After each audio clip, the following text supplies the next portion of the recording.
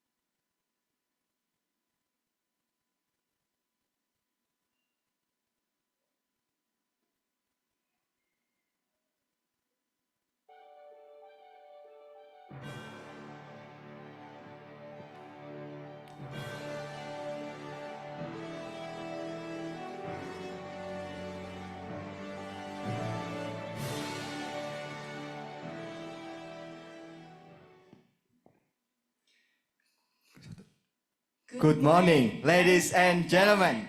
How are you today? Please let us know about how you are doing through the chat box and say hi for us. Hello, everyone. A very warm greetings to each and every one of you.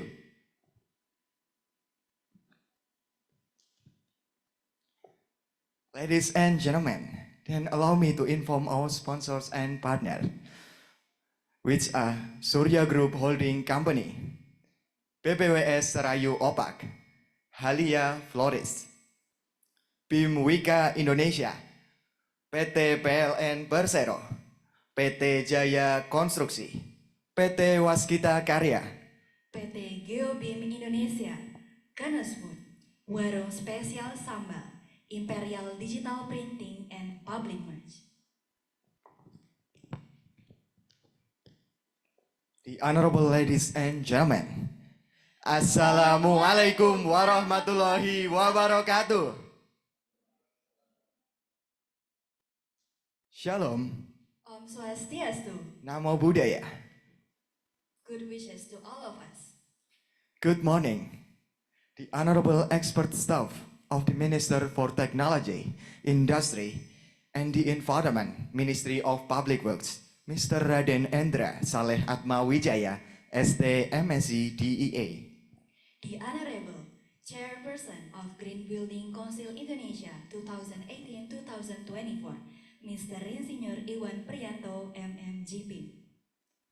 The Honorable Senior Director of Innovation and Commercial Management Center, BIM Manager Trainer, CIBDE Construct Malaysia, Associate Professor Dr. Ahmad Tarmizi bin Haran.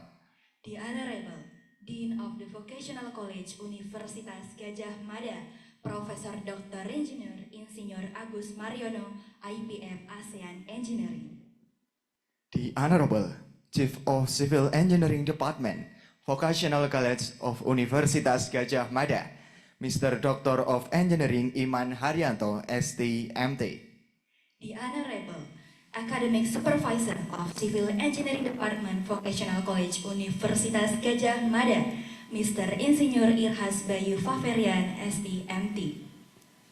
The Honorable Lecturers of the Civil Engineering Department, Vocational College Universitas Gadjah Mada. The Honorable Partners of Creation International Seminar, A Creation 2024. And lastly, the Honorable Invitees. Welcome to the Creation International Seminar of 8 Creation 2024, Universitas Gadjah Mada.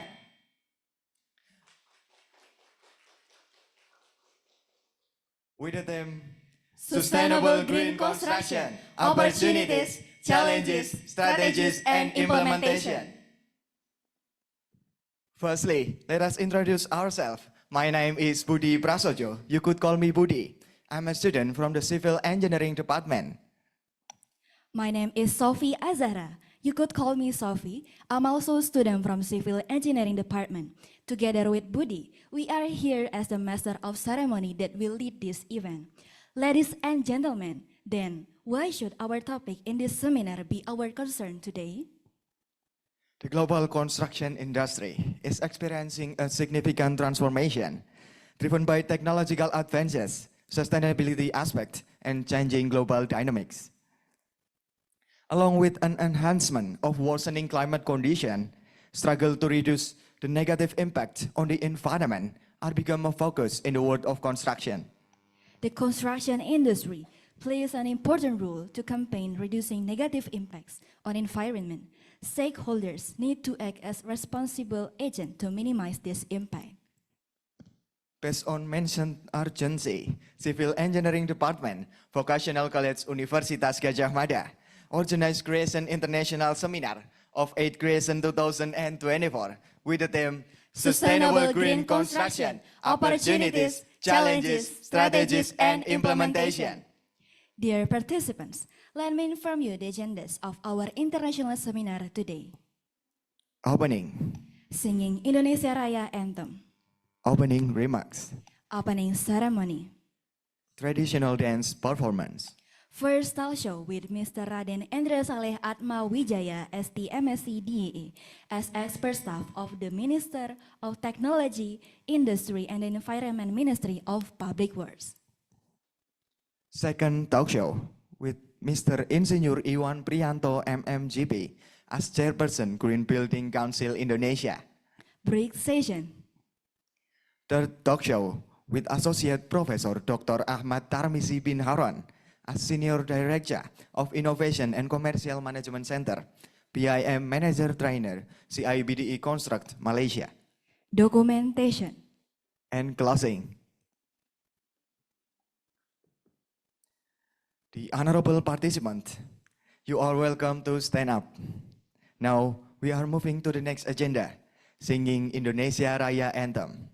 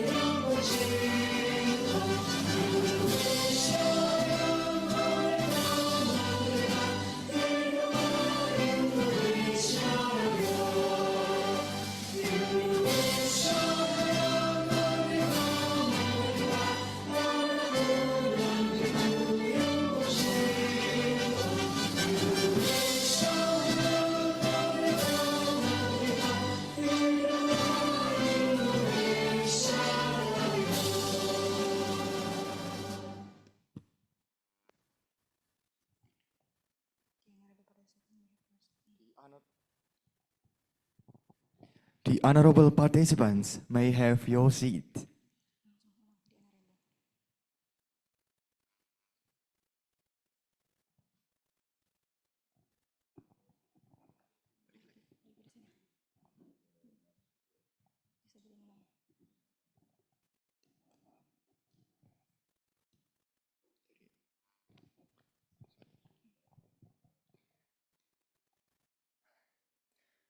Welcome, the honorable expert staff of Minister for Technology, Industry and the Environment, Ministry of Public Works, Mr. Raden Endra Saleh Atma Wijaya, ST MSc DEA. The Honorable Chairperson of Green Building Council Indonesia 2018-2024, Mr. Insinyur Iwan Priyanto MMGP. The Honorable Senior Director of Innovation and Commercial Management Center, BIM Manager Trainer CIBDE Construct, Malaysia, Associate Professor Dr. Ahmad Tarmizi bin Harun. The Honorable Dean of the Vocational College Universitas Gadjah Mada, Profesor Dr. Engineer Insinyur Agus Mariono IPM ASEAN Engineering. The Honorable Chief of the Civil Engineering Department, Vocational College Universitas Gadjah Mada, Mr. Dr. of Engineering Iman Haryanto STMT. The Honorable Academic Supervisor of Civil Engineering Department of Vocational College Universitas Gadjah Mada, Mr. Irhas Bayu Faverian STMT. The Honorable Lecturers of Civil Engineering Department of Vocational College Universitas Gadjah Mada. And lastly, the Honorable Invitees. Ladies and gentlemen, now we are going to listen the opening remarks delivered by the Chief of A Creation 2024, Ahmad Ilham Rizaldi Daniswara. Please welcome Rizaldi Daniswara.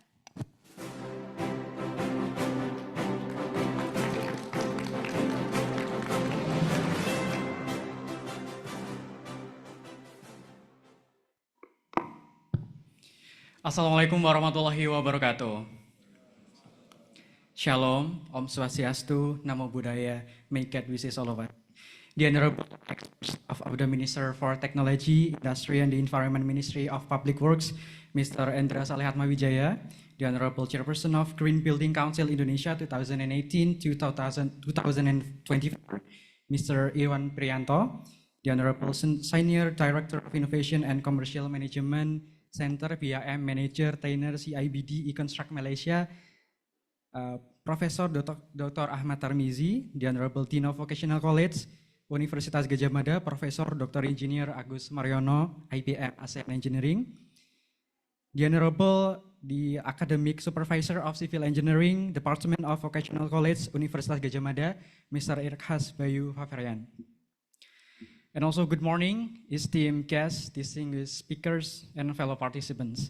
It is my great honor and pleasure, privilege to welcome you all in this international seminar on sustainable green construction, opportunities, challenges, strategies, and implementation. As a civil engineers, we are the forefront of shaping the built environment. The increasing urgency of climate change and the depletion of natural resources have made it imperative for us to adopt more sustainable construction practices. This seminar provides a unique platform for us to share knowledge, experiences, and insight on how we can achieve this goal. Ladies and gentlemen, this seminar, we aim to advance our understanding on the largest green building materials and technologies, develop strategies, overcome to challenges faced in implementation of sustainable construction project in Indonesia. And also, we will exploring a wide range of topics, including green building materials and their applications, energy efficiency in building, sustainable urban development. I would like to express my sincere gratitude to our distinguished speakers who have kindly agreed to share their expertise with us today. Your contributions will undoubtedly enrich our understanding of sustainable green construction.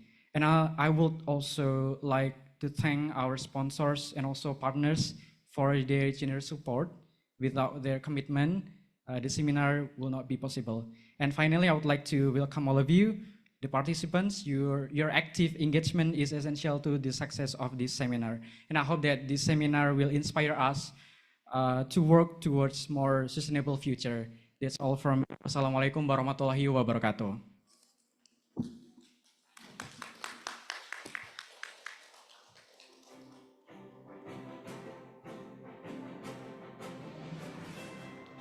Thank you, Rizaldi Daniswara, for the opening remarks.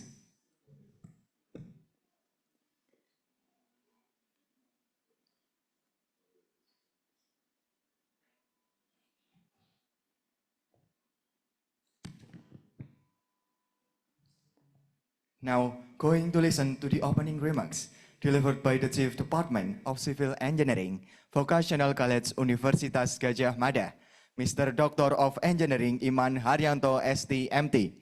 Please welcome Mr. Iman Haryanto.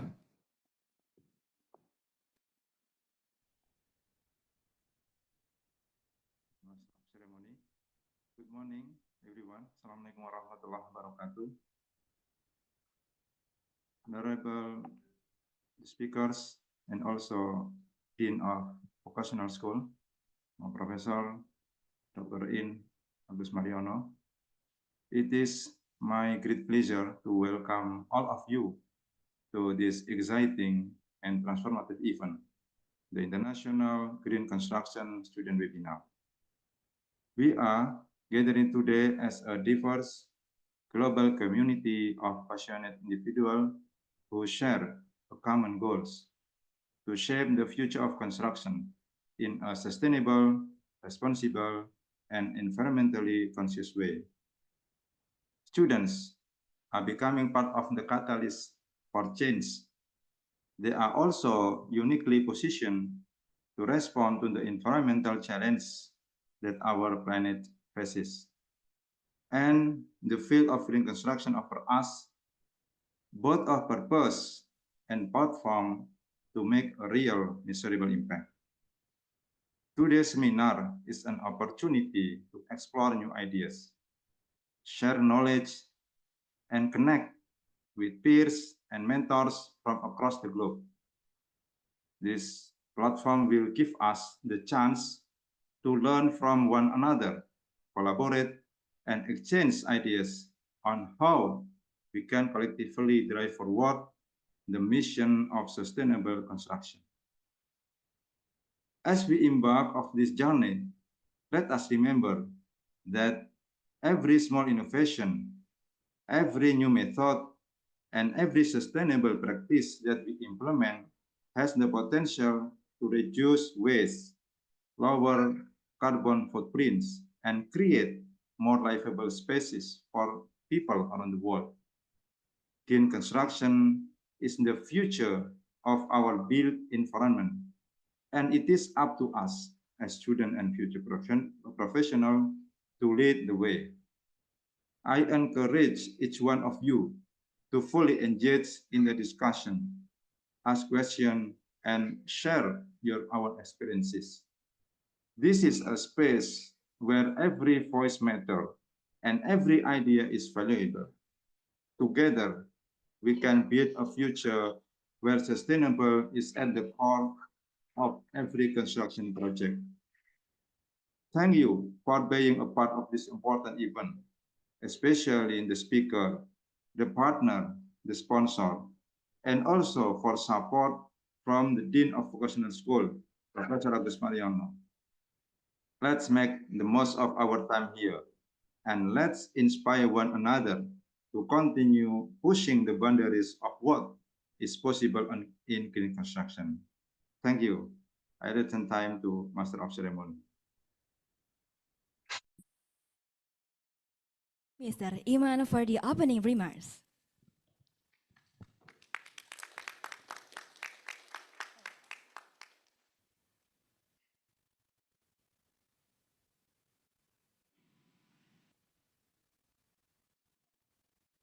Now, we are going to listen the opening remarks and delivered by the Dean of Vocational College Universitas Gadjah Mada, Profesor Dr. Engineer Insinyur Agus Mariono, IPM ASEAN Engineering. Please welcome Profesor Agus Mariono.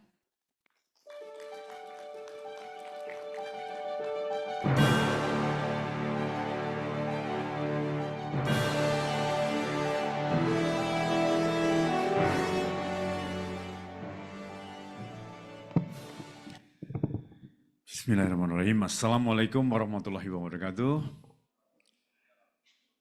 Salam sejahtera untuk kita semua. Om Swastiastu, Namo Buddhaya, salam kebajikan, salam rahayu, salam sejahtera, salam sehat, salam tangguh untuk kita semuanya. First of all, I would like to express my gratitude to thank Honorable Mr. Indra Saleh Atma Wijaya ST MSc DEA. Thank you very much for coming. Expert on staff of the Minister for Technology Industry and the Environment Minister of Public Works. Thank you very much for your coming, Pak Indra.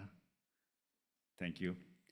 Master Engineer Irwan Prianto, MMGP, Chairperson Green Building Council Indonesia 2018-2024.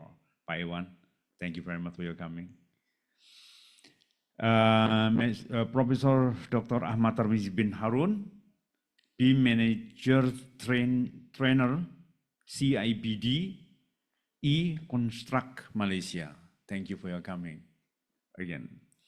And then Dr. Engineering Imam Haryanto, our Chief Department of Civil Engineering Vocational College, Gadjah Mada, and also Mr. Ikras Bayu, yeah, the Student Affair Advisor of Civil Engineering Vocational College, University of Gadjah Mada. So, I think I have to welcome you, the speaker, and also the participants with information about vocational school, or we call now School of Vocational and Applied Science. School of Vocational and Applied Science is one of 20 faculties in Gadjah Mada University. Our student is, I think the student number is number 2 among faculties. We have 8,000 students here. Yeah, and the department from Department of Civil Engineering now has this program. Yeah, the student is very active, lovely, and very not aggressive but very progressive. Yeah, progressive.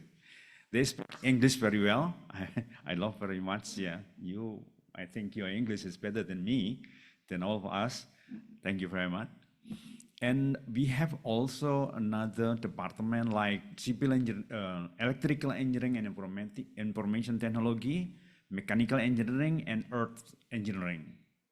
And we have also another like department of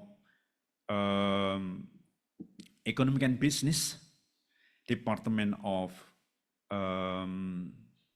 technology for natural science and agriculture, and Department of Health, yeah, Information Management, and the last but not least is the Department of Language, Arts, and Cultural Management. So our faculty or our school here is complete with all of knowledge that people outside.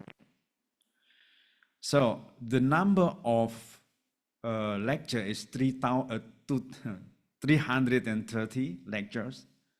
I think it's the biggest number of lecture after Faculty of Engineering. And the student body, 8,000 student body, is really the student which cutting score merely same or similar with other faculties in Gadjah Mada University. How about our campus? Yeah, our campus has about 1/10 of the whole campus in Gadjah Mada University. Like here is the building. This is the headquarters of vocational school. But we have another building there, the building of Panchadharma. This is for 7 faculties. Another building for Department of Economic and Business, and another building in Kulon Progo is Field Research Center. This building called Teaching Industry Learning Center. Teaching Industry Learning Center. That means this is the mission of our school, to bring closer and closer, near and near, between industry and campus. That way you invite people from industries, not only industry, but also in Bahasa Indonesia we call Dudika, dunia usaha, dunia kerja, dan dunia industri. So government institution is also part of our partner too. So that was our school, and the student, we have bachelor student and master student, and hopefully next year we will have doctoral student. And we hope that all of students can climb from bachelor, master program for applied science, and doctoral program for applied science. We have also a lot of partners from industry. Nowadays, we have 700 partners, international and national partners, and especially the active partners are about 350 active partners. What is active partners? The active partners are the partners that now have program with us, like, for example, internship program or this kind of program and so on. So About the green building, I would like to mention some point that we have to taking into account. First is some key points of green building, because green building addressing environmental, social, and economic challenges. It's not only civil engineering challenges, but social, economic, and also environment. Therefore, first point that we have to care is about environmental sustainability. What is environmental sustainability? Our building that we build should be reducing carbon emission in the future. Building contributes significantly to greenhouse gas emission. Green building practices such as energy efficient design and renewable energy integration reduce the carbon footprint. So this is a very important thing. I think I have to say for the student, green building should be reducing carbon emission. That means we have to work hard to reduce, for example, energy use and so on. And then second point is efficient resource use. That means green building focus on conserve water, energy, and material, aligning with Indonesian resource challenge.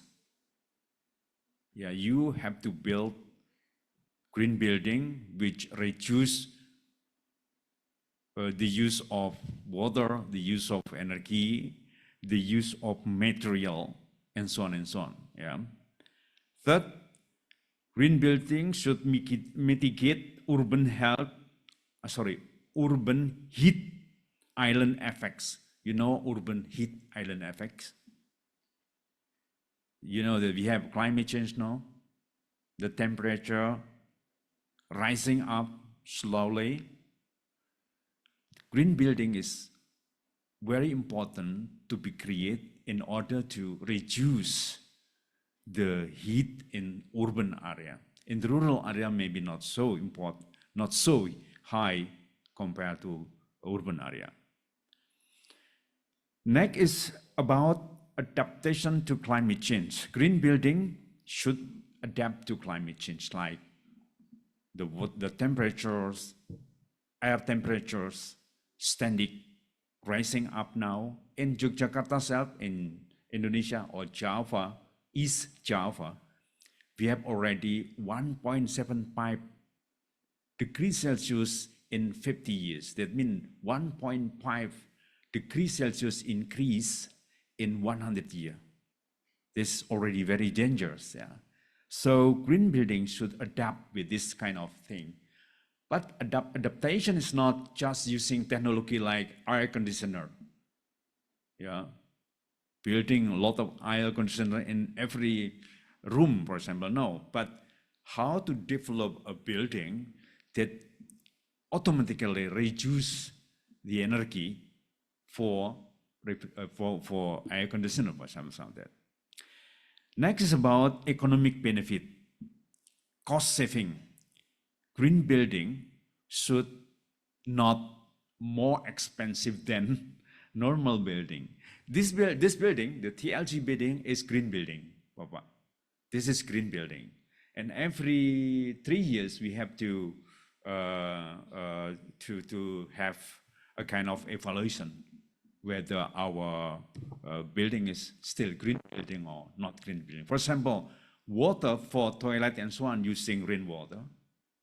And this kind of lighting is not too much because we get lighting from here. If you go upstairs until its floor, this building is designed as green building and certified green building. So this building can be also as a example for the green building if students would like to see green building. For example, normally in the dean room, normally there is a toilet, for example. But in this building, dean room and staff room or head room, there are no toilet at all. Toilet should be in one place. And we should not using garden because cotton can produce factory, so the cotton should up. Without cotton, this building no cotton at all. Yeah, good. And then green building should also increase the property values. So you decrease the material, the use of energy, but the cost of building is higher. The people love green building and would like to have green building. So for example, you build building with rainwater harvesting, reduce water, you can use rainwater, but people would like to pay more because this green building is trendy, for example. And economic benefit also mean job creation. So this creation here is actually not only understand about green building, but the student has a kind of task to think, what kind of green building should I make? What kind of element that I have to produce? You have to be creative to create something. Yeah, to create something in order to have your green building better and better and more valuable. 4 is about health and well-being. So green building should also have a positive impact to increase health and well-being too, yeah. So that means your building is nice, enjoyable, and you feel comfort in this building. Even the energy not too much, but comfort there. This is a very, very important for the future. And then alignment with government policies and global goals. I think Pak Indra would like to explain about government policy related to green building. And then last but not least, green building should related to cultural and local integration. That means you should not always use material or architecture from outside. You can also adapt the architecture from Java or from Bali or from local architecture. I think the local architecture is already implement green building. I would like to add one more thing that's very important. Green building is not this building only, but you talk green building, not only construction building. Green building can be also water resources building, like dam, weir, or yeah, everything related to green building. For example, dam or weir. If we're talking about green building, a dam green building, for example, so you have to give opportunity to all of flora, fauna living there, for example. Fishway, you need a fishway to be implemented in the weir. You should not cut the trees along the riverside, for example. You have to be sure that no pollutant flowing to the water, to the river. This is also green building. So green buildings for civil engineering can be implemented in the construction building, like skyscraper and so on, but also can be implemented in the transportation engineering and also water resources engineering. So once again, to the speaker, thank you very much again for your coming and you valuable knowledge to be presented to the student and guests. And also thank you very much for participants, students, and also alumni. And I think some of the lecture also coming here. Thank you very much again for the organizing committee. Yeah, applause to organizing committee that already worked very hard to prepare everything related with this very valuable program today. Thank you very much. Billahi taufiq wal hidayah. Wassalamualaikum warahmatullahi wabarakatuh.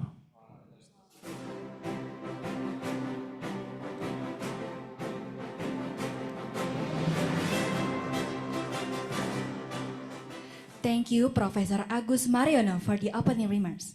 After this, we are going to do the symbolic opening for Creation International Seminar 2024.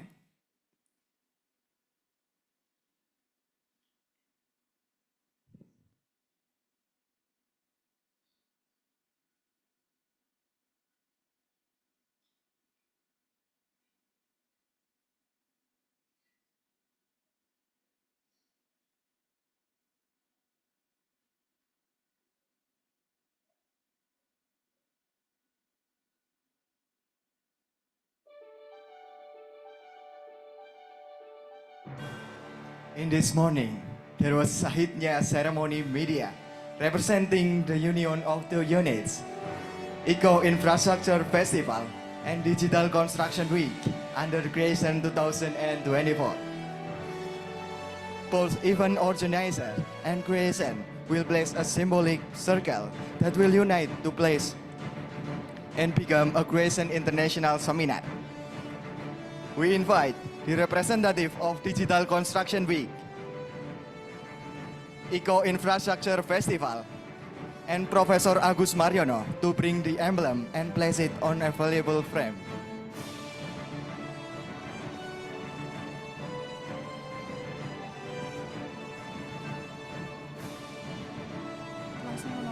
The first symbolic laying by Eco Infrastructure Festival.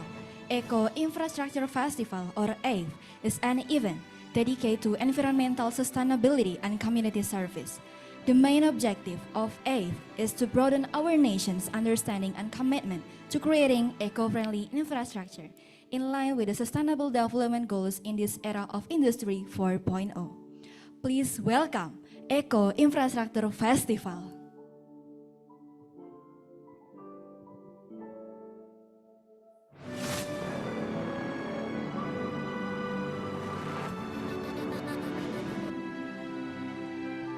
The second symbolic laying by Digital Construction Week. Digital Construction Week, which is part of 8 Civil Creative and Action 2024 series.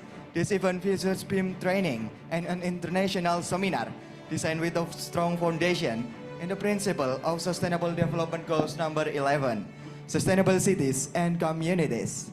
Please welcome Digital Construction Week.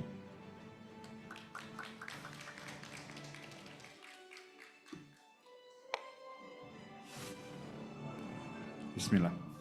The third symbolic will be laid for Civil Creative in Action. Civil Creative in Action is a huge event held annually by Civil Engineering Department. Creation serves as essential platform to inspire, create, and innovate to order to make positive contribution to society, environment, and organizer themselves.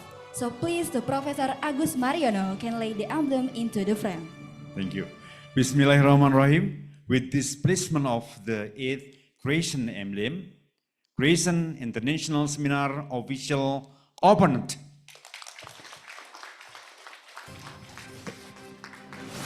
Alhamdulillah. Creation International Seminar 8 Creation 2021 officially open.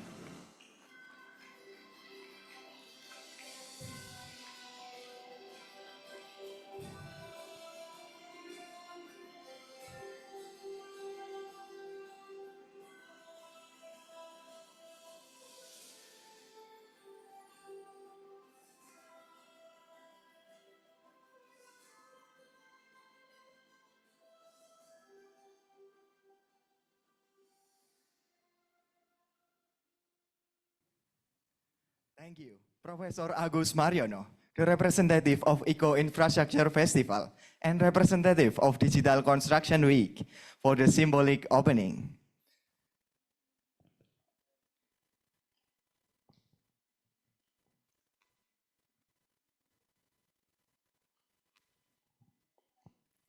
The opening ceremony signifies that the international seminar has been officially opened and will be continued with the performance of traditional dance.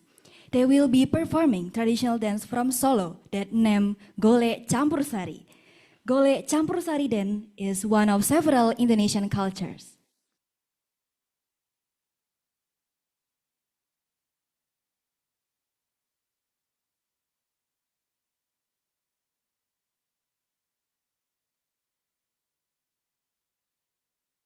Traditional Javanese music is combined with elements of contemporary music. Golek campur sari is a dance combined modern elements and traditional elements in Javanese society. So, enjoy the performance.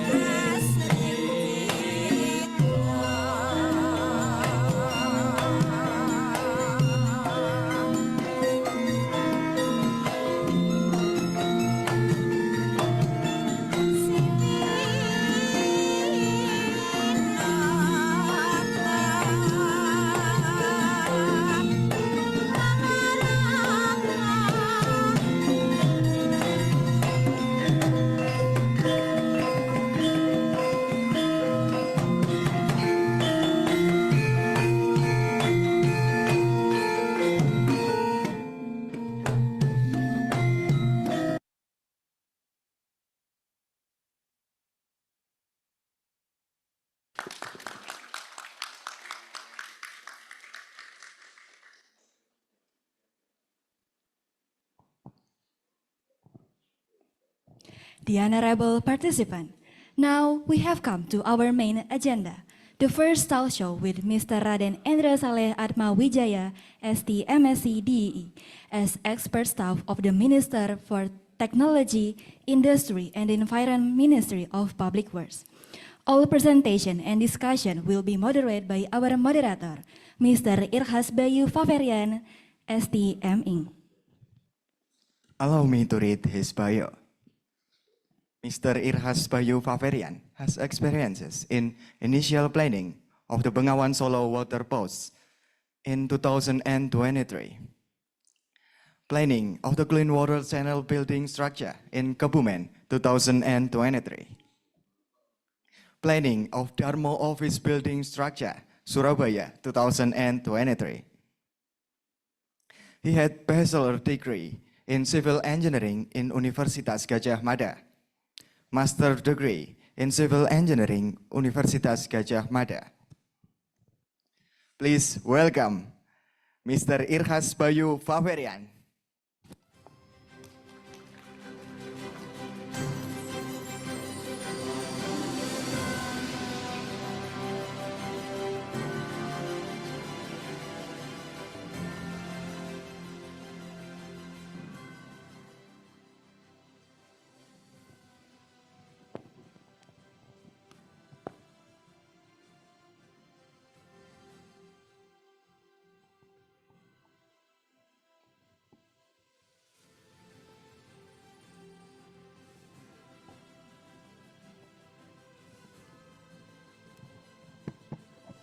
Yeah. Good morning, everyone. Welcome to Creation International Seminar, Sustainable Green Construction, Opportunities, Challenge, Strategies, and Implementation.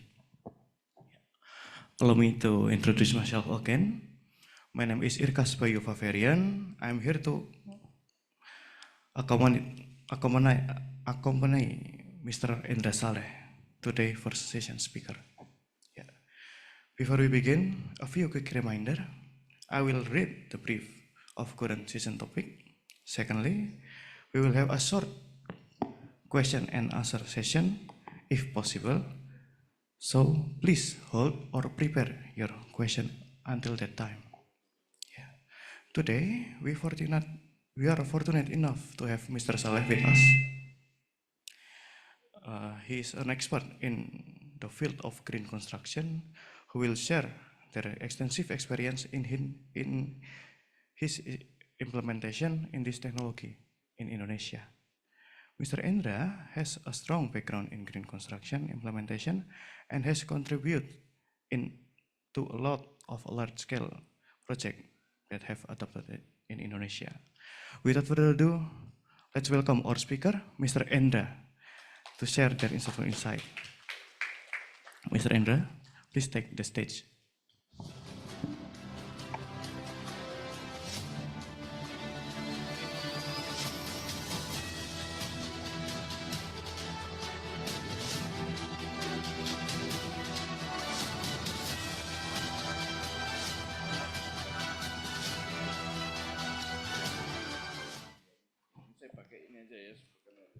Okay.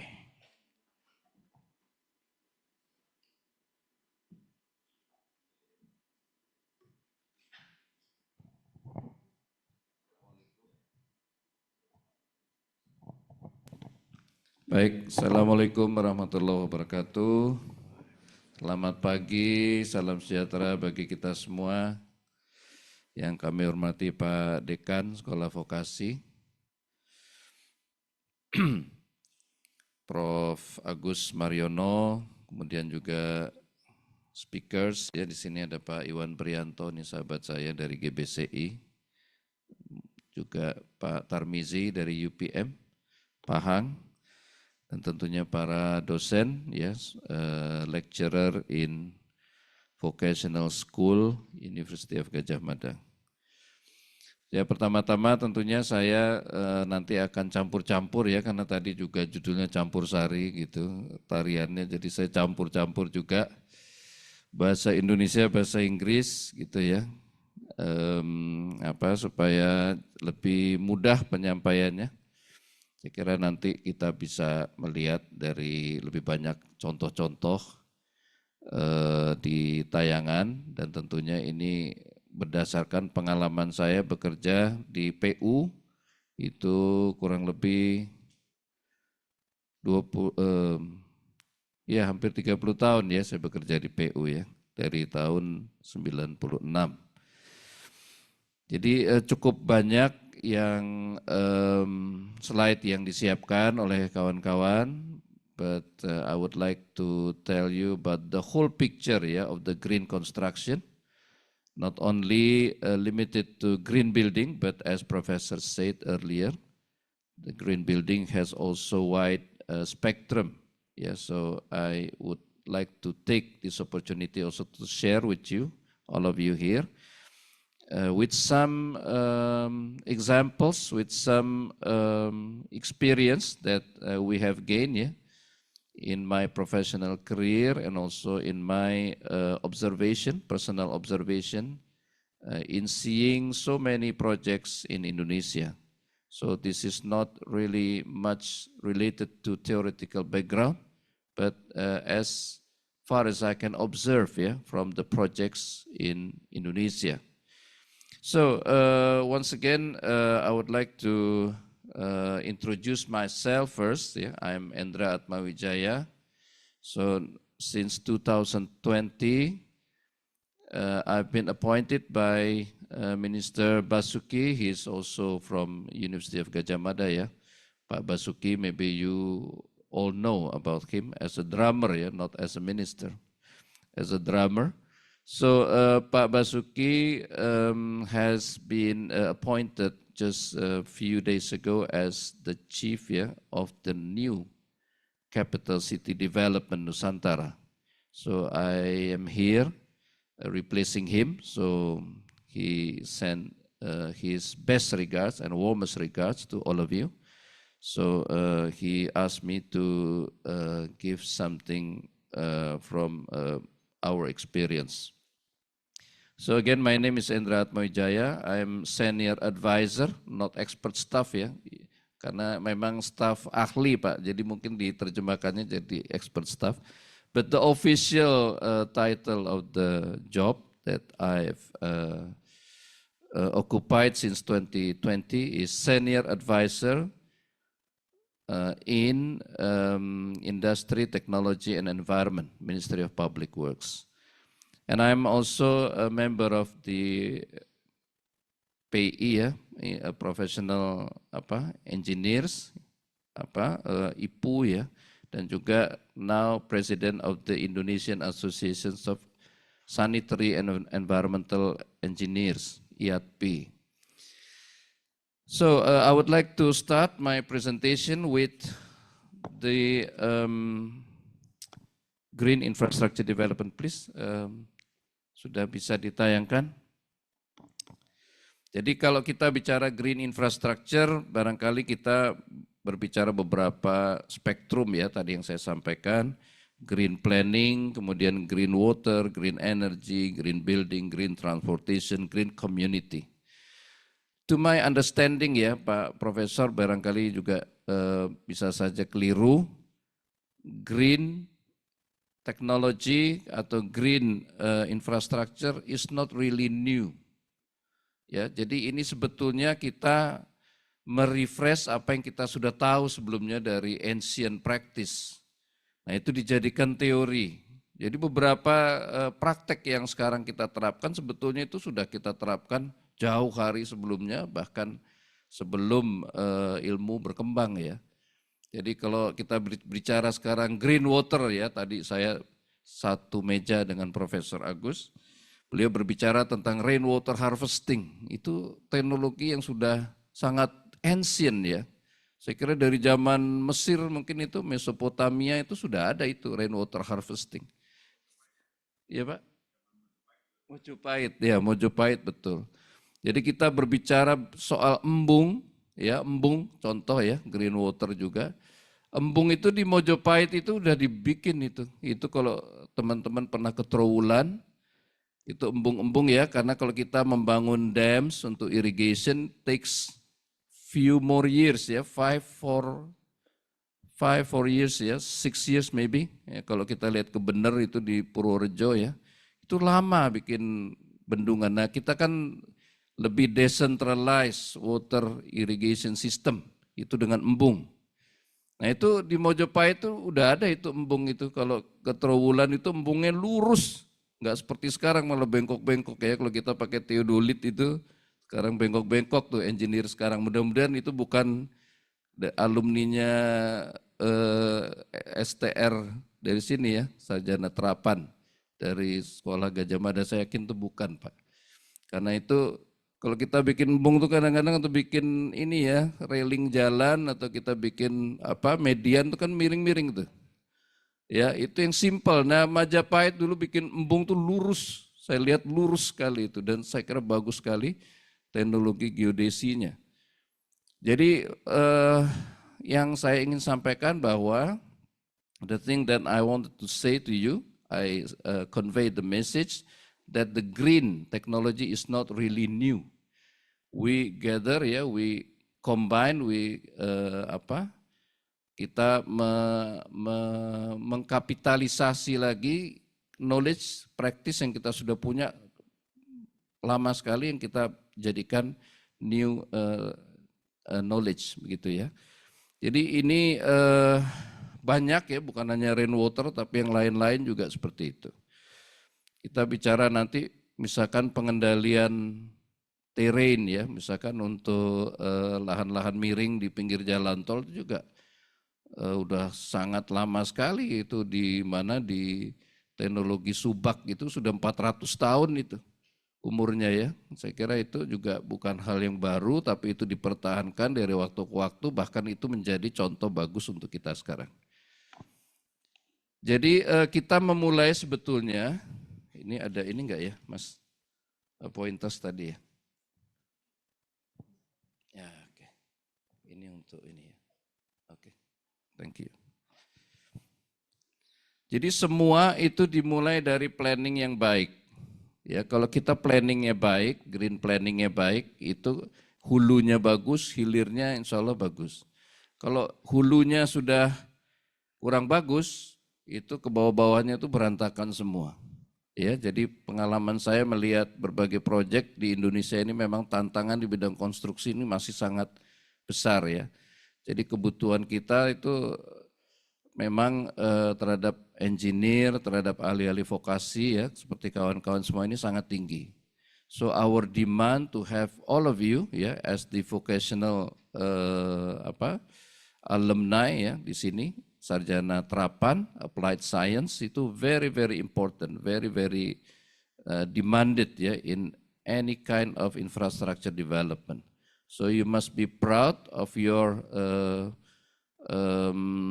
domain now ya, as your professional domain that you have chosen. I think you must be very proud of it because we need you very much. Itu praktis di Indonesia itu ternyata dunia konstruksi ini masih very poor ya. I should tell you that we need to improve more in every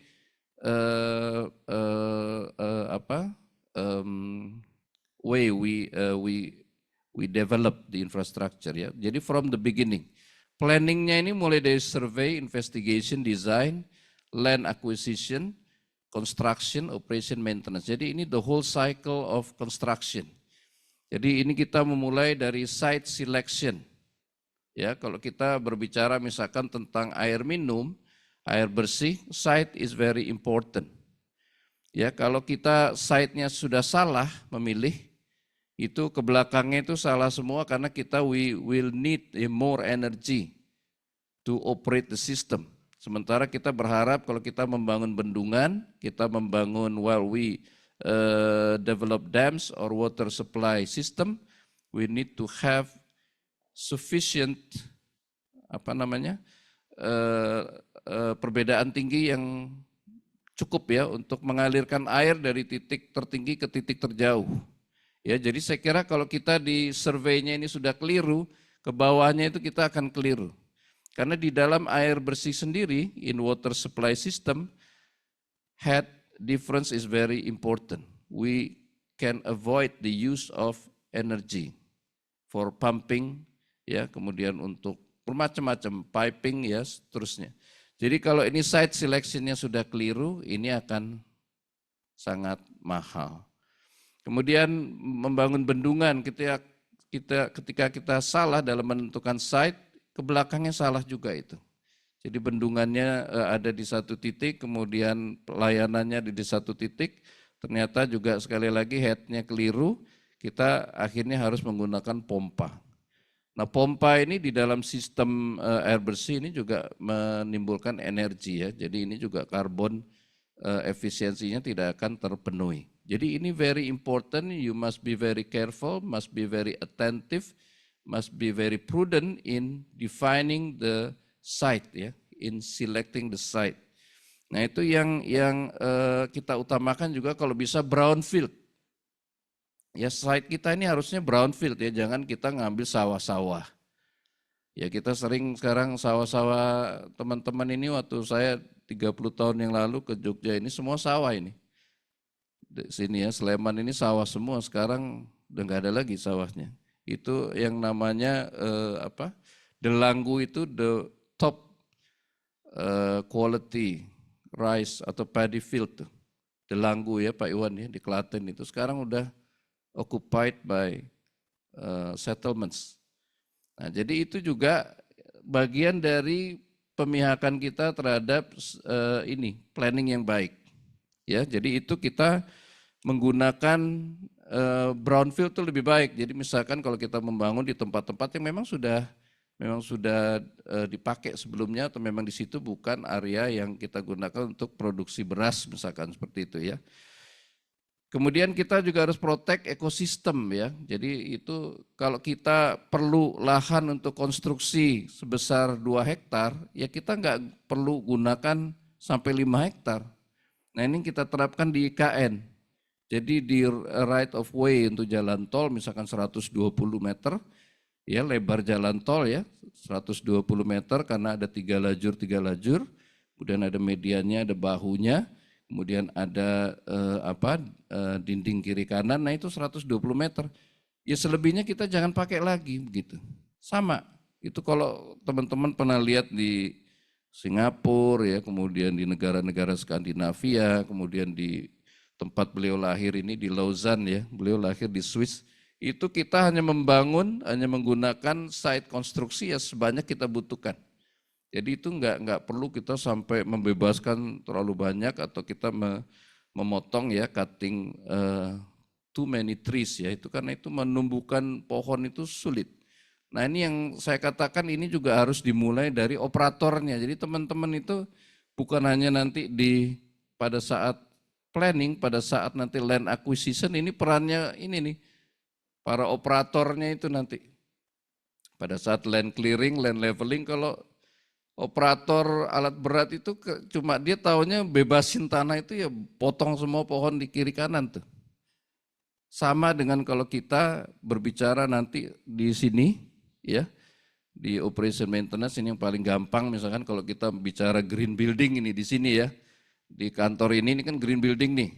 Nah, itu yang paling penting tuh OB kalau di sini, yang bersihin sampahnya. Kalau teman-teman mau misahkan sampah, ya, yang paling penting harus di-train duluan nih OB-nya di sini, di gedung ini. Karena kalau dia ada campur semua sampahnya, ya udah percuma kita bicara tentang green waste di dalam green building. Itu kan juga green waste, ya.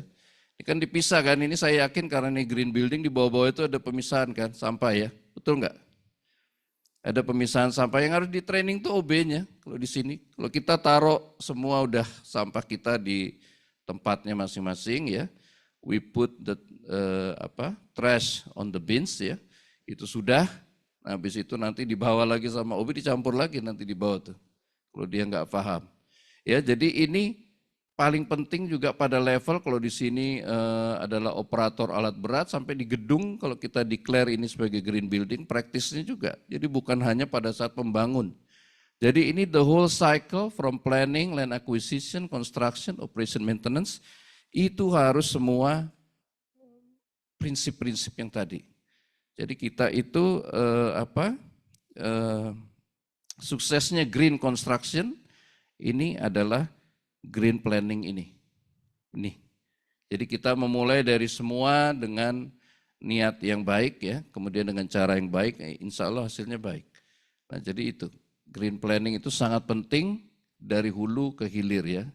Nah ini kalau sekali lagi kalau kita memulai dengan niat yang baik tapi cara yang salah, ke belakangnya juga salah. Ini dari hal-hal yang sampai hal-hal detail ya di operation maintenance ini yang tadi saya katakan kalau untuk green building. Nah ini kalau OB kita bersihin ini dinding-dinding ini pakai chemicals, ditanya Pak Iwan nanti itu.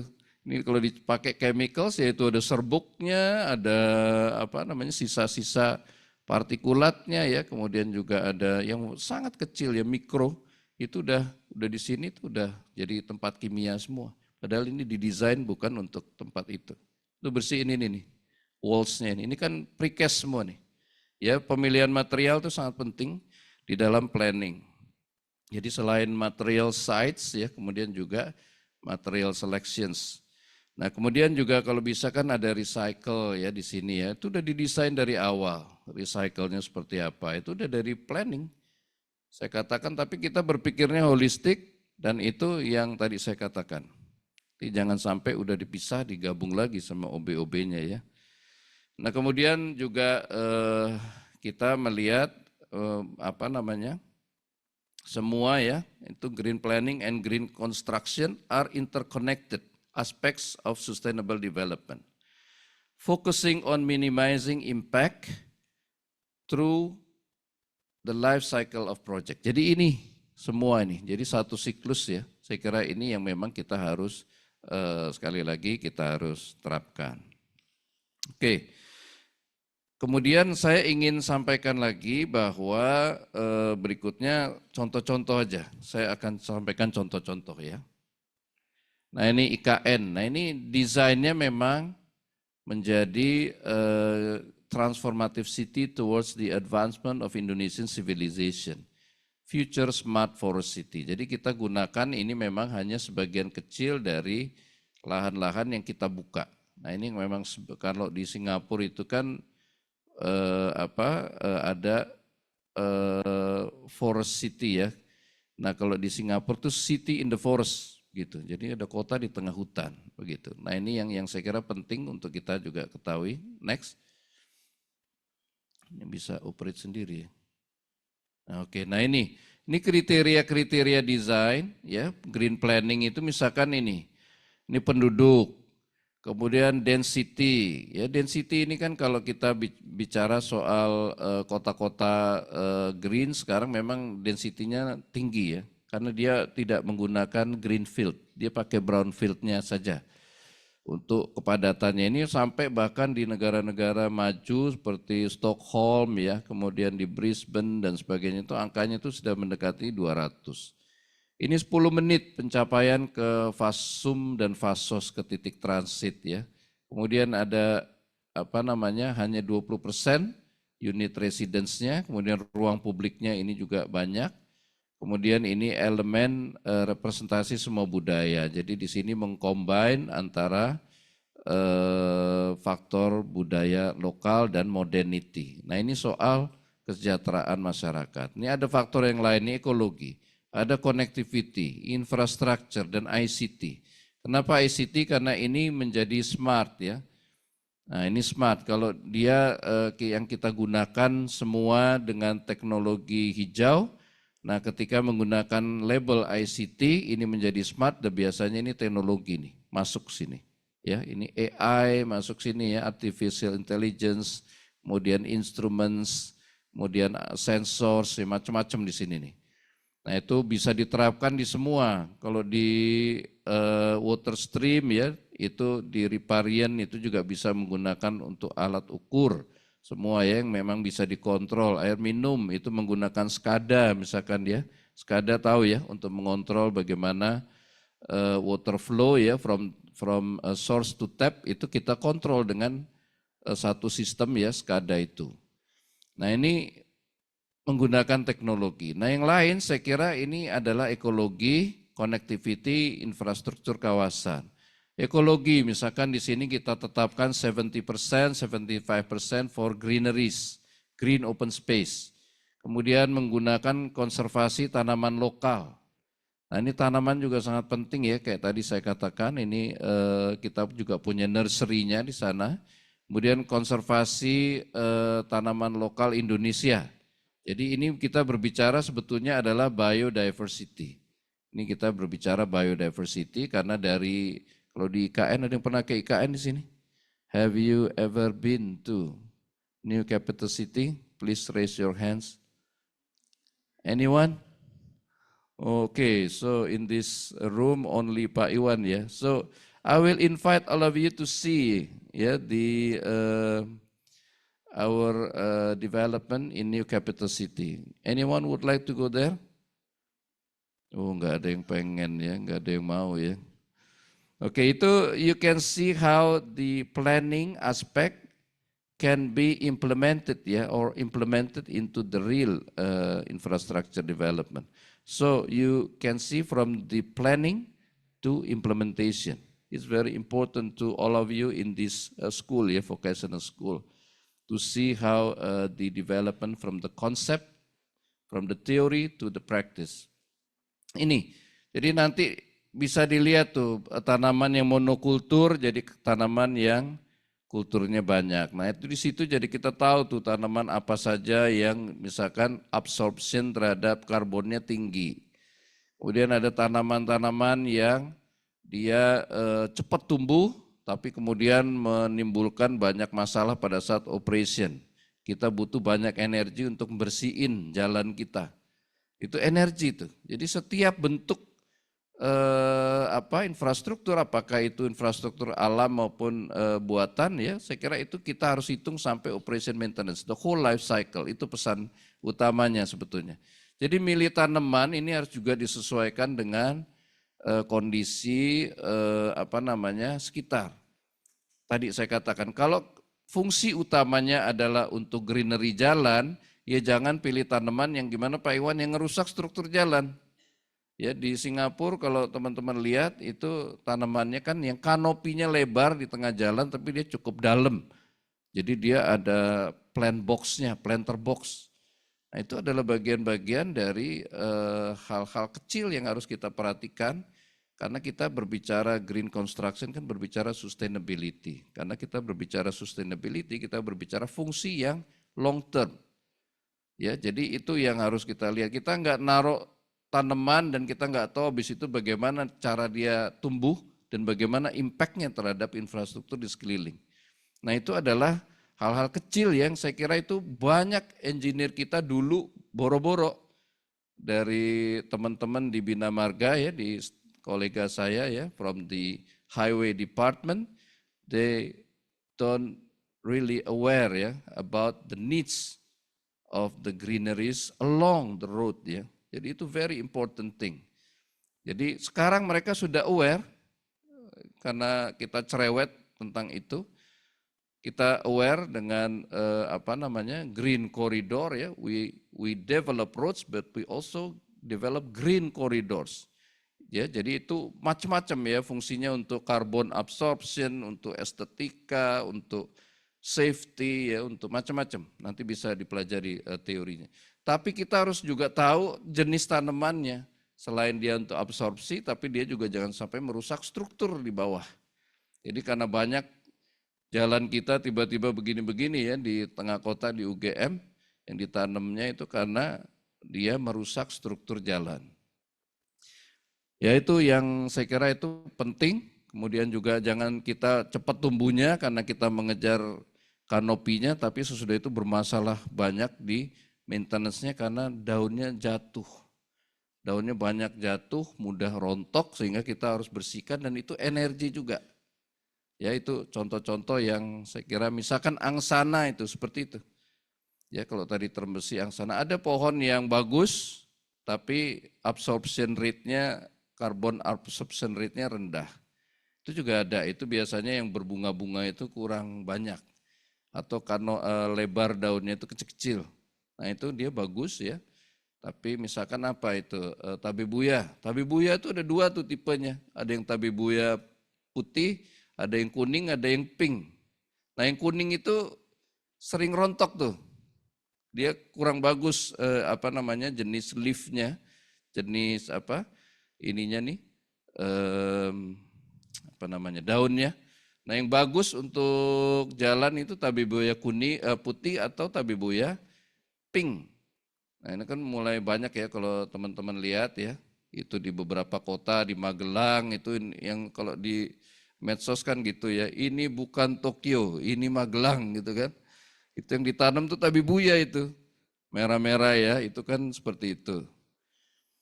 Nah ini harus sampai ke situ maksud saya knowledge-nya ya, saya teman-teman itu harus sampai detail, sampai bagaimana implement itu adalah di planning kita. Kemudian ini ya alur hijau tidak terputus. Ini saya kira penting tadi green corridor. Ini penting ini untuk daerah tropis kayak kita. Green corridor create microclimate. Yaitu green construction itu microclimate itu sampai ke situ. Jadi kalau desa-desa kita dulu teduh-teduh begitu ya sekarang ya kita kan pengen hidup lagi di desa dengan suasana kota. Kita kalau dulu ya memang kita mainnya di desa ya, jadi kita tidak perlu suasana desa lagi, memang mainnya di desa gitu. Kalau kawan-kawan kan enggak, sampai nyari kafe aja yang kafenya mirip desa kan, tepi sawah. Kalau dulu ya memang kita tinggal di tepi sawah gitu, makanya saya bilang this is not really new. Itu we've been seeing those kind of things 40-50 years ago gitu. Ya, kita reiterate ya the old practice into new context gitu. Nah jadi saya kira kalau dulu ya Pak Iwan apalagi tuh belakang rumahnya pasti sawah itu ya. Sampai dengar suara-suara ini kan sampai kita hafal ini kalau suara gini suara malam-malam gitu ya. Wah ini berarti udah mau masuk musim hujan nih. Itu kita udah sampai apa suara jangkriknya ya. Saking memang tinggalnya di situ. Nah kalau sekarang kalian mau nikmati kafe tepi sawah harus naik sana tuh. Ke Sleman, ke atas, ke arah gunung Merapi ya.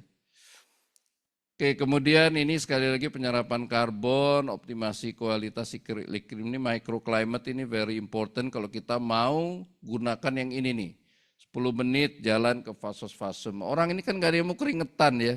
Coba saya tanya teman-teman di sini yang perempuan ada yang mau nggak keringetan? Bentar aja udah nggak mau keringetan.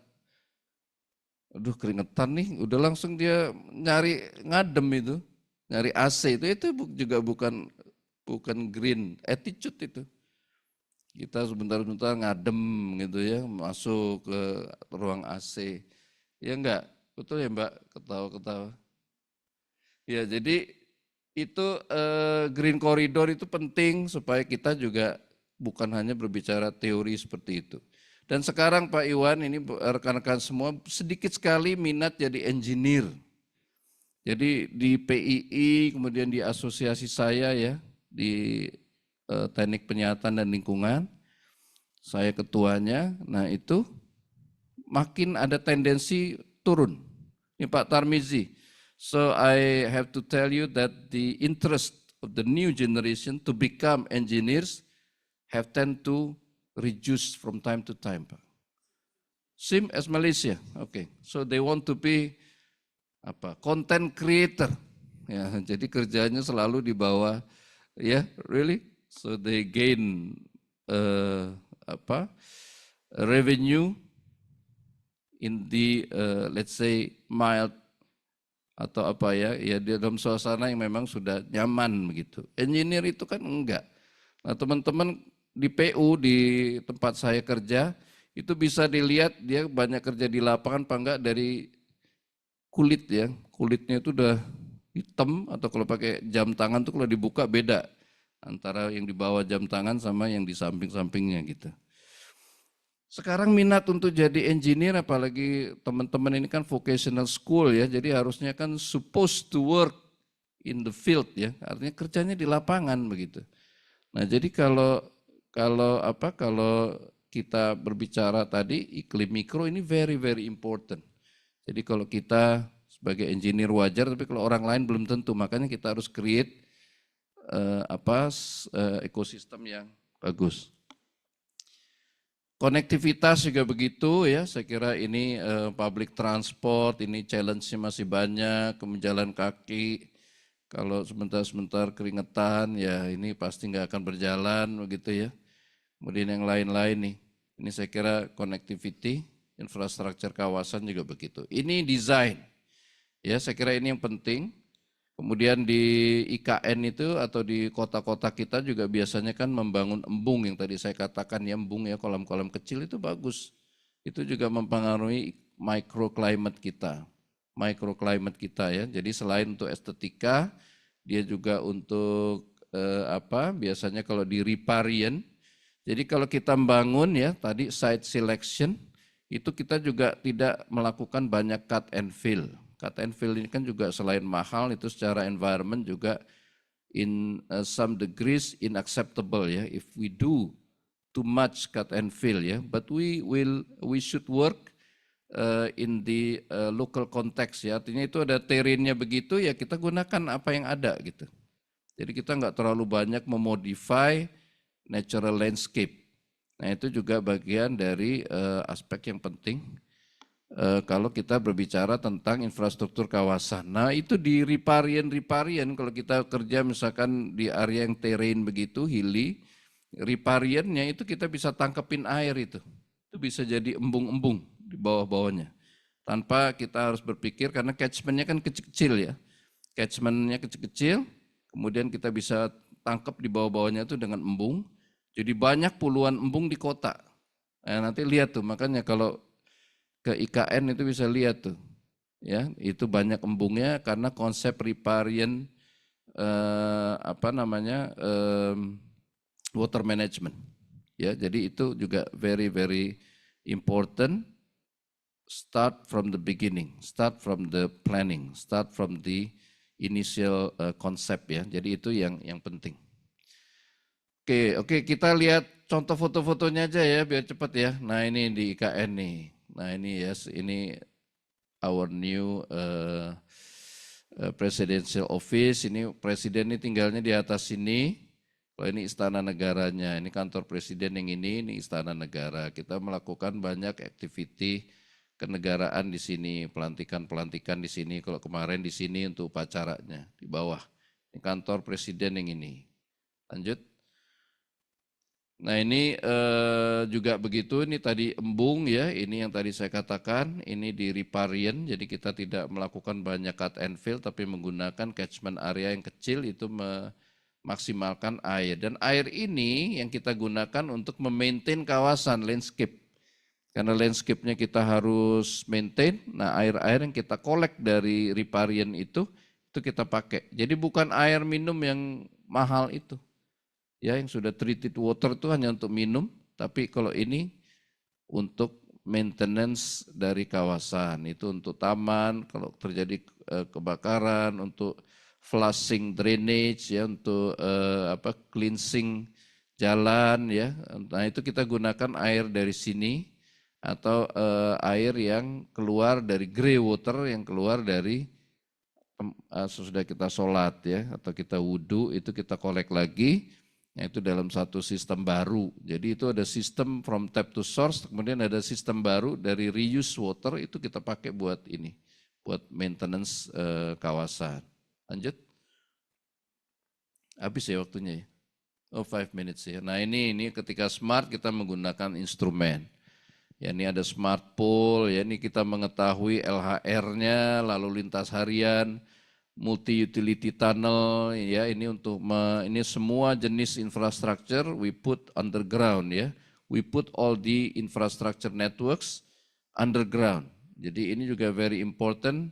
If we see our city like this today, like in Yogyakarta, you may see itu kabel-kabel listrik itu kan gelayaran di atas ya. Not really nice and not really beautiful to see ya. So we in the new capital city try to put all the infrastructure networks underground. Oke ya, ini seperti ini bisa jalan nih. Ini kalau pernah nonton dulu film Beauty and the Beast, ada yang pernah nonton Beauty and the Beast? Kalau drakor nggak ada ya, yang di kanal-kanal gini ya. Beauty and the Beast dulu ceritanya dari sini nih. Laki-lakinya keluar dari gorong-gorong ya.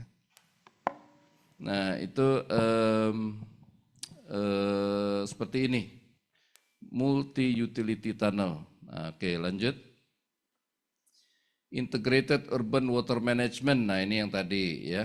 Ini mulai dari sumbernya, ini dari dams, ini dengan gravitasi. Ini gravitasi ini adalah energi yang God gifted, itu sudah diberikan. Ini energi tapi dia flowing like natural system ya. Jadi dia tidak perlu pompa. Nah ini yang saya katakan pompa itu kan very expensive di sini. Ini kan pompa untuk naik ke area-area yang tinggi. Nah ini untuk mengejar dari sini sampai sini ini kan perlu yang disebut head ya, karena sepanjang perjalanan ada head loss. Jadi kalau teman-teman nanti menghitung apakah open channel ataupun menghitung air dalam tekanan ya pipa, kalau open channel lewat saluran itu pasti yang akan dihitung head loss-nya. Itu pasti yang akan dihitung berapa sisa tekan di titik terjauh. Ya di sini head di titik terjauh ini berapa. Nah, biasanya ini adalah titik yang paling krusial sehingga kita harus memperhatikan sistem kita sehingga layanan di titik terjauh ini bisa terpenuhi. Nah ini tadi saya katakan ya, gravity. Lanjut. Wastewater management ini juga begitu. Sekarang wastewater ini isu yang sangat kritikal ya karena persoalannya ternyata bukan teknis di sini.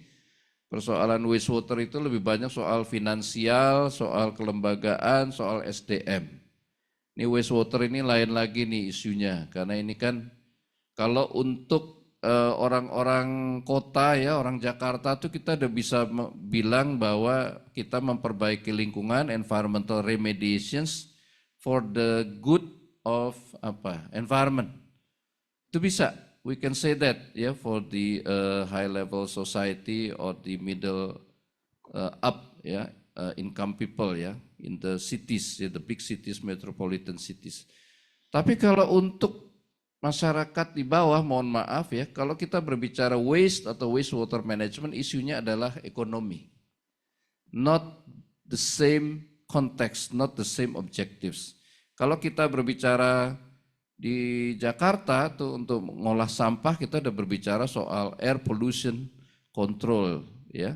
We can bring the environmental benefit to them. Narasinya ya saya katakan ya. Tapi kalau untuk orang-orang di desa, di kampung-kampung kecil enggak sama. Itu harus benefitnya adalah ekonomi. Makanya ada dibangun nanti di slide berikut di waste. Nah ini waste management ini kalau ekonomi ya dia bisa berbicara setiap limbah yang kita berikan itu harus ada manfaat ekonominya. Misalkan kita mereduce reuse, recycle itu ada misalkan limbah plastiknya dikumpulin dijual lagi. Ya, kalau kita menggunakan teknologi refuse derived fuel itu yang dipilah, kemudian dipilih, kemudian dicacah ya, kemudian dikumpulkan jadi yang disebut kalau sekarang itu refuse derived fuel yang misalkan di Cilacap itu namanya keripik sampah. Jadi bentuknya keripik-keripik gitu, tapi jangan dimakan keripiknya ya. Karena itu dipakai untuk new source of energy di industri. Jadi untuk pembakaran. Nah itu yang paling penting isunya tadi saya katakan adalah off-taker-nya nanti ya. Jadi itu kelembagaannya. Jadi kita berbicara sustainability, green construction, not only talking about technology. For some context, technology is much more simpler, especially in waste and wastewater management. Technology, we have all kinds of technology. Yeah? You can name it, you can make a long list of technology, but the question of sustainability would be much related to leadership, much related to financial aspect, and also institutional settings. It's more complicated than the other infrastructure like roads, dams, yeah. But in waste and wastewater management, we are talking about the non-technical aspect. Jadi ini yang vocational study harus belajar tentang itu juga ya. Jadi saya kira Ini hal penting. Lanjut. Ini oke, ini damnya seperti ini terakhir ya. Lanjut. Karaloe Dam ya, kita bangun banyak dam ini yang manfaatnya bisa puluhan, ratusan tahun ini. Airnya kita tahan, nanti selama musim panas dia bisa bring atau bisa tetap sufficient water. Terus. Oke, saya kira cukup aja dulu ya, karena ini sisanya contoh-contoh. Oke, saya kira itu mudah-mudahan ada manfaatnya untuk bring new ideas ya for all of you, also bring new motivation.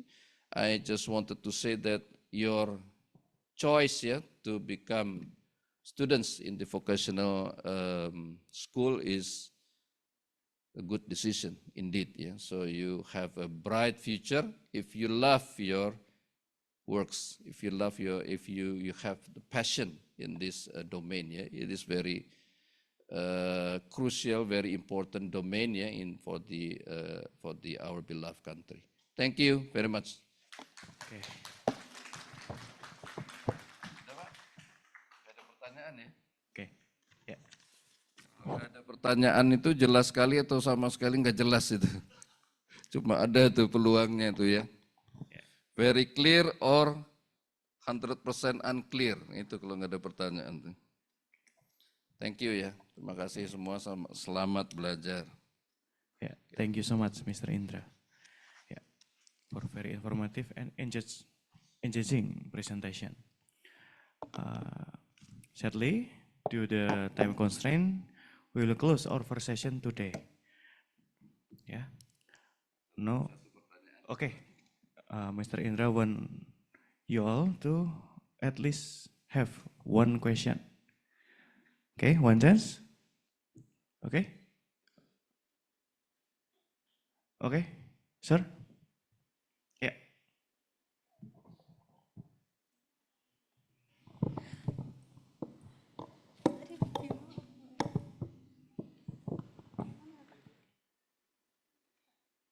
Yes.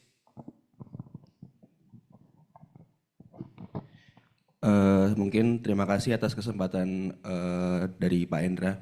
Saya Aryo Bimo Aji, saya mahasiswa Departemen Teknik Sipil SVUGM. Saya tertarik dengan penjelasan Pak Endra tadi di green planning.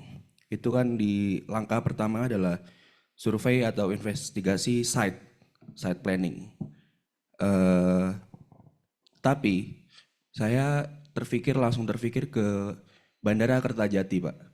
Apakah ada kesalahan dari pemerintah terhadap di site planningnya dari pas memplan Bandara Kertajati di Majalengka, karena sampai sekarang itu sepi, Pak.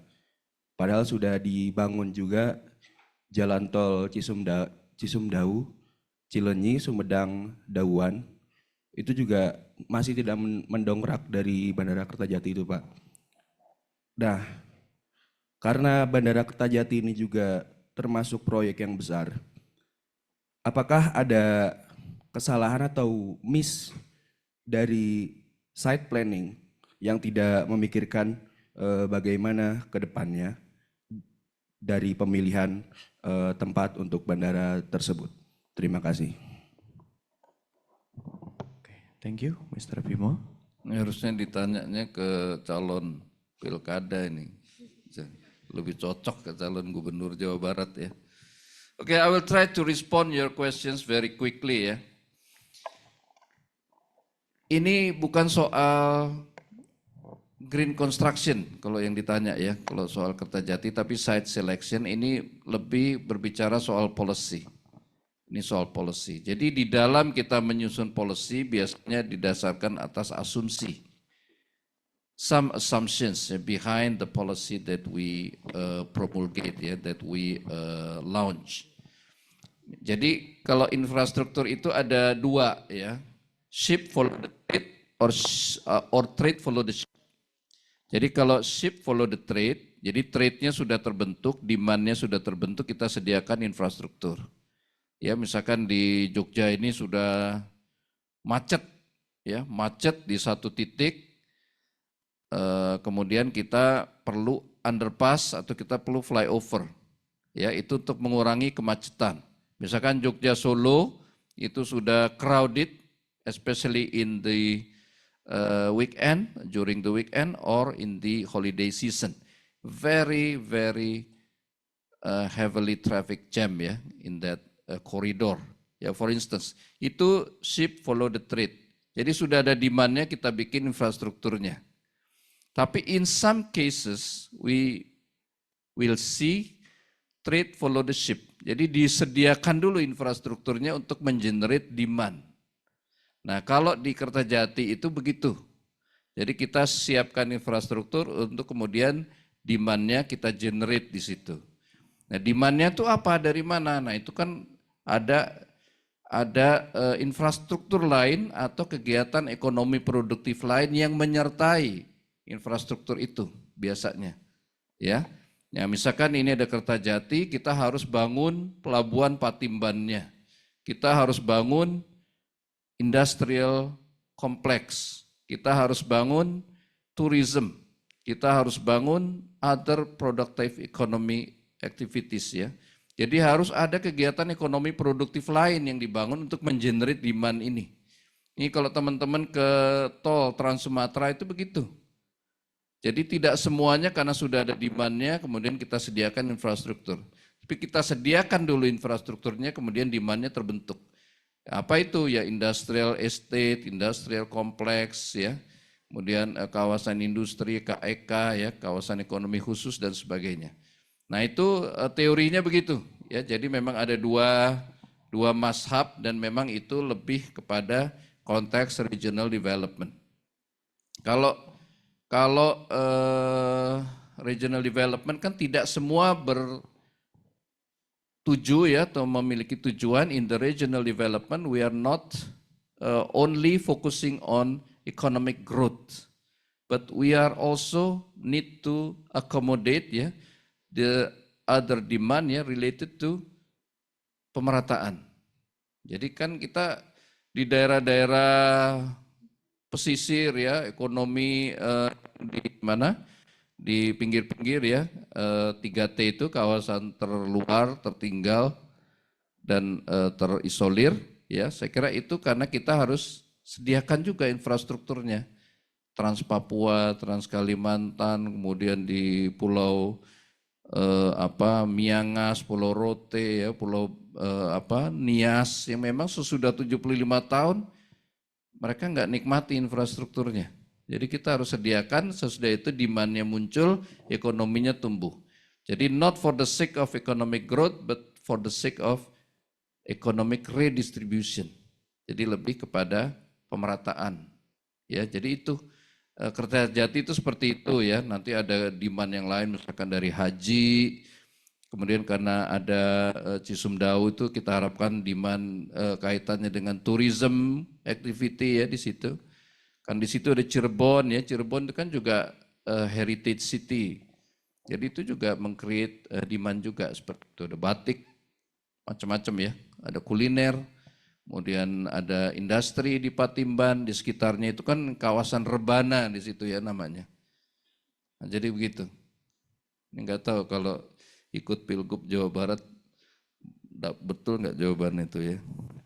Saya kira itu ya teman-teman, terima kasih banyak.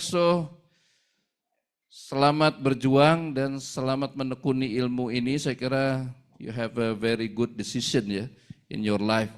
Jadi kalau kita memilih edukasi, memilih pendidikan itu kita seperti begini. Jadi kalau kita memilih nanti jalur S2, jalur kita ke sini tuh nanti. Kalau kita nggak memilih S2 nanti ke sini. Itu decision of life is very important, starting from the education that you choose. Jadi itu you will decide the future of your life today. Ya, itu pengalaman saya karena itu yang merubah nasib hidup kita itu adalah pendidikan. Jadi saya percaya betul hal itu. Nah, mudah-mudahan ini menyemangati ya, lebih bersemangat gitu dengan profesi ini. Terima kasih. Wassalamualaikum warahmatullahi wabarakatuh. Waalaikumsalam warahmatullahi wabarakatuh. Okay. Thank you so much, Mr. Indra. And that concludes our first session today. Thank you for your attention and participation. May we all continue to innovate and advance in green construction for a more efficient and sustainable future. Thank you.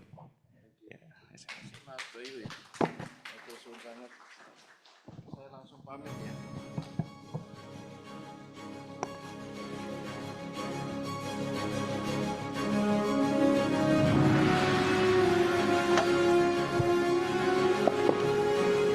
Thank you, Mr. Irhas Bayu Faverian, STMN, for overseeing this discussion as our moderator.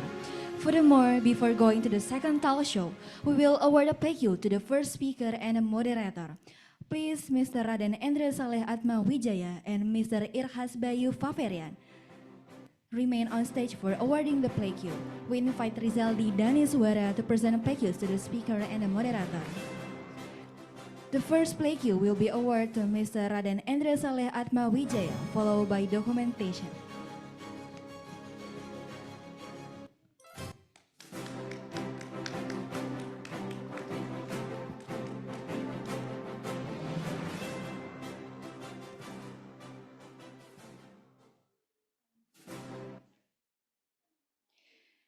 And the second one will be presented to Mr. Irhas Bayu Faverian, followed by documentation.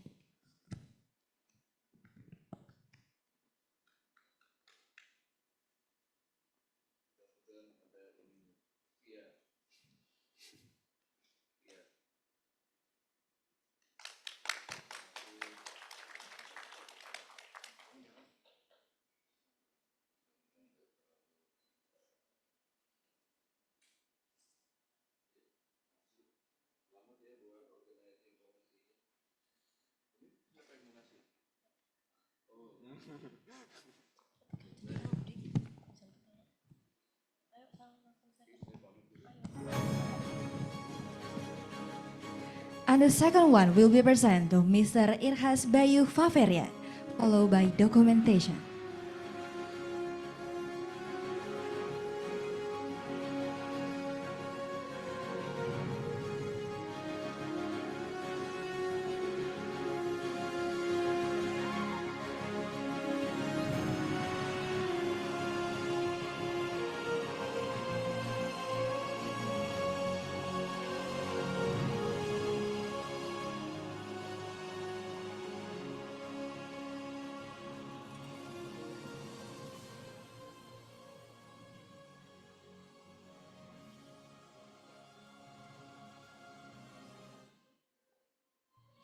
I would like to thank you very much to our great speaker, Mr. Raden Endra Saleh Atma Wijaya, SD MSc DAE, for their valuable insight and expertise that they have shared with us today. Let's give them a round of applause.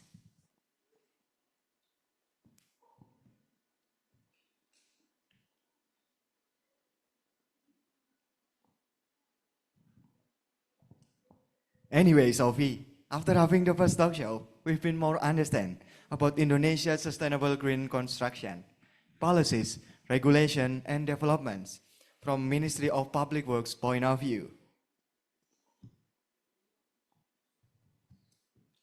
Going to the second talk show, all presentation and discussion will be moderated by our moderator, Felix Ko. Allow me to read his view. Felix Ho is an awardee of Student Exchange AFS Asia Kakashi Japan program by the Ministry of Education Japan 2022. He also became a part of Gadjah Mada Building and Bridge Community and won English debate competition by Education, Youth and Sport 2019 by Asian Parliamentary Debate Competition. Now he's studying at Civil Engineering Universitas Gadjah Mada batch 2022. Please welcome Felix Ko.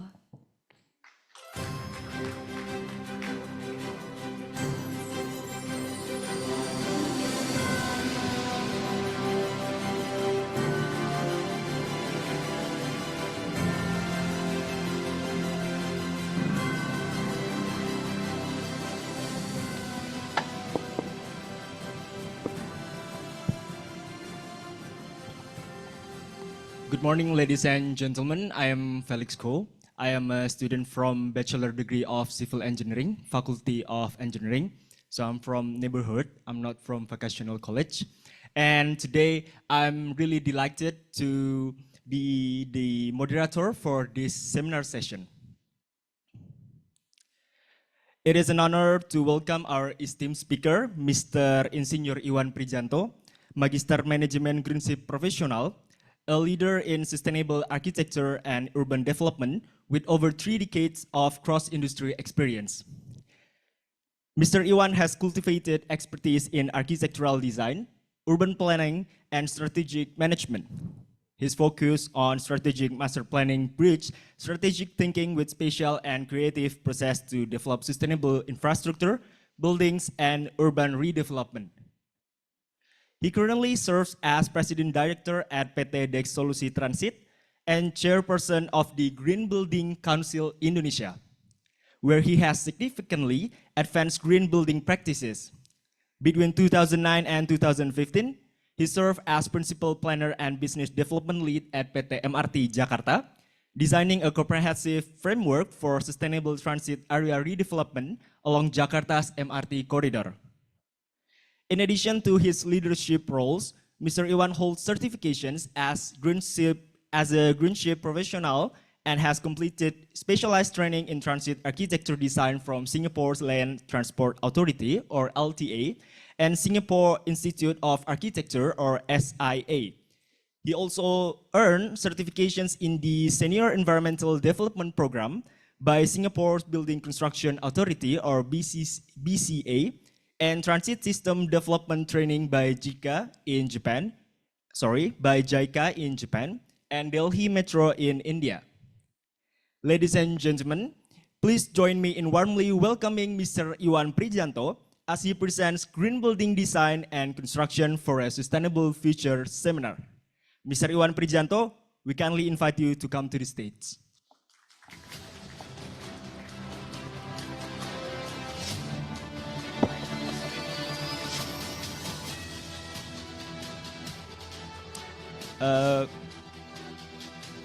Good morning, Mr. Iwan.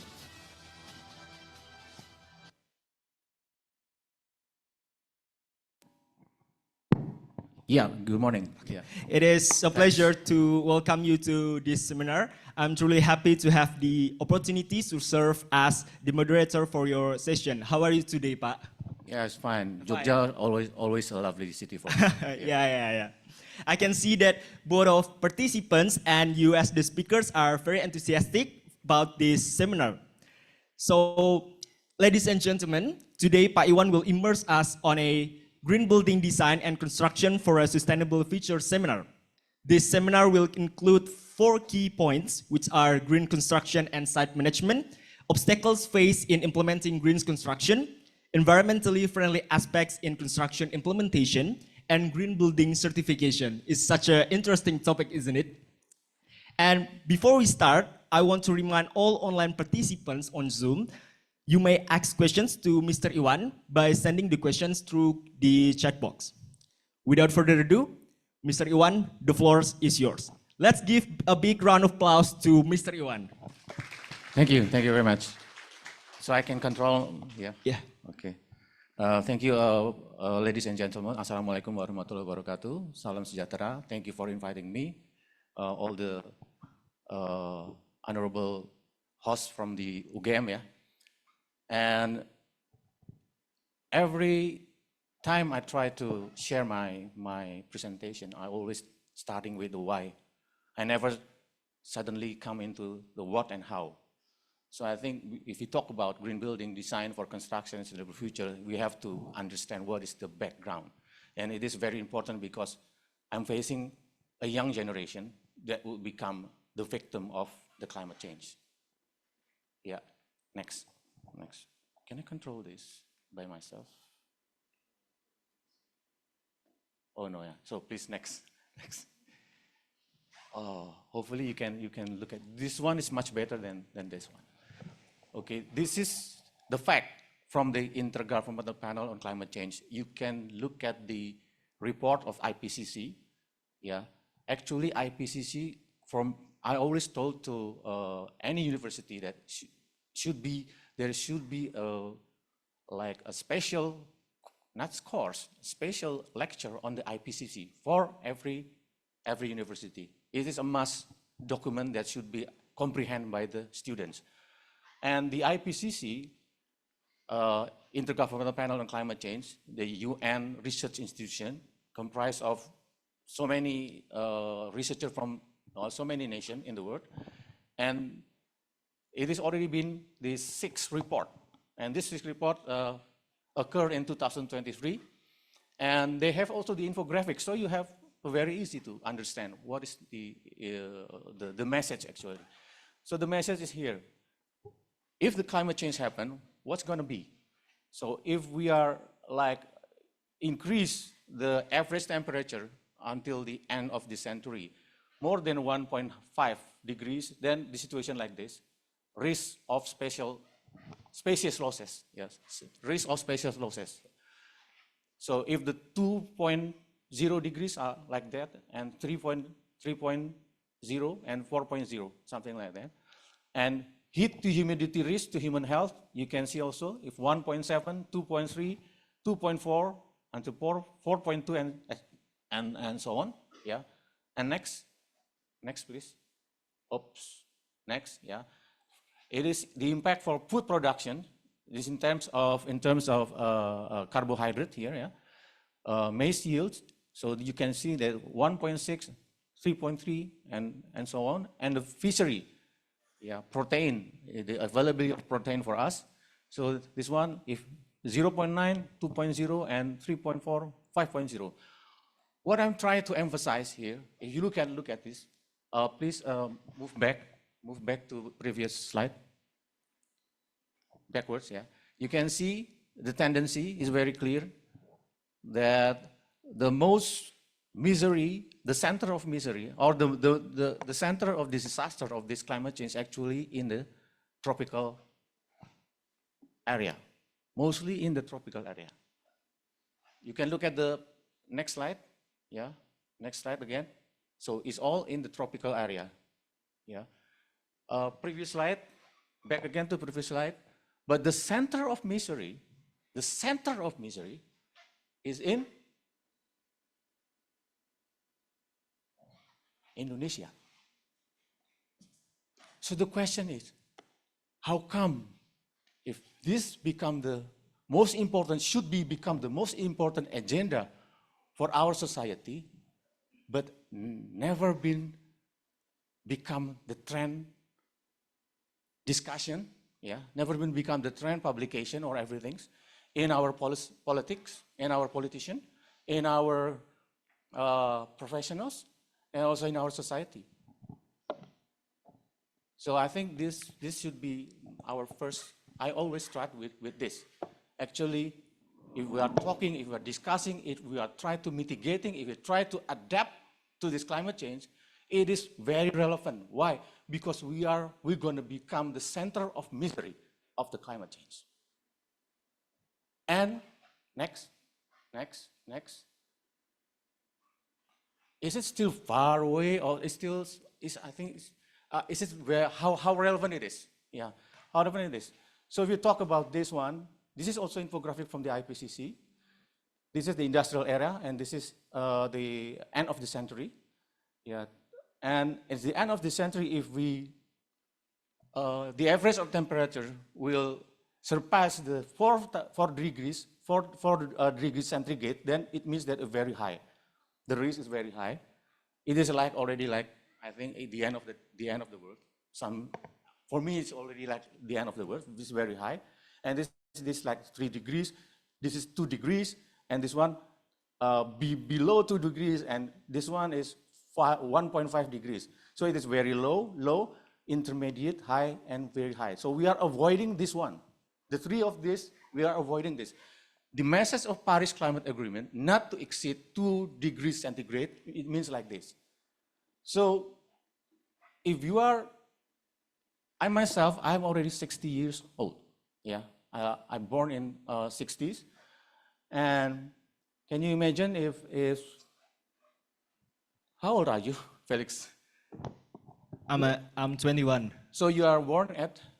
I was You're born in the year of? 2003. 2003. Yeah, 2003. Okay, you are born in the 2003, so you are born in 2000, somewhere 2000. So if you are 50 years old, then you are going to be like a 2003. 53, yeah. 2003. So in the 2050, you are still 50 years old. Yeah. Yeah, you are still on board. You are still on board. You are become the leaders of the society. You can become the leaders of the organization. You can become the leaders of corporation, but for sure, you're going to be the leader of your family. And you are still 50 years old. And the situation is, this is the biggest, the milestone is here. The Paris Climate Agreement message is, how can we reduce half of the emission by 2050? Yeah, what it means by 2050, how can we reduce this? By enforcing the net zero situation. Yeah. So what is net zero? We can explain later. So this will become very important because you are going to be the leader.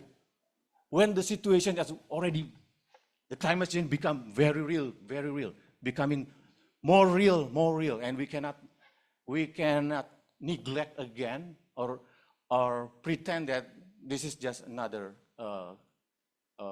dynamics of the climate. Yeah.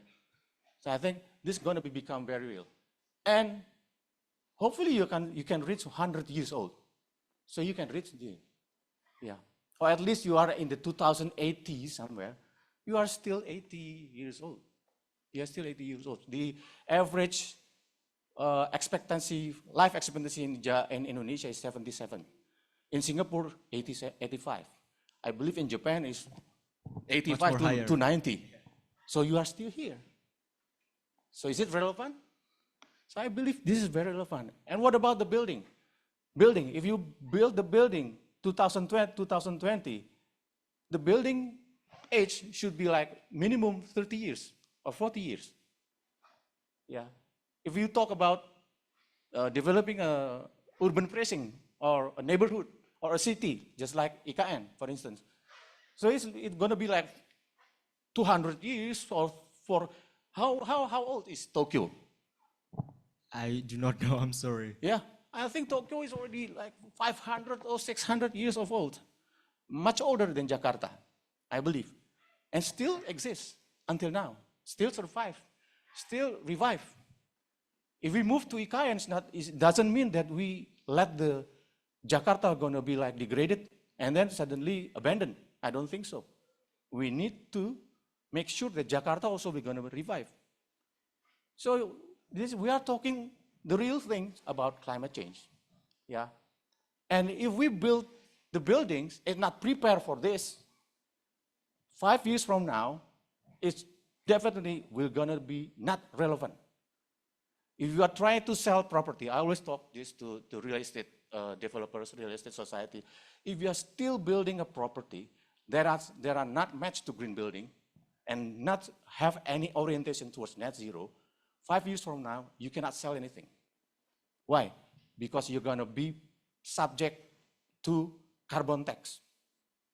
And you're gonna be very hard to find funding because all the funds will gonna be dominantly green fund compared to conventional fund. And all the green fund will require your product to be eligible for green. Or otherwise, you are out of the system. So this is very important. This is, we talk about green building, it's not just about the life cycle cost is very low, yeah, compared to conventional building.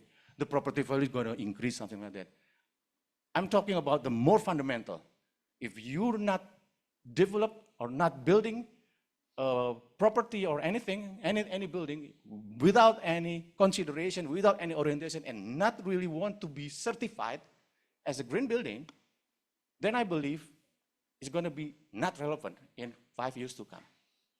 Because the world are going to, I believe, although perhaps we know that Trump's now win in US election, and perhaps we're going to be followed by US going to be moving out again from the Paris Climate Agreement.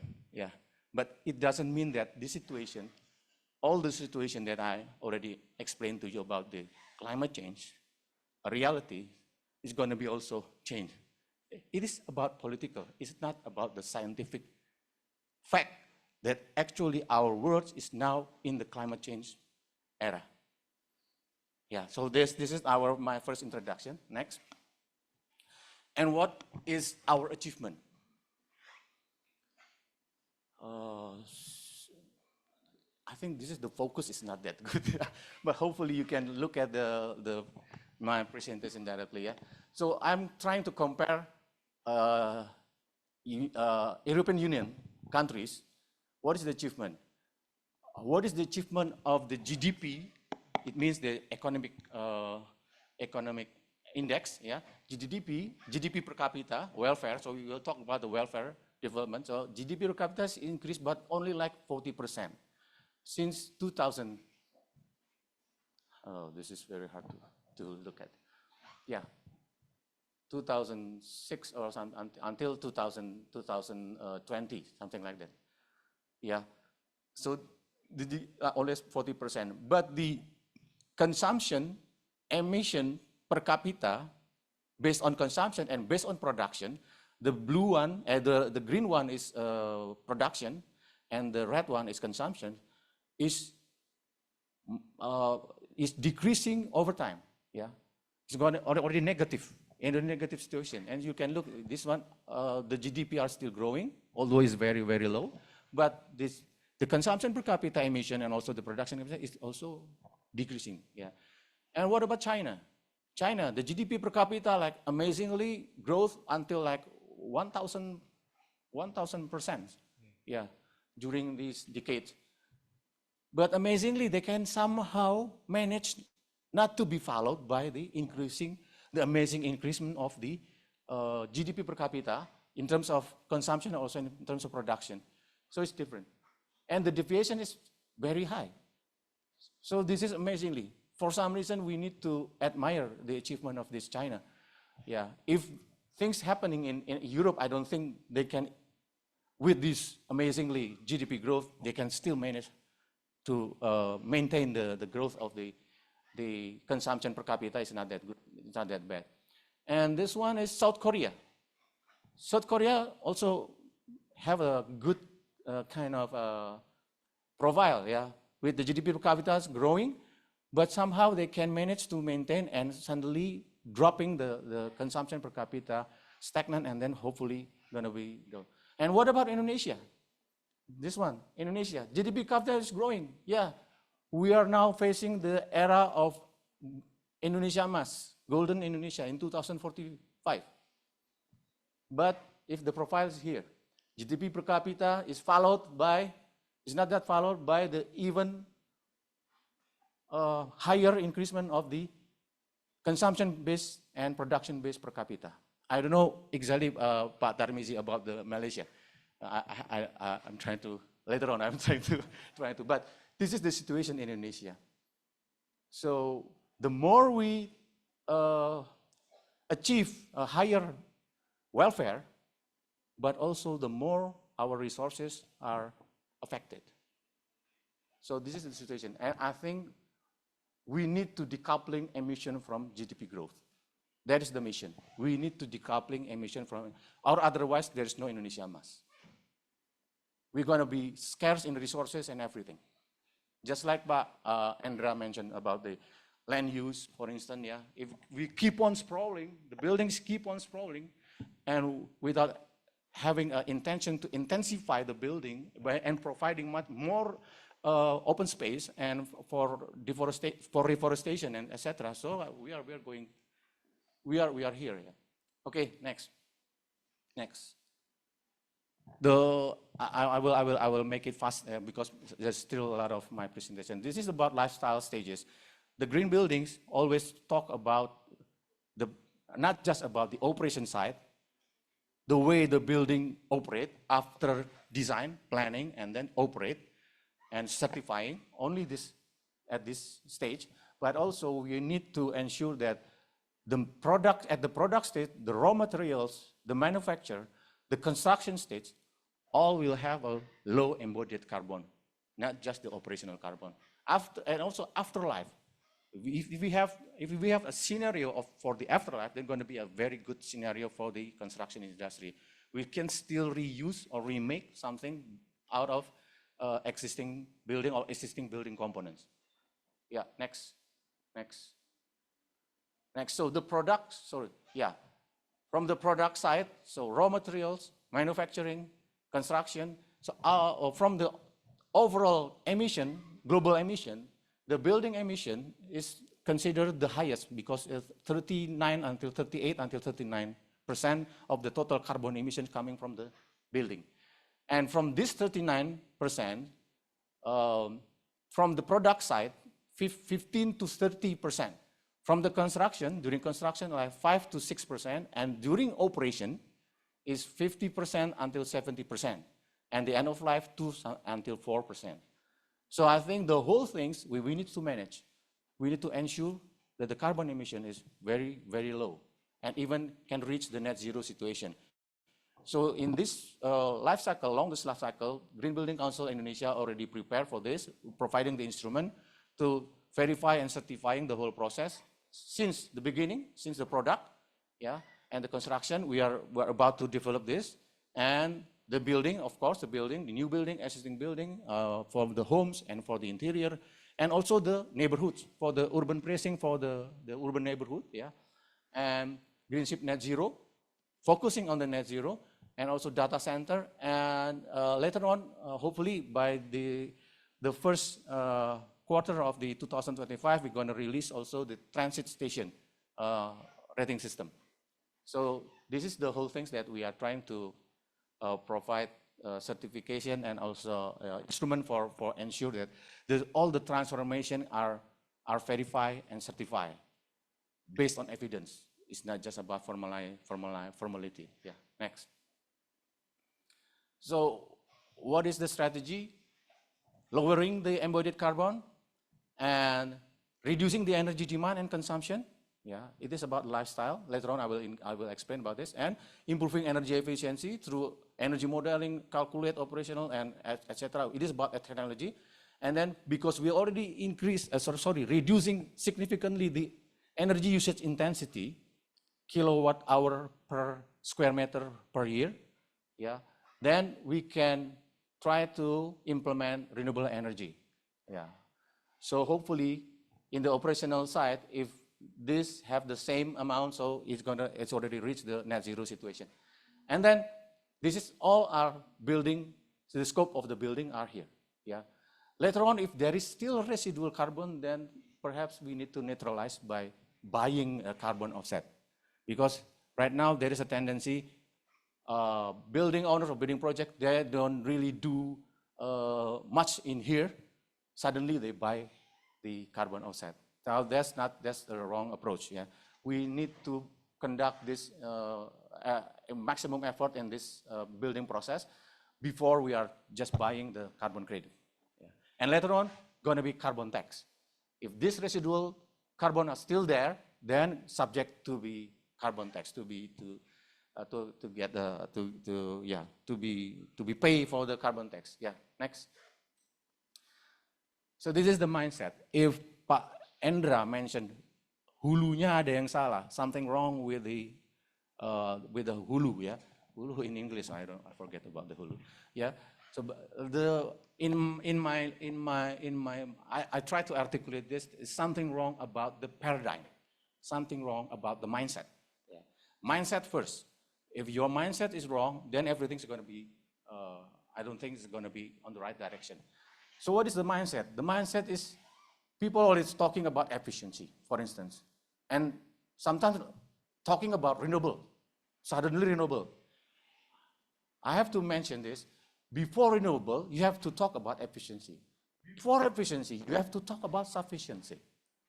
Yeah, sufficiency means that if we can work with 1,000 square meter for an office space, why we have to go to 2,000 or 3,000 square meter? If we can use this room by natural ventilation, why we should go with the AC? for instance. This is about sufficiency. Sufficiency is the tesa of the grid. Yeah. Because if you talk only economic growth, it seems like there's no sufficiency. So sufficiency is very important. Yeah. And this translates into embodied carbon reduction framework from the World Building Council, for instance. The first principle is build nothing. You need to, you don't need to build something if you already have. We can reuse it. We can retrofit it. And we can regenerate. We have to regenerate the things that we already have. Yeah, to fulfill our needs, activity, and our aspiration to increase our economic growth, for instance. And if you still have to build, then build less.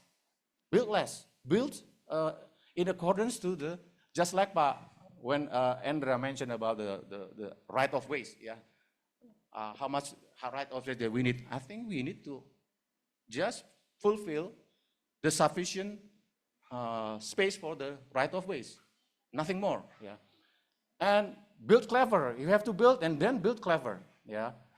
So like using the renewable materials, yeah, avoiding the waste and something like that, and then build efficiently, yeah, avoiding the waste and etc. So this is the principle. One principle in terms of embodied carbon, yeah. Next, please. So this one, this principle in terms of operational carbon. First principle is not use energy. If you don't need energy, why we have to use energy? If we can walk, why we have to go by the vehicle? Yeah.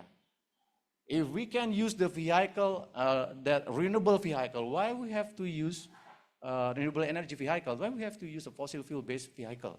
Yeah. If we can have natural ventilation, why we need to use suddenly jump into AC? Yeah. So something like this. And use less energy. If we still use energy, then use less energy. And smart way to use energy, and after that, use renewable energy and so on. Next. Yeah. For instance, this is the building materials that make up the largest portion by volume in emission in conventional building. So we are talking about embodied carbon. Yeah. If we talk about embodied carbon, this is the one who make up the largest portion.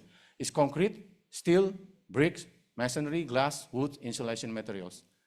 Largest portion by volume, yeah, and still is significant for structural framework. So this is perhaps the balance between durability, yeah, strength, and sustainability. So I think this will become always the challenge for us, especially in the civil engineer, yeah, in the building expert, building component expert. How can we try to provide the same strength, yeah, the same durability, performance, but with the highest sustainability index as much as possible. Next. So this is, for instance, like different structural element, they often durability. We talk about durability. The foundation should stay everlasting perhaps. Structure, substructure, 100 years. Yeah. Facade, it could be 50 years. The surfaces, the utility and something, perhaps like 20 or 30 or 20 years or 10 years. And the object, like interior or something like that. Sorry, the object. Before the object, the interior. Yeah, the interior, it could be less for 5 to 10 years. And the object, like furniture and something, it could be like 2 years, 3 years, something like that. So I think this is the things that we need to ensure that while we try to provide the structure, if we have tried to balance between the strength and the sustainability aspect, I think that should be the objective. Yeah. Next. What is actually happened in the building? Yeah. So during the first building erected, the emission is actually all the emissions coming from the materials. Yeah. And the operation just in the first years is only very small. But along the life of the building, eventually the ratio is going to be decrease about the emission coming from the materials. and the operation is going to increase. So that's why in 40 years, in general, the emission from the buildings, 28% from the operation and 11% from the materials. So that is the situation. So how can we in both aspects, we are trying to make the policy and make the intention to lowering the carbon as much as possible. Next. Yeah, this is the sustainable practice, for instance, in cement industry. The intention to try to balancing the strength and the sustainability. Even in the cement industry, the most difficult one. The cement industry improve the kiln efficiency and use renewable alternative for fuels, because the energy is so very high, and mostly we use coal fire in Indonesia. So that's why the emission is very high. But somehow the best players in the cement industry try to transform this energy from the conventional fuels to the high renewable energy. And also sustainable cement alternative, develop blended and low carbon cement. Yeah. And use of recycled materials and water use and waste reduction during the process, and formulate a high quality long lasting cement, and then try to certify this one. Yeah. Next. So also we are trying to incorporate or promoting the circular economy. So instead of just mostly civil, in civil engineering, we are most of the lecture is about the project management, for instance. Project management is tends to see the project in a linear way. Yeah, linear. Start, end. So instead of start, end, why don't we try to make it, to bend this linearity to become a circularity? So that's the easiest way to understand the circularity. Next. So this is the recycled materials for building construction, for instance, in concrete, in plastic, in recycled concrete aggregates, yeah, using crushed concrete from demolition. Recycled steel has been processed and used in new construction. Recycled plastic, lumber, durable material, recycled insulation, and the combination of this. A lot of combination, the concrete with plastic and so many things. Yeah. Next. Yeah, I think just next, because I have a very limited time. So also the room for innovation is still there. Yeah. Most natural-based, plant-based materials have the capacity to capture the carbon. So this is the green one. Straw, lumber, mass timber, bamboo, something like that. Yeah, have the capacity to capture the carbon. So that's why we call it renewable materials. But most of the durable materials actually provide the release the emission. Yeah, release the emission. But there's some technology somehow that some cement can somehow still have the ability to recapture or capture the carbon emission. So I think this is a room for innovation for all the researchers and the academicians in this civil engineering. And also concrete. Yeah, there is some that we still can recapture. So I think those are the things that in the future about balancing this one. Yeah, next. So this is the illustration, one of the best players in Indonesia in providing the spun piles, yeah, PC spun piles, Wika. I believe Wika also sponsoring this event, so this is good. Yeah, Wika spun pile from Wika Beton already received Green Ship Solution endorsement from Green Building Council Indonesia, and at the same time also has been verified by Environmental Product Declaration and already published in EPD website Southeast Asia. So anybody who willing to develop any construction materials, starting from the PC spoon piles, the specifier especially, they just can go to website for EPD and trying to search which one, which they're already there. Yeah. So why is it very important? Because by having the APD, actually this already has been through a very comprehensive life cycle assessment, yeah, and it's not just life cycle assessment, but already verified by independent verifier from the APD. So they have the EPD result, and this is based on 1 year performance during the certification. So with the certification, for instance, this in July 2023, so all the data is coming 1 year before to June 2022. So this is the, for instance, this is the global warming potential, the greenhouse gas emission resulted from all this is 150 kilogram CO2 equivalent. For instance, this one. Why? Because they are using PCC cement, using the non-steam process for curing concrete and waste reuse. So how good is this? So we use the Greenship SA because we are also evaluating the historical performance before, like 3 years before. Because this is pandemic, we can also give them 5 years if necessary.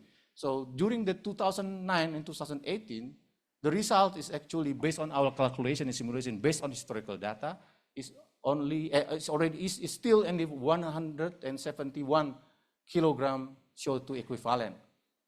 So how good is good is this one. Why they can reach this performance? Because before they're using the still very high emission from the OPC cement. So they already changed the materials using PCC cement. And they're also using steam process for curing the concrete. Needs a lot of energy for steaming this process. This one, they're not using not non-steam process for curing the concrete. So it's more chemical. So the energy use are also lower. And there is no waste being reused in this process. This one already reusing certain waste. So this is the increased, the performance that they already received. Then having the already been verified by this LCA. But Greenship SA is not just about understanding or recognizing the current emission, current performance, and the based on the historical baseline performance, but also we are trying to evaluate what is your future plan. Do you still have any future plan? So this future plan, they have a target setting, and some of the future plan already also been implemented. So we are trying to recalculate, make a simulation, something like that, and they will gonna reach, if they will implement this plan, hopefully they're gonna reach a lowering, a much more lower emission, 139 kilogram CO2 equivalent. Why? Because they are not just using PCC, but they are gonna using the PCC cement plus fly ash, combining with the fly ash. And why? Because they're already trying to use renewable energy by photovoltaic. It already happened. All the building in the factory building already using the photovoltaic. And cold concrete to reduce concrete usage. They use the cold concrete to reduce concrete usage. So this is the room for innovation. This is what I call trying to balancing the durability, the strength with the sustainability as much as we can. And be verified and also certified, because this is not a self-claim. Somebody else, independent party, should be trying to verify this and also certify this. Yeah. Next. Yeah, this is the performance. Next. Yeah, so key sustainability aspect during construction period. So because there is some aspect also during construction period. What is the key aspect sustainability? Waste reduction and fast implementation. Yeah. Energy efficiency, water conservation, dust emission control, noise pollution management, sustainability sourcing, site protection and restoration, worker health and safety. There's a lot of, you just read it, and I think it is like a textbook thinking, but what I'm trying to emphasize is use of prefabricated and modular materials. This is also the way we try to balancing between strength, quality, and sustainability. Yeah, especially we talk about massive development such as housing.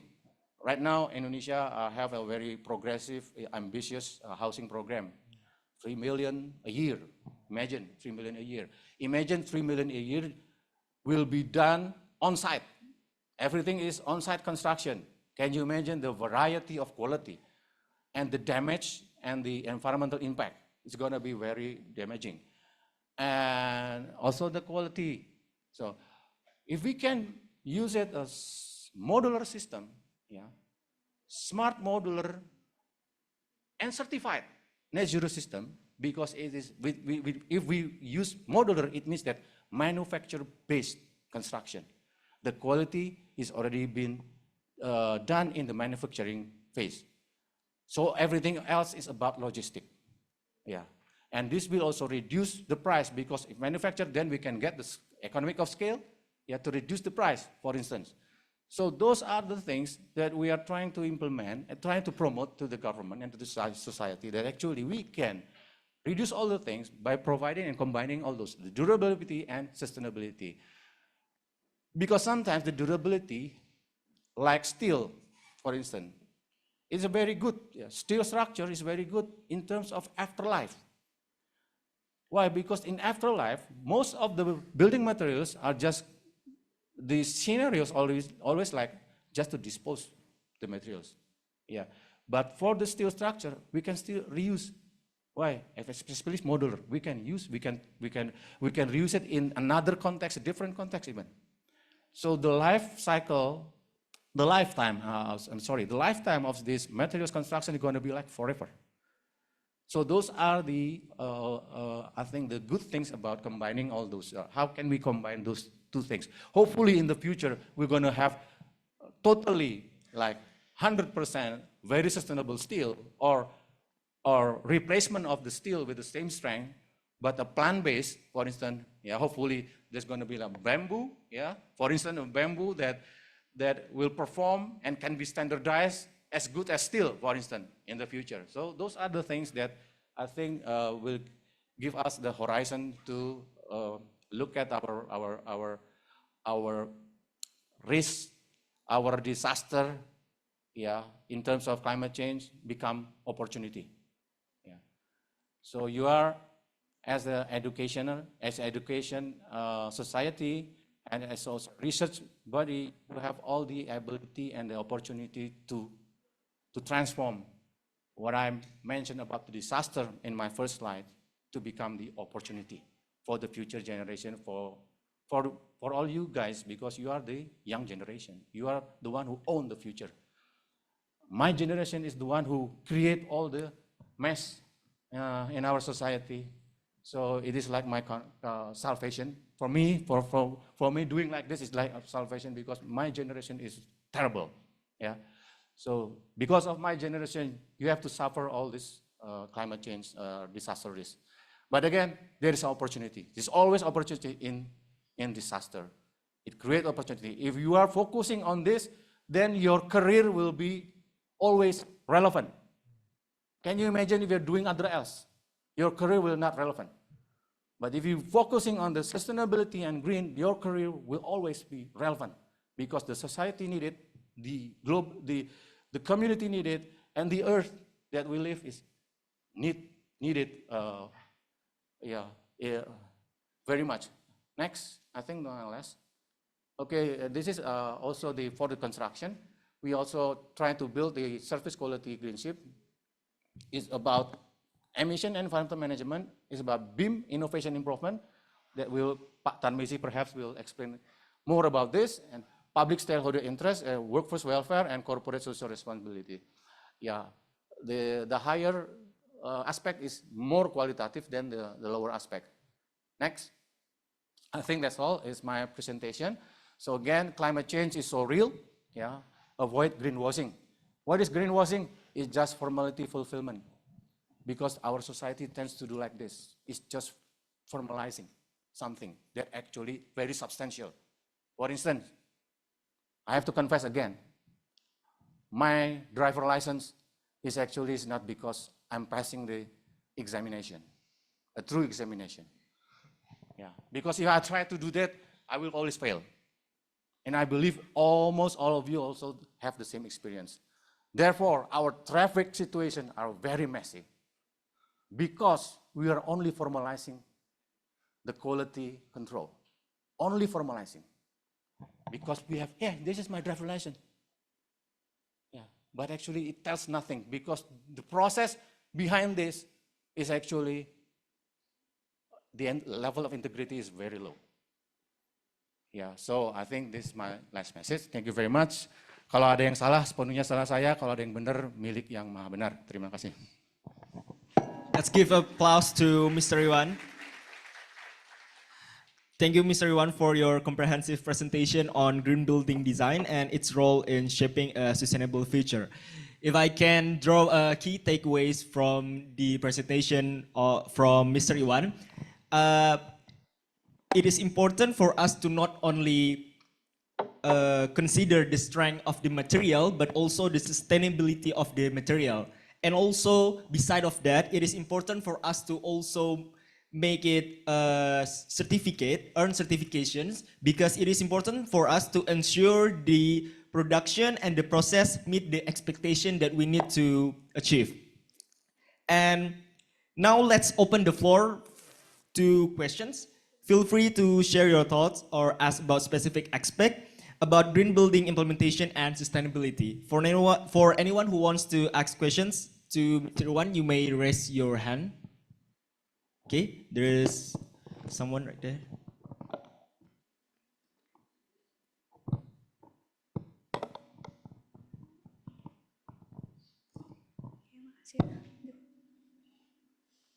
Oke, Assalamualaikum warahmatullahi wabarakatuh. Okay, thanks for the opportunity. The first, I want to introduce myself. My name is Anissa Dwi Aryani from Civil Engineering in Yogyakarta State University. Okay, my question is, how can we ensure the long-term sustainability and durability of green buildings in the face of unpredictable climate conditions, especially in the countries with the different climates? For example, in tropical countries like Indonesia, how can green buildings handle high heat and humidity? While in the colder countries like Canada, how can buildings stay energy efficient during extreme winters? Thank you. Can I just answer? Yeah, thank you very much. What is her name? What is your name? Sorry, you forgot. My name is Anissa Dwi Anissa, Aryani. okay, Yeah. Anissa, thank you. That's a good. I think it's a good question. Yeah, I think I want to focus on the tropical climate context. Yeah, in the tropical climates, yeah, I think perhaps you were gonna your question in other words, perhaps Pak Iwan, how come you explain us a paradoxical situation? You mentioned that in the near future, tropical area is going to be like the most suffering area, and Indonesia will become the center of misery. So how can we, on the other side, Pak Iwan also promoting natural ventilation instead of using AC, because we are going to be, the heat are going to be like always increase in the outside. Yeah. So that's, and try to articulate your question in our context. There is a paradox in tropical. My first question about this, first, there is no other climate that has been mentioned by the global community as a paradise except tropical. Anyone disagree? There is tropical paradise, but there's no subtropical paradise. There's no four-season paradise. It's always tropical paradise. That's why all the tourists come and go to Bali, and also go to Yogyakarta, especially to Bali. They try to find a paradise in Bali. Is it air-conditioned paradise in Bali? No, it's a tropical paradise, true tropical paradise, embracing the nature, live with the nature, with the climate. Yeah. So what is the requirement for us that enable us to embrace the nature? First is, before we talk about cooling the building, we need to ensure that we have to cool the neighborhood first. We have to have a strict policy, strong policy to create urban cooling before talking about building cooling. That's what happened in Singapore, just like Pak Endra mentioned. And hopefully in IKN, that's going to be the situation. So investing in nature is one biggest important task to enable natural ventilation. So by having all those greeneries outside, by having good microclimate outside, we can reduce the temperature like 2 degrees or 3 degrees even, less than conventional. So it will create, reducing also the thermal gain coming into the building, and therefore the energy to cool the building also will gonna be reduced, even though we use AC, for instance. Yeah. And if we use natural ventilation, that's the precondition that we need to ensure.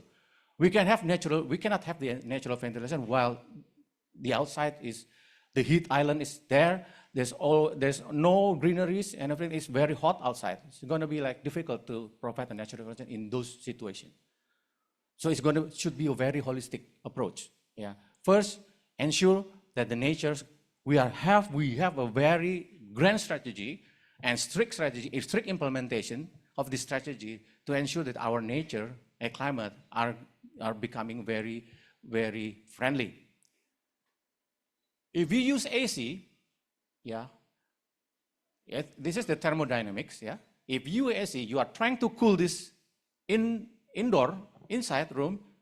At the same time, you're going to make more heat at the atmosphere outside.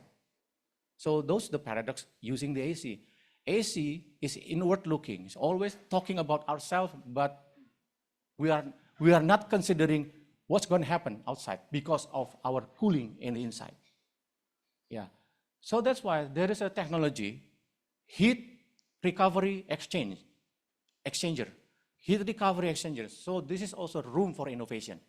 Heat recovery exchanger. Okay, we use AC, but all the heat we are not just throwing into the atmosphere, but we try to recapture again and use it for other purpose. For instance, for water heater. And hopefully, in the future, it could be also for appliance. So instead of just electricity appliance, but we can use not just natural gas for cooking, but also, hopefully in the future, cooking based on the heat recovery action from the AC system. This is just idea. Nobody tried to, I believe there's no one trying to invent this, but yeah, hopefully your generation will invent this. Yeah. So by having AC, at least we don't make the outside worse than before, just to fulfill our needs inside. Yeah. So this the second principle. And then after that, if we want to cooling our building here, yeah, because the outside's already been treated well, how to cool this one? But just like you mentioned, sometimes the heat is very high and there's no wind. Yeah, sometimes there's no wind. So how can we ensure this? First, this is the architect part. They have to provide a very good design about a facade design and everything that it's not just about good for AC, but it's good for natural ventilation. The facade is very welcoming, so therefore the wind can flow seamlessly inside the building. With all the Venturi effect and everything, I think those are the things that should be elaborated by the architects. Yeah, and this again, there's a lot of tools, yeah, a lot of software to help improving the design. CFD, for instance, yeah, CFD, something like that. And then also we have to ensure that after we get natural ventilation, in the situation that the heat outside is we cannot use natural ventilation in practical, so then we are not just, we can still have mechanical ventilation before we use AC. Or passive design, a passive displacement cooling system. For everything that I consider it as hybrid cooling system. I put it in the category hybrid cooling system. Natural ventilation, hybrid cooling system, then air condition. This hybrid cooling system are still for room for many innovation. And Singapore, in every big university, most prominent university in Singapore, they have hybrid cooling system in their building, in the newest building. NTU, NUS, SMU, they have all this. And why in the university? Because the government give the special task to university. If you want to build the building, I don't want you to build a conventional building. You need to build a one step ahead innovation for your building. Why? Because the government need experience. The government need to have empirical knowledge that is based on the university research. And after they can implement this and works well, then perhaps the government can change the policy. Then perhaps the government can get more contextual policy. It's not just about regulation coming from the historical regulation. Yeah, understanding the historical regulation, considering the historical regulation, then we create new regulation. This is what's happening in Indonesia mostly. Yeah, hopefully the regulation in the future are considering the previous regulation, but remembering the previous regulation, but also considering our latest empirical experience, study based on this, that, pilot project, several pilot projects, then we create new regulation. So those are the things. So I think I already give you all the category that we need to ensure that we can live in a tropical area and we can embrace the nature as a part of ourselves. Thank you. Thank you for the questions and the answer from Mr. Iwan. Coming to the next question, there is a question from Zoom from Muhammad Rais. The question is, how can we calculate the carbon emissions released from the infrastructure development? And the second question from Muhammad Rais is, the life cycle assessment has been implemented in Indonesia, and who should implement it, the owner or consultant or contractor? Yeah, okay. The answer of the first question is LCA. They have to implement the LCA, life cycle assessment. That is the most comprehensive way to calculate the greenhouse gas emission, not just about the carbon emission. And the second is who's going to implement this? Yeah, of course, all the stakeholders in the building sectors. Yeah, this should be the understanding of the project owners. Yeah, one, and then secondly, this already become the common knowledge of the professionals and students. So therefore, I think LCA is going to be part of the very important aspect to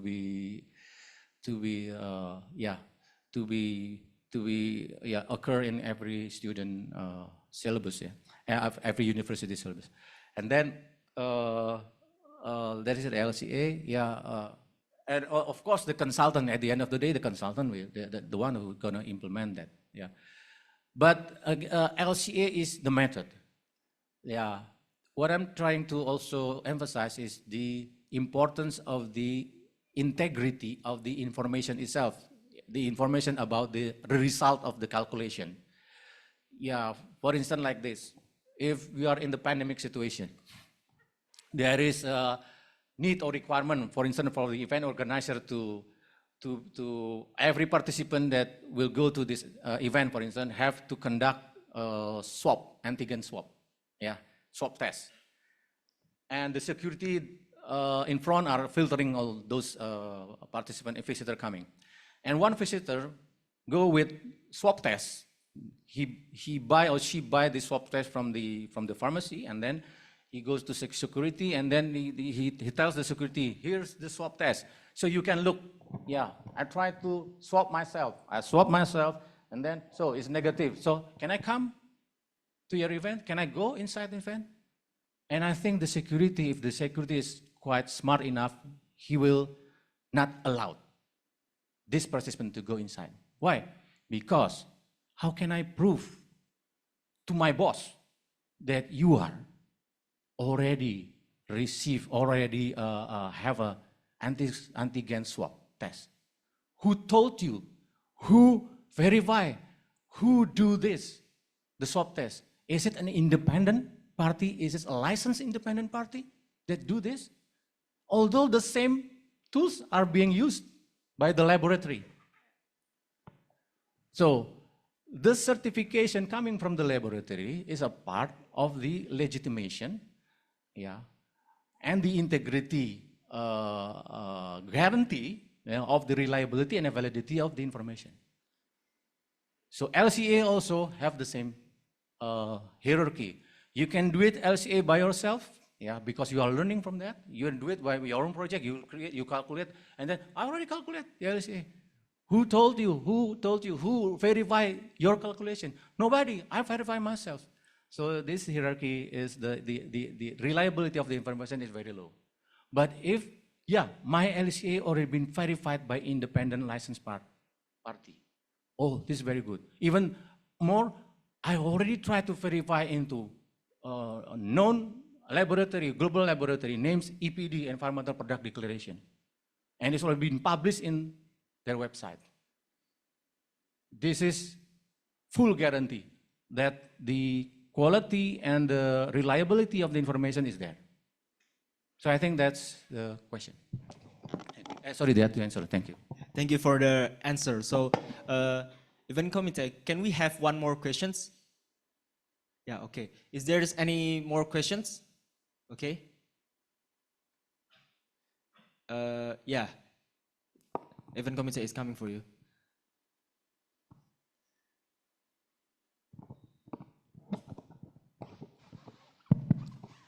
Assalamualaikum warahmatullahi wabarakatuh.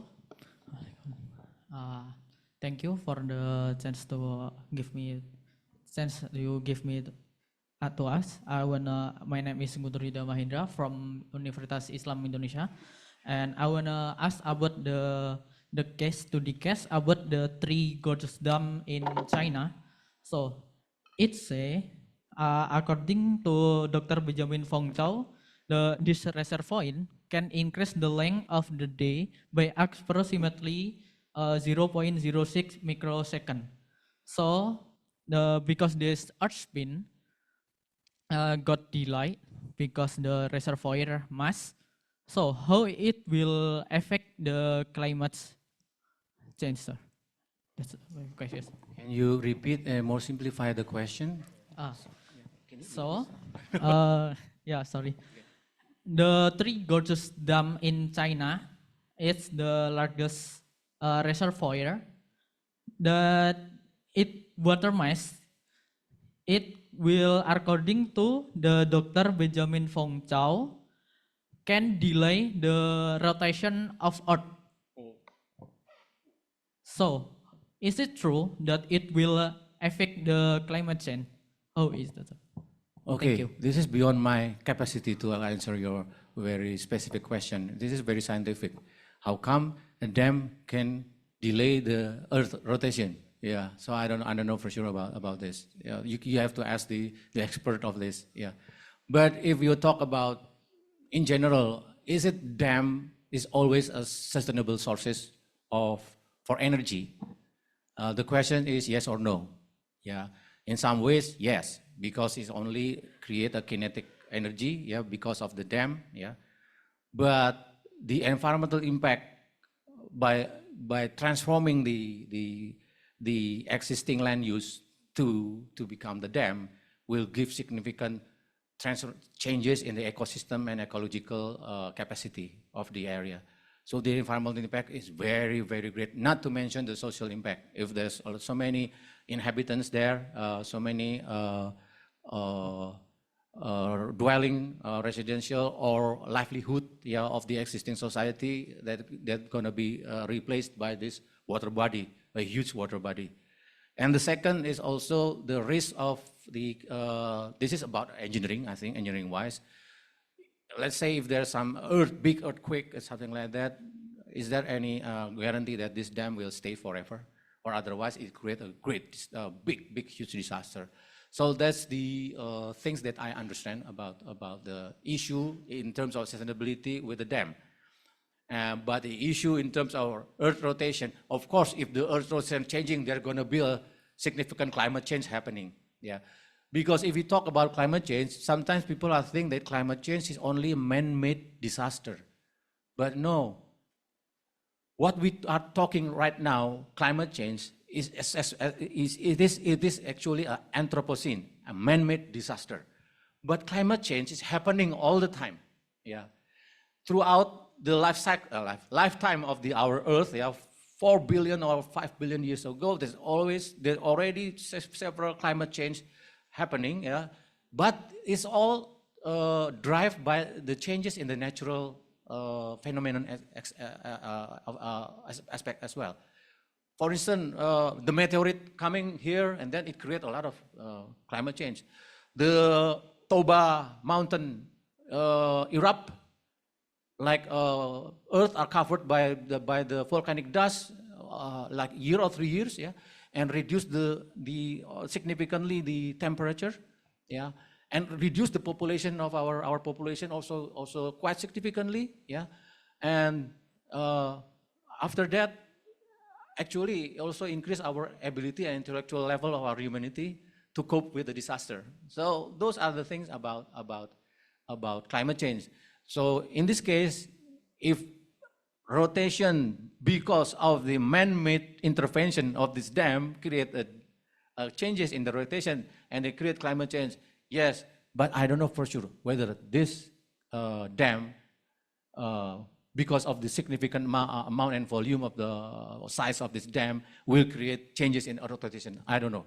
Yeah, thank you. Thank you for the questions and the answer. Do we have more time for more questions? Is there anyone who wants to ask? Okay.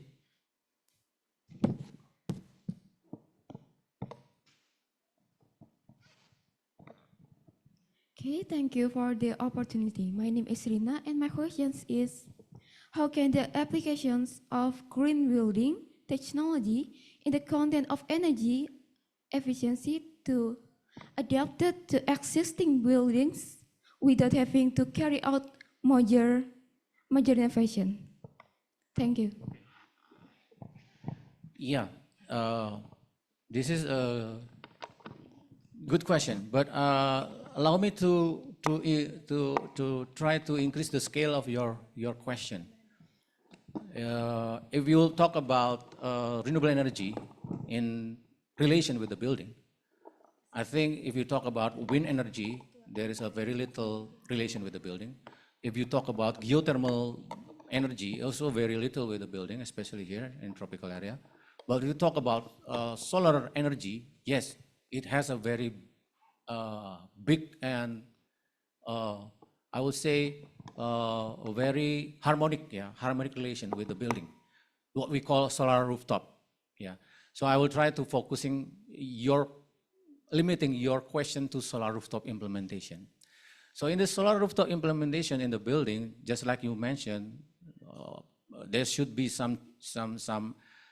we have to ensure that the strength of the structure is sufficient, yeah, to be able to for us to deploy the solar panel on top of our rooftop. Yes, that is the challenge, but this challenge is insignificant compared to the benefit.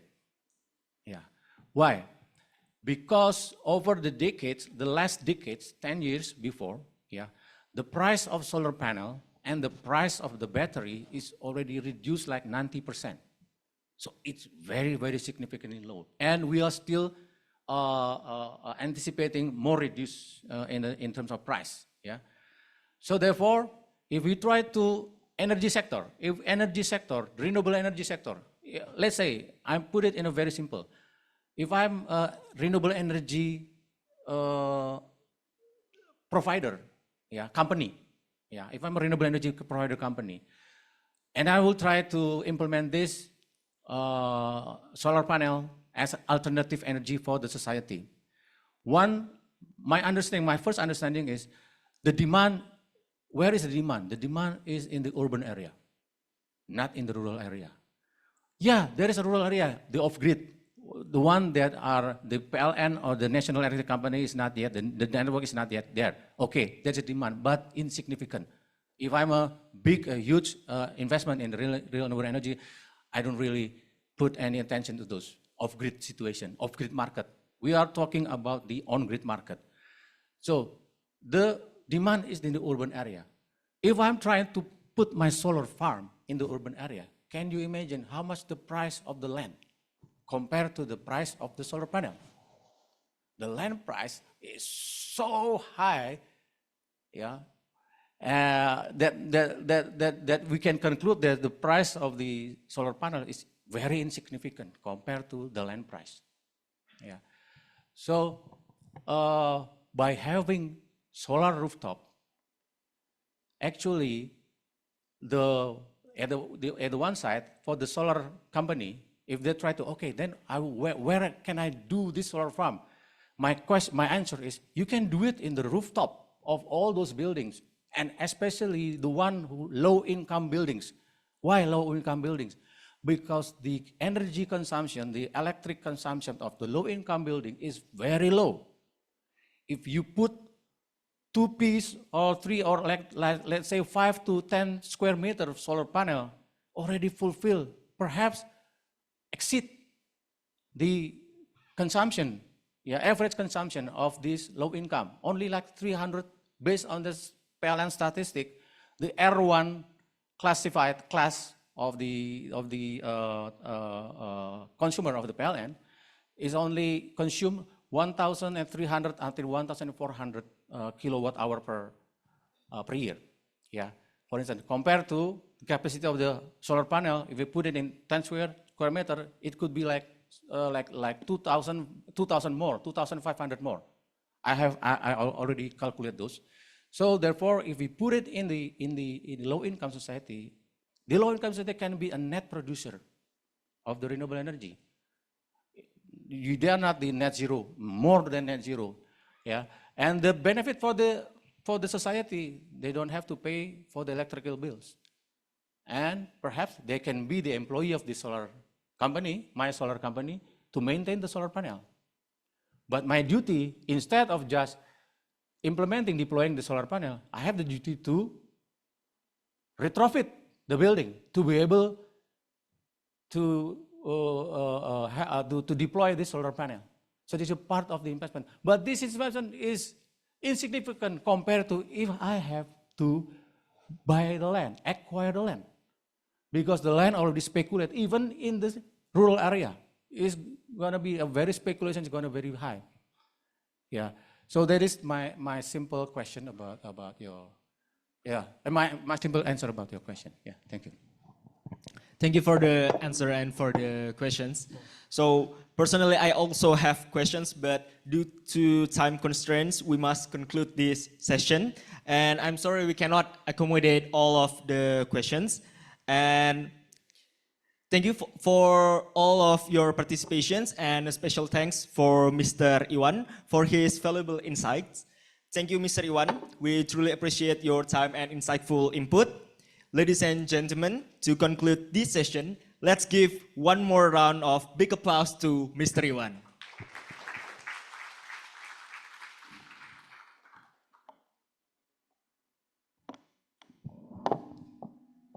Thank you, Felix Ko, for expertly leading the conversation. Furthermore, before going to the third talk show, we will award a plaques to second speaker and moderator. Please, Mr. Insinyur Iwan Prijanto, MMGP, and Felix Ko remain on stage for awarding the plaque.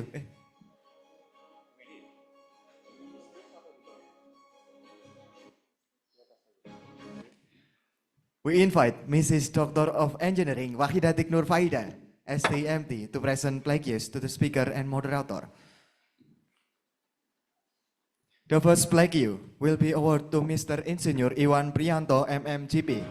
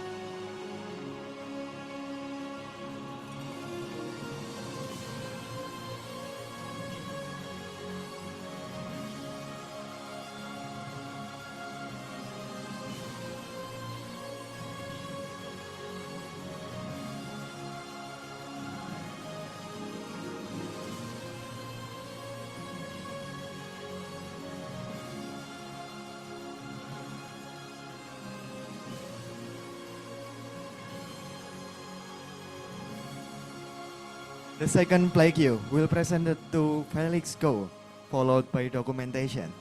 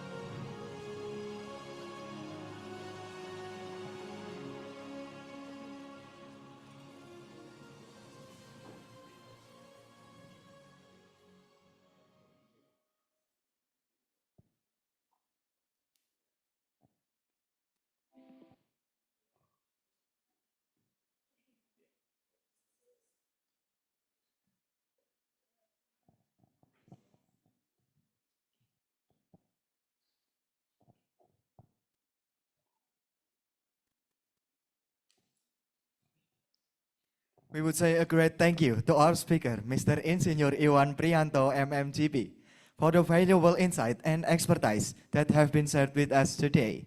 Let's give them a round of applause.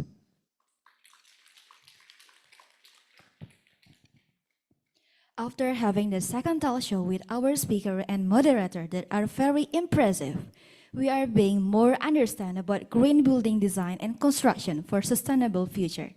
We are so thankful about the support of sponsors and partners, which are Surya Group Holding Company, BBWS Rayu Opa, Halia Floris, BIM Wika Indonesia, PT PLN Persero. PT Jaya Konstruksi, PT Waskita Karya, PT Geobim Indonesia, Kanas Food. For your information, on the first floor there is construction exhibition. Construction exhibition is event to show creativity and innovation of civil engineering department and the products of local contractor. Construction exhibition is event that provide a platform for young engineers to showing off their potential in field of civil engineering and their innovation in construction industry. And after this session, we are going to take a break. So for all the participants are welcome to enjoy the lunch that we have been prepared in front of the ballroom by exchanging the coupon. And can pray in Musola at the first and the third floors. Ladies and gentlemen, a video on correct way to dispose of waste will be shown shortly. It is hoped that the guests will dispose of waste properly and don't forget to come back in this ballroom before 12:30 p.m.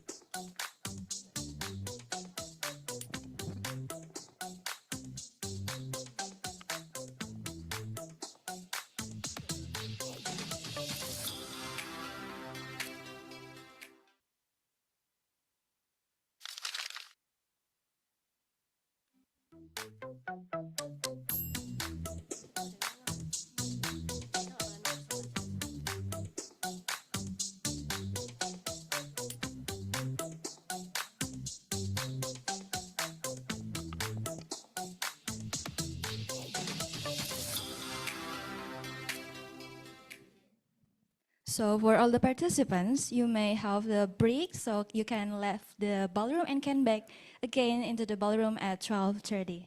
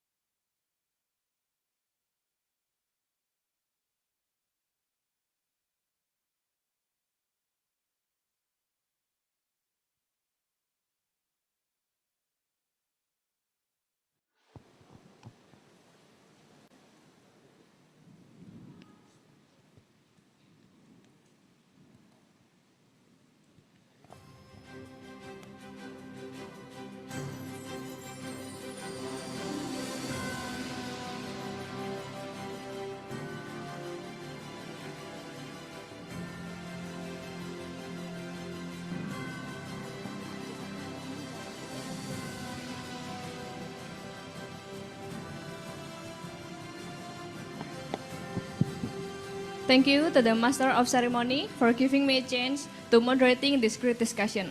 Assalamualaikum warahmatullahi wabarakatuh. Salam sejahtera, Om Swastiastu, Namo Buddhaya, salam kebajikan. But before I start this discussion and present our keynote speaker, let me explain something about our discussion topic for today. But let me explain in Bahasa Indonesia because most audience are in Indonesian, right? Rekan-rekan sekalian, senang sekali saya Raden Rara Bintang Permata Hati, seorang BIM engineer dari PT Geobim Indonesia, perusahaan yang bergerak sebagai konsultan BIM, selaku moderator pada sesi siang hari ini. Materi yang akan kita bahas pada hari ini yaitu terkait strategi, implementation, revolution, and experience of using BIM.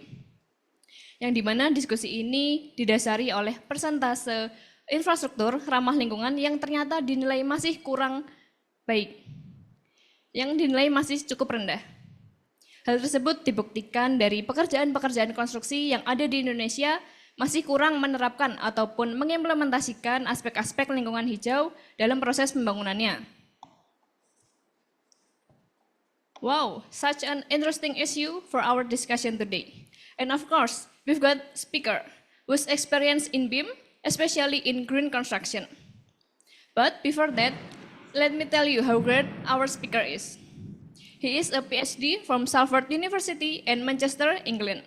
He is a Senior Director of Innovation and Commercial Management Center, Associate Professor, and Senior Lecturer in University Malaysia Pahang, Al-Sultan Abdullah. He is also BIM Manager Trainer in CIDB E-Construct Service Sendirian Berhad. So, of course, he had many experience and awards, around 30 awards. And now, please welcome and give a big applause to our speaker, Mr. Associate Professor Dr. Ahmad Tarmizi bin Harun.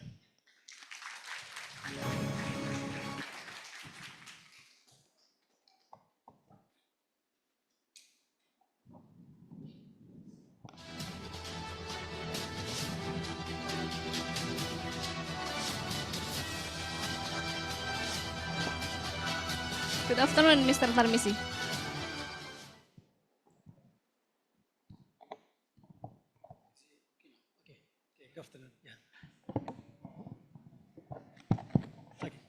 Okay, good afternoon. Okay. It's an honor for me to be your moderator in this great discussion. Okay. How are you today, Mr.? Fine, thank you. It's good to be here, invited by the Sekolah Vocational, Sekolah Vokasi. Okay, the term here used is Sekolah Vokasi, UDM. Let me introduce myself once again, Mr. My name is Raden Rara Bintang Permata Hati. You can call me Bintang. I'm from Geobim Indonesia as BIM engineer, and I'm so glad to finally see you. Okay.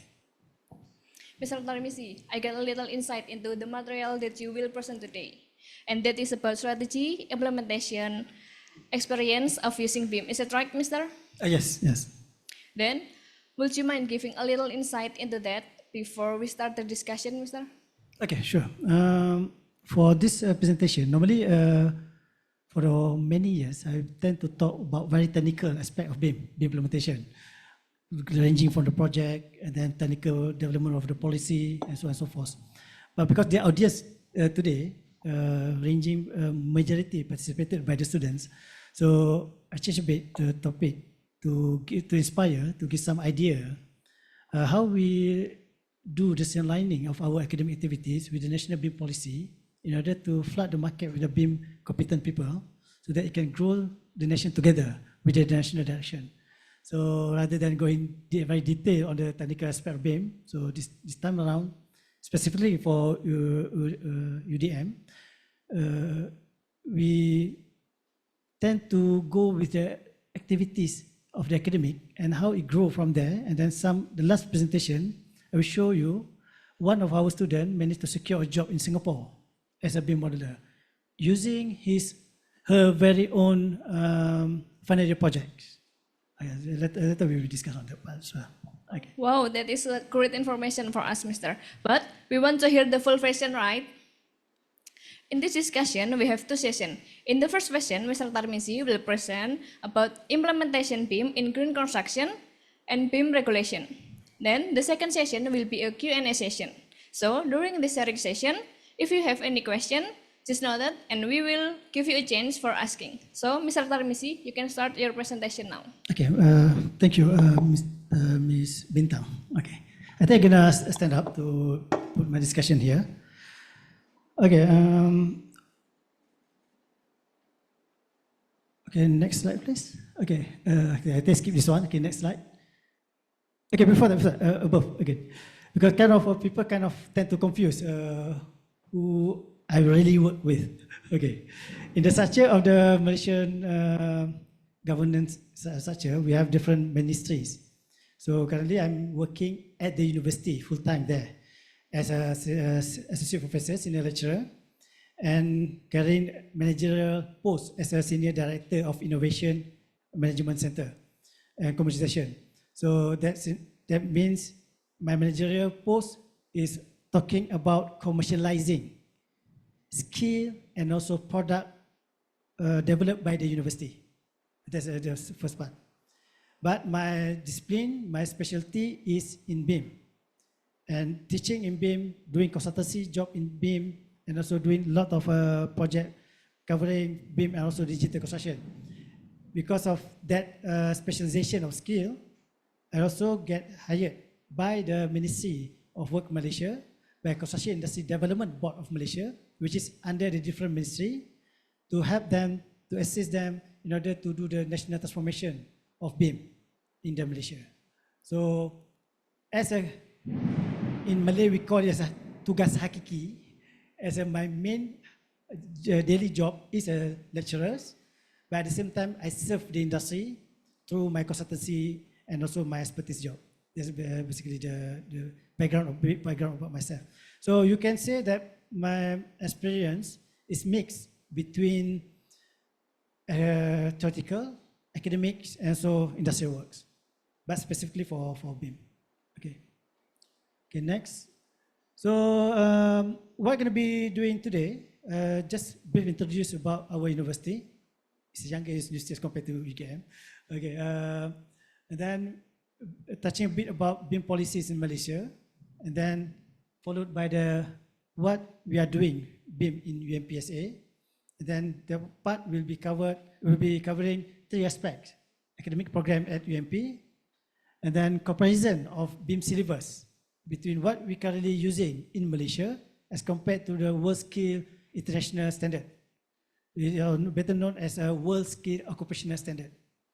Because I believe majority of you, some of you might be wondering how to secure a job overseas, isn't it? Because it's going to pay you better, going to give you a good career prospect.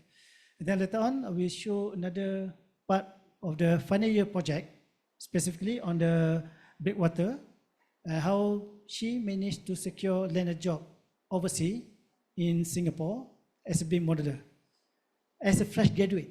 We're not talking about the people who experience fresh graduate, and she managed to secure a job there using his very own project.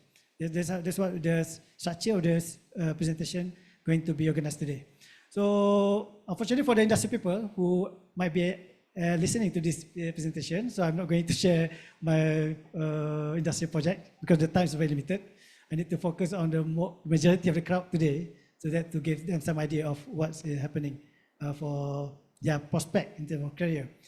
Because this morning we heard that currently the enrollment for the degree program in science and technology engineering declining here in Indonesia.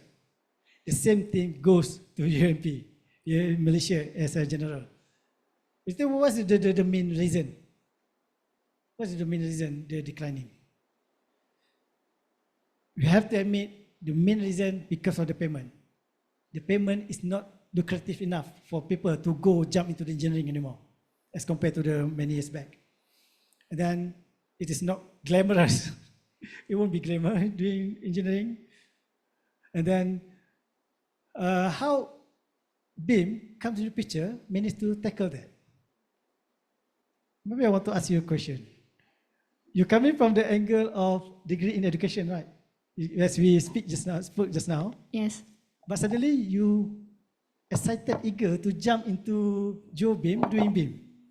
Why is it? Because I'm so excited to see the building goes to from the construction until the finishing start. Yeah, you can do the modeling, you can do the 3D, Yes. you can from the 3D convert into the physical, and then interaction between two, doing the coordination, everything is like that, right? Yes. And that's the problem with the engineering program. I'm civil engineer by the practice. I teach civil engineering for nearly 20 years. I work with the UMPSA for 19 years. Okay, almost 20 years. Comparing doing 3D modeling, where you can see what you are modeling, doing calculation, where you can see only numbers. The dy dx, the caching, integral, everything. Which one thing more interactive, more interesting to explore? Right, because give us to the third reason why declining, because you can't see the excitement of learning when doing traditional way of engineering or education. Whereas when you jump into BIM, what you can see? The first prerequisite, the 3D modeling. Then later on comes the VR to see everything, immerse into the reality. And then what else? You have laser scan, and then you have AR, augmented reality, overlapping your 3D model together with your actual reality of the site. And then you have common data. All those things really give a new perspective, new direction that make you more interested to go into this direction rather than traditional way of doing things. And that's currently happening in Malaysia and all over the world until the World Scale International is an NGO for the international, we call it as a skill Olympic, competing entire world involving 70 countries. So until one day, WorldSkills decided we need to have category for BIM to be registered to be compete internationally. So that means this thing is no longer something new. This thing is something widely accepted in the international market. Okay, so okay, next. Okay, a bit about our university. It is a very young university, established in 16 February 2022. And basically, we are the technical university. There are three types of university in Malaysia. We have research university, technical university, and also we have this thing called a comprehensive university, where we are technical university focusing on engineering and technology. And our focus is on high-level TVET. High-level TVET means our PhD, also technical PhD, as compared to theoretical PhD, philosophical PhD. Okay, and then, okay, next. So currently we are at the ranking 600 to 800 in the world, at the best university, number 8, the best university in Malaysia, and number 1, the best technical university in Malaysia for this year ranking. Okay, next. Okay, as far as sustainability is concerned, we are number 5 in Malaysia, and also 200 and 300 under the THE, Time Higher Education Impact Ranking for Sustainable. So, okay, next. So we have developed our own UMP Sustainable Campus Blueprint 2022 until 2035. So next year gonna be the next to revise and come out with a new blueprint. And also every year we come up with a Sustainable Development Goals Report to show the progress of how good we are managing the carbon release and everything. Okay, next. Okay, next, second part, we're going through directly to the BIM policies in Malaysia. Okay, if you look at the worldwide BIM implementation, the market demand for BIM, so it's increasing from 2022 until 2030, where it's expected the CAGR, economic term, around 12.6%. So all over the world, across various continents, they are starting implementing BIM using two different methods, either private sector lead or government lead initiative. Whereas in Malaysia, we are more leaning towards government lead, where the government put the requirement there and everybody will follow. but certain country like the European, the government doesn't, some of the country doesn't specify anything, but the driver coming from the company to implement BIM by themselves. Okay, next. So if you look at the chronological order of BIM policy in Malaysia, so we start this thing kind of early in 2010, where we, in Malaysia, we have 5 years Malaysian plan. Every year. We started off 10 Malaysian plan, then we already finished 11 Malaysian plan, now we are the 12 Malaysian plan. So next coming after 2025, next 2 years, then we will be entering the 30th Malaysian plan. So it's all started in 2010. On my part, simple only, I just want to get my PhD finished. So whenever I want to get my PhD finished, I collaborate with the Consortium Research Institute of Malaysia, CIDB, under CIDB, and we organize a workshop together with the Economic Planning Unit of Prime Minister's Office, together with the Public Works Department of Malaysia, still the previous slide, and also various people. Then we come out with the industrial report mechanization of IBS. IBS means a precast industrial building system that we are using the term in Malaysia, through building information modeling. That's basically the idea. Because the challenges of IBS during that time is how to get all those components precisely fit together. In order to do that, BIM enable things to be done. That's basically the idea. So after then in 2012, I came back from UK, becoming the only and first PhD holder in Malaysia in BIM. And that's where the story started, where the government saw the potential of BIM, because there's no expert in Malaysia during that time.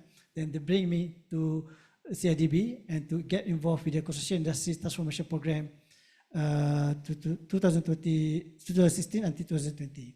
And that's how we roll out the BIM implementation. So the first implementation of BIM appeared in this CITP program. And then we helped the government come out with a housing policy of BIM.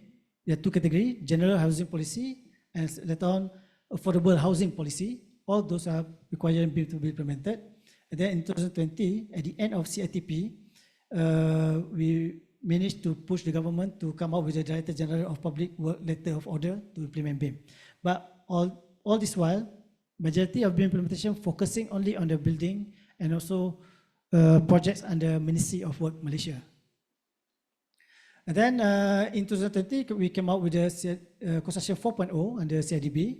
And then here is the big thing where Ministry of Work come out with a big 10 years policy known as National Construction Policy NCP 2030, where it defined entirely how BIM need to be implemented to the rest of the country. And then from there, we also get involved in helping the Malaysia Authority to develop the BIM policy and the rest of the document. Okay, why is it important to have policy at the very first place? What do you think?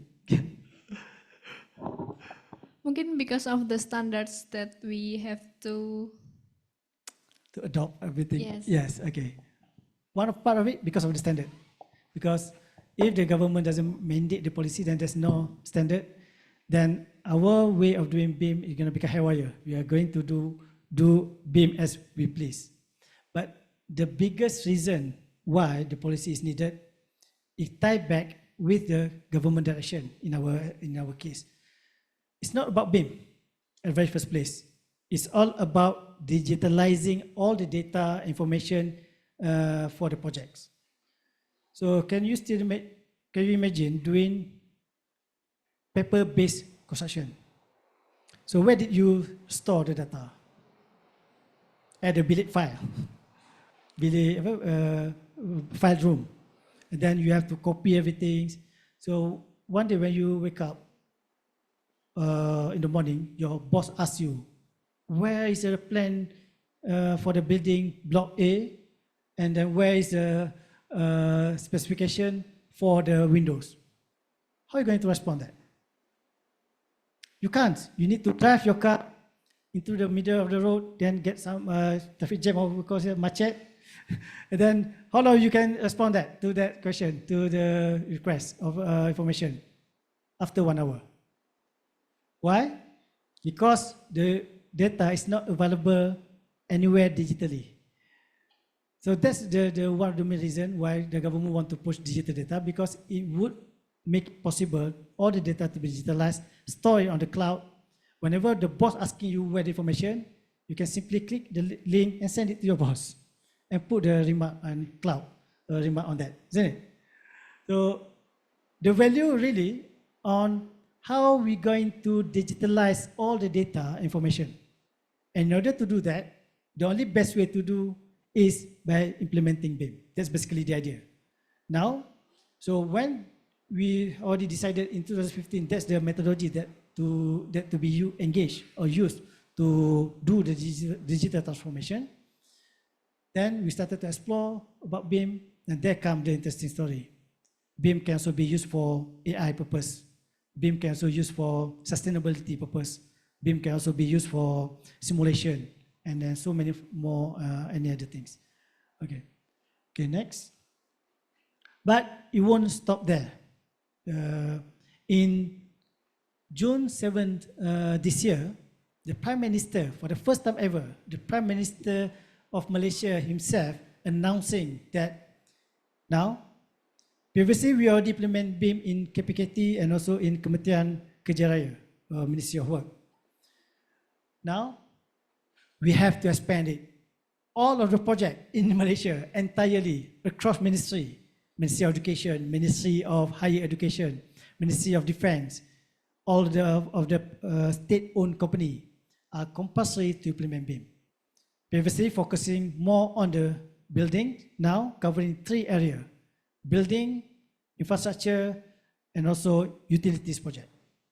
Because the government already saw the 10 years of our initiative in order to push BIM implementation has proven so many benefits to the country. Now it's time to put a full mandate of the country. So what does it mean especially to the students? What does it mean? It means a lot more job creation, a lot more job opportunities, a lot more salary tag, increase of salary tag for you guys. That's basically the idea when the government pushing the drive. So it's not just the government want to get benefit of the digital data, at the same time the economic effect of this thing also will be translated into the dollar and cent to the fresh graduate, whoever want to jump into the career in this construction industry.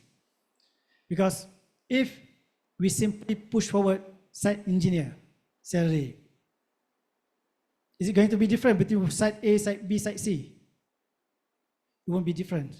If this guy particularly receive 2,000 ringgit, I don't know the currency here, how much it equivalent. You go to the site B, it's going to be most probably around 2,200 ringgit. Or go to the site C, most probably the highest 2,500 ringgit. But we can beam the picture because there's no market rate yet set by the industry. So that means a lot of opportunity given to the whoever student master in this area. So that's basically the economic impact going to flow to the students when they graduated.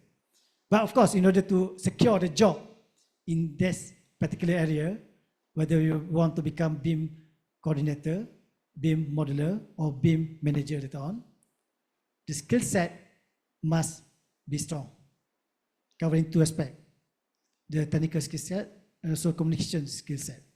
Because when you are doing BIM talking about information, data, if you fail to communicate what you are doing, then you fail to coordinate back to the client, then there's going to become a lot of trouble to the client later on.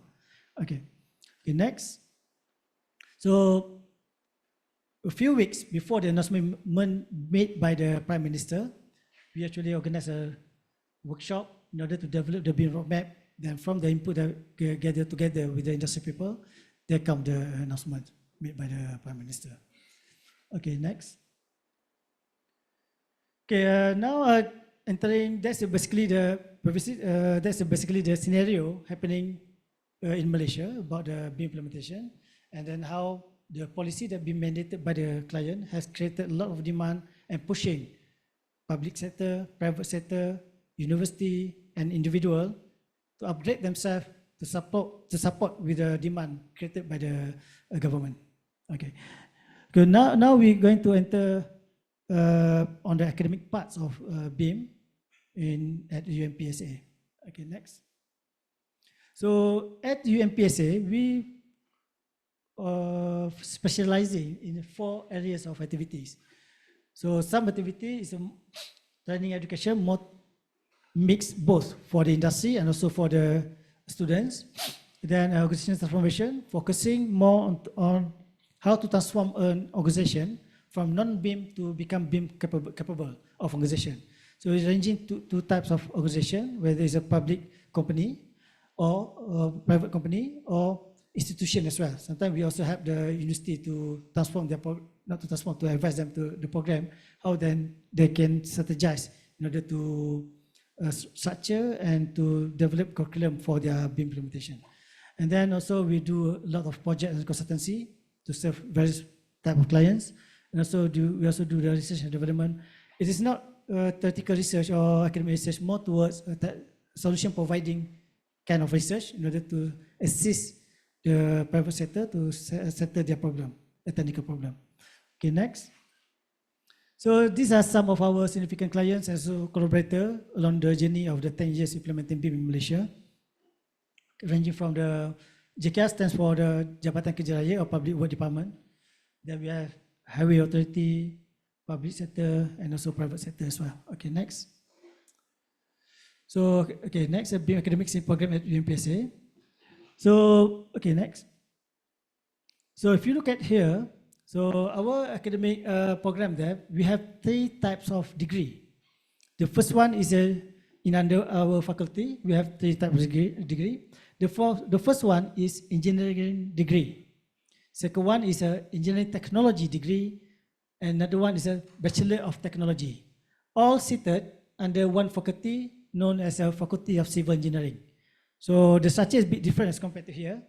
You have sekolah vokasi, multiple discipline. Here, right? Mechanical, electrical, everything, but focus on vocational. Then you have School of Engineering. You also have another one, engineering program, mechanical, electrical, everything.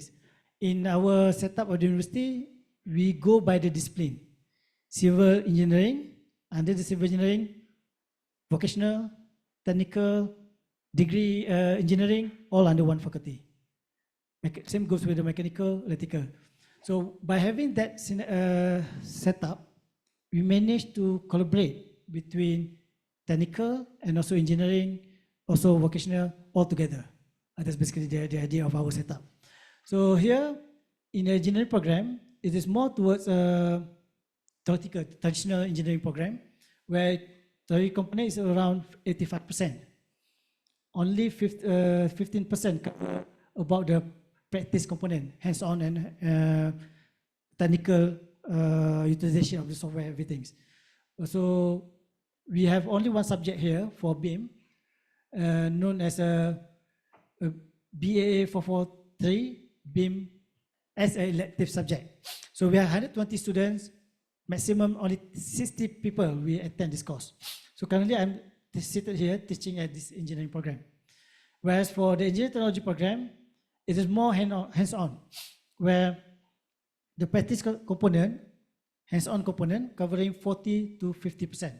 So practice component means that they're giving you more towards hands-on, software or some sort of like tools at the side, everything, then you need to do hands-on project. Here, focus more towards design. Here, focus more towards application of the design. And then they have more credit hours for BIM, whereas here also technology also have more credit hours for BIM. So basically the structure of our program.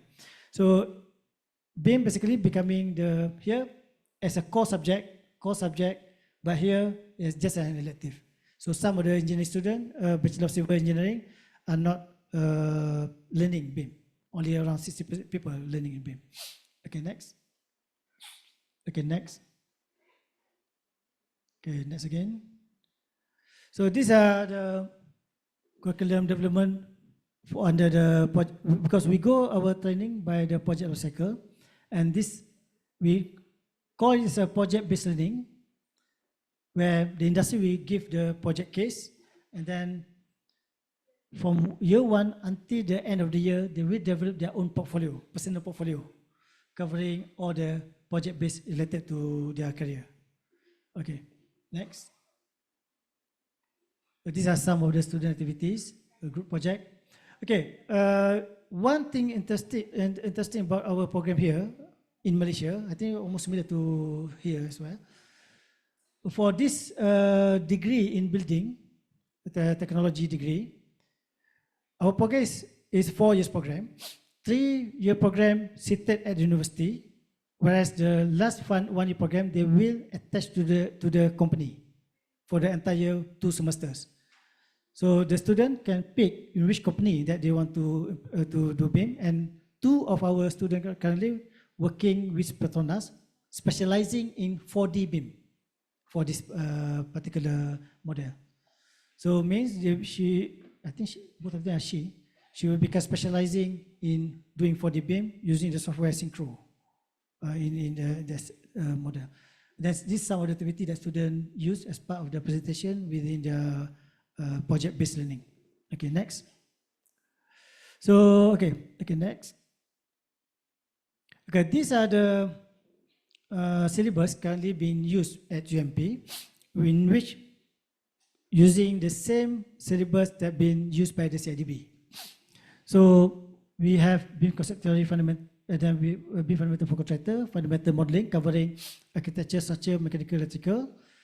But for BIM technical coordination, BIM technical management, unfortunately we couldn't have enough time to teach the student. So the student, we only cover the item A here, and also fundamental modeling. But again, limited by architecture structure for the civil engineering. For the mechanical, they will jump into the mechanical plumbing. For electrical, they will jump into the electrical program. So, okay, next.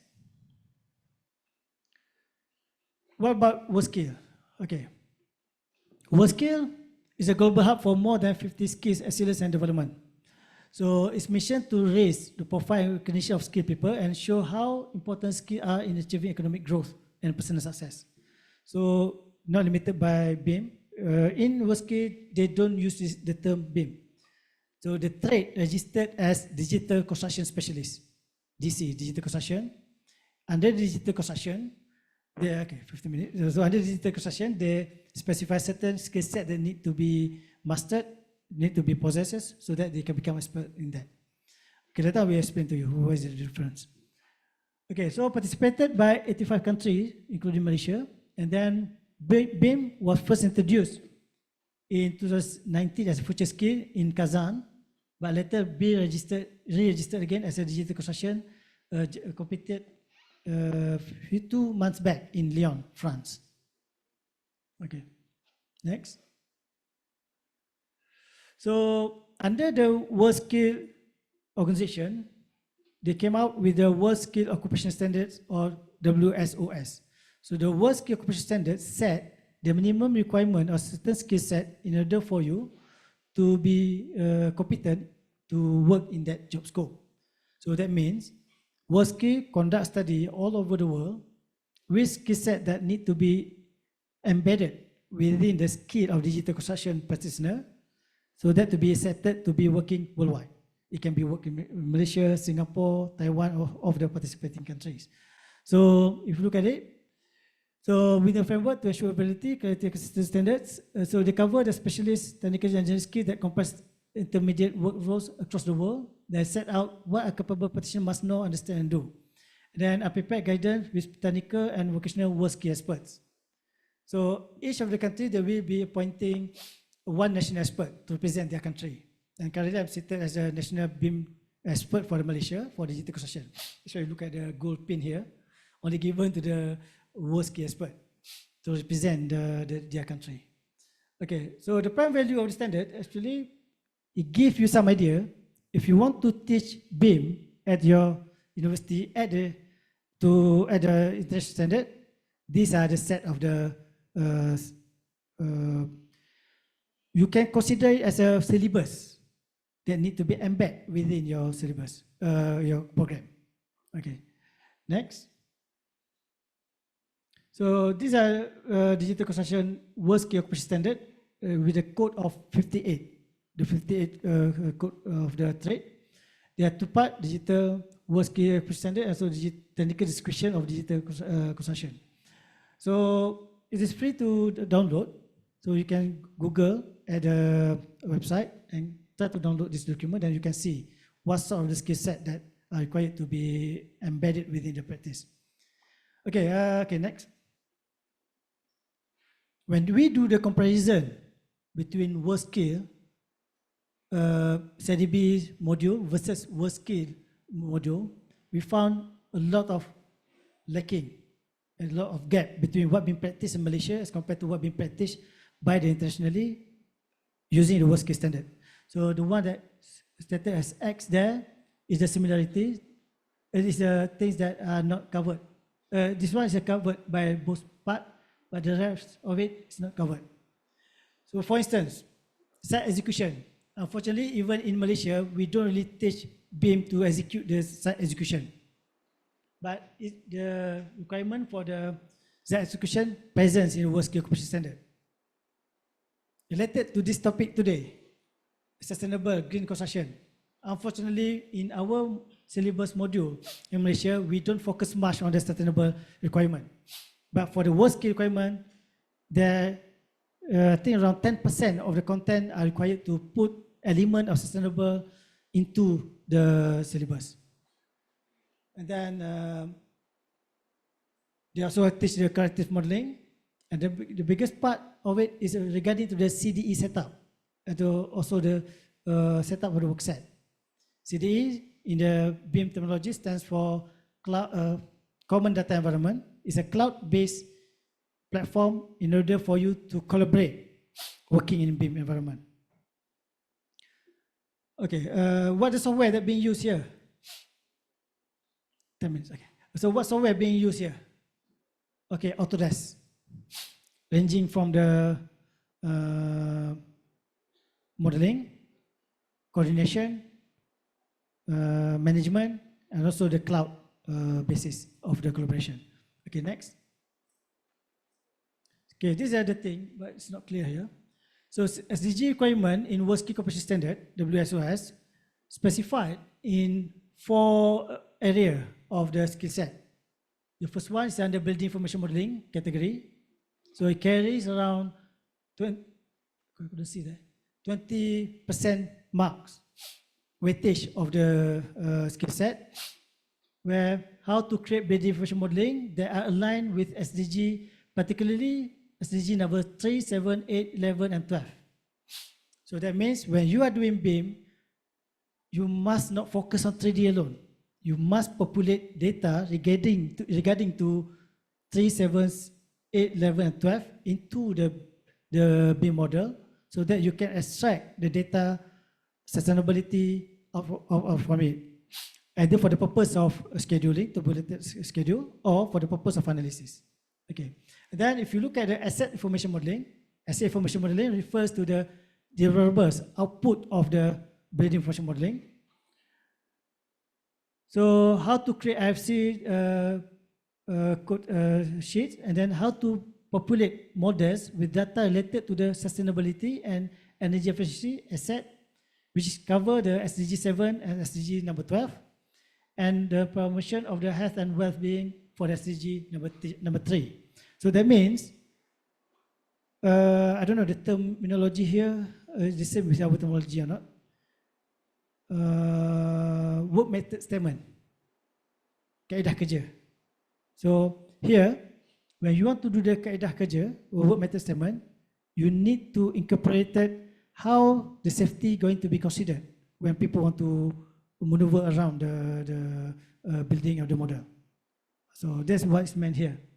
And then model coordination, how coordination of different models can contribute to the achievement of SDG, reducing waste and inefficiencies. So this covering how optimum your design in order to avoid over design, or then how to avoid clash, how to avoid error, so that it would reduce the rework at site, which contribute to the wastage.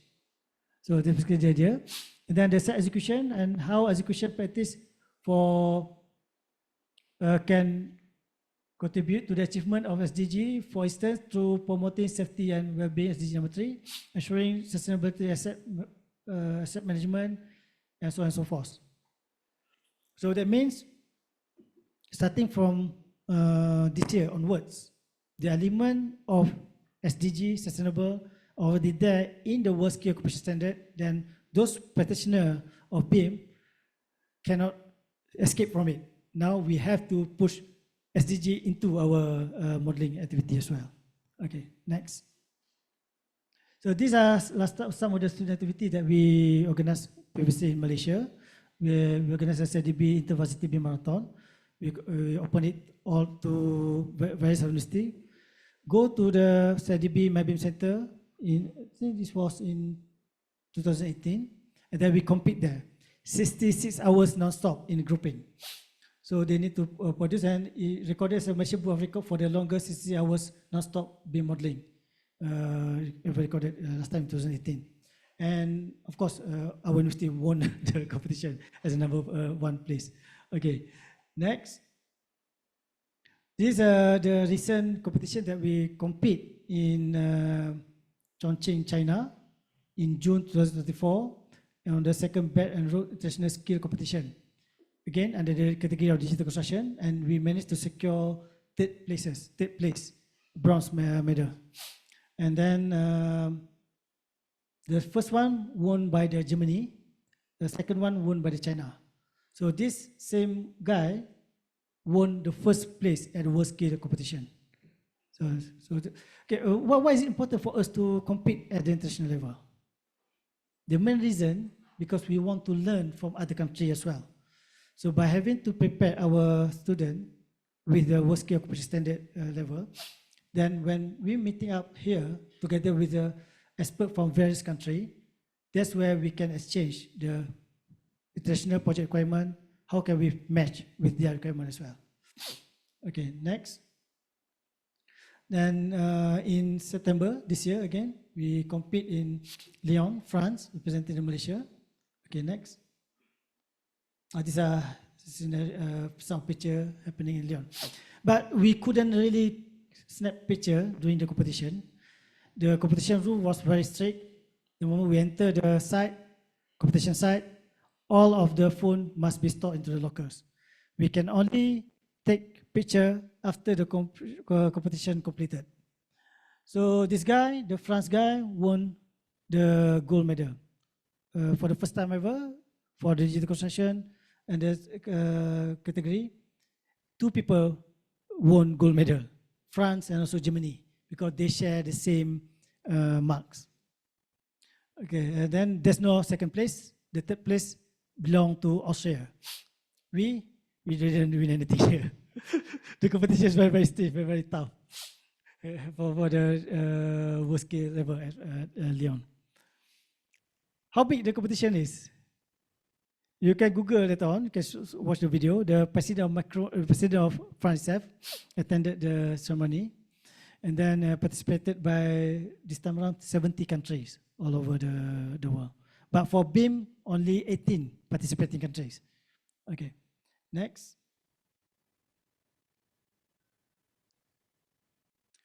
Okay, next I will show you some of the BIM projects made single-handedly by one of our students. Then where she later on managed to secure a job in Singapore as a BIM modeler. I'm not sure the salary during that time, but I think nearly 3,000 Sing dollar, if not mistaken, in 2020, if not mistaken, or 2019, right after the graduation. Then a few months later, COVID pandemic. Okay, next. So her name is Shin Yin. Her final year project thesis is known as a case study of 4D implementation on infrastructure project. And the project is about the breakwater, span around 4.7 kilometers long and consists of 55,000 units acropods.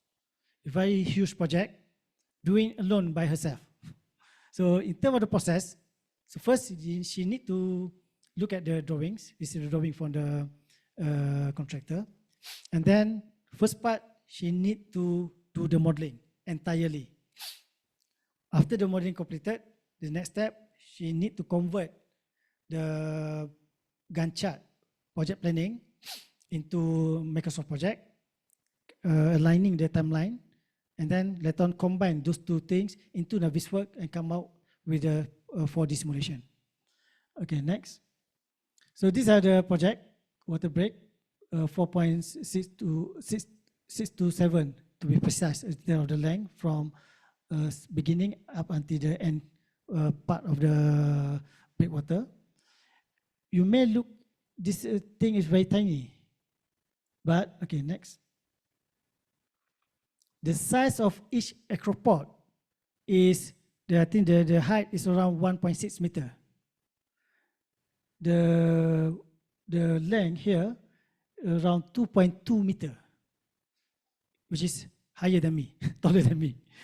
So each individual acropod, okay, next, need to be arranged in an interlocking manner.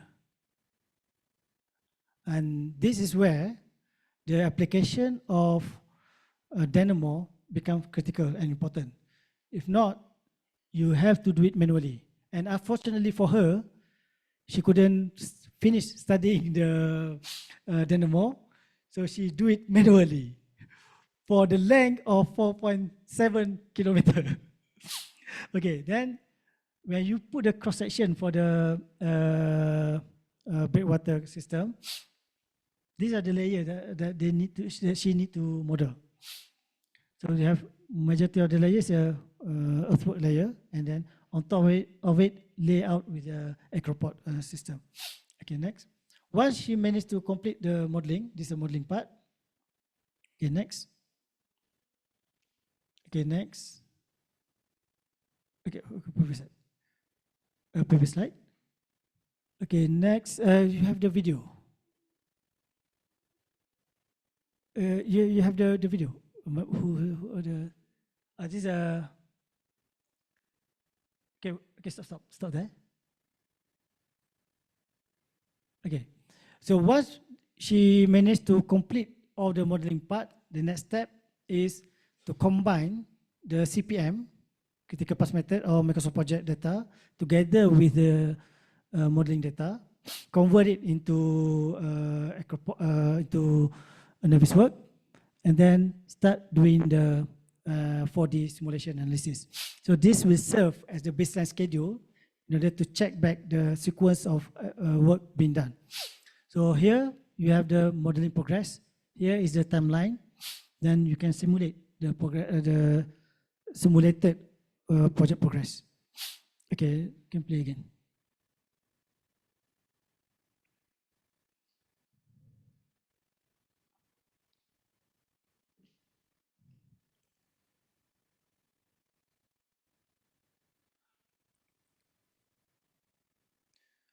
So 5 years back, the skill set for 4D modeling and also for BIM, for infrastructure project, specifically for water break project, is so rare that not so many people can do that. Because she managed to get this very unique project, niche project, so that attract a Singaporean company to hire her as a BIM modeler in Singapore.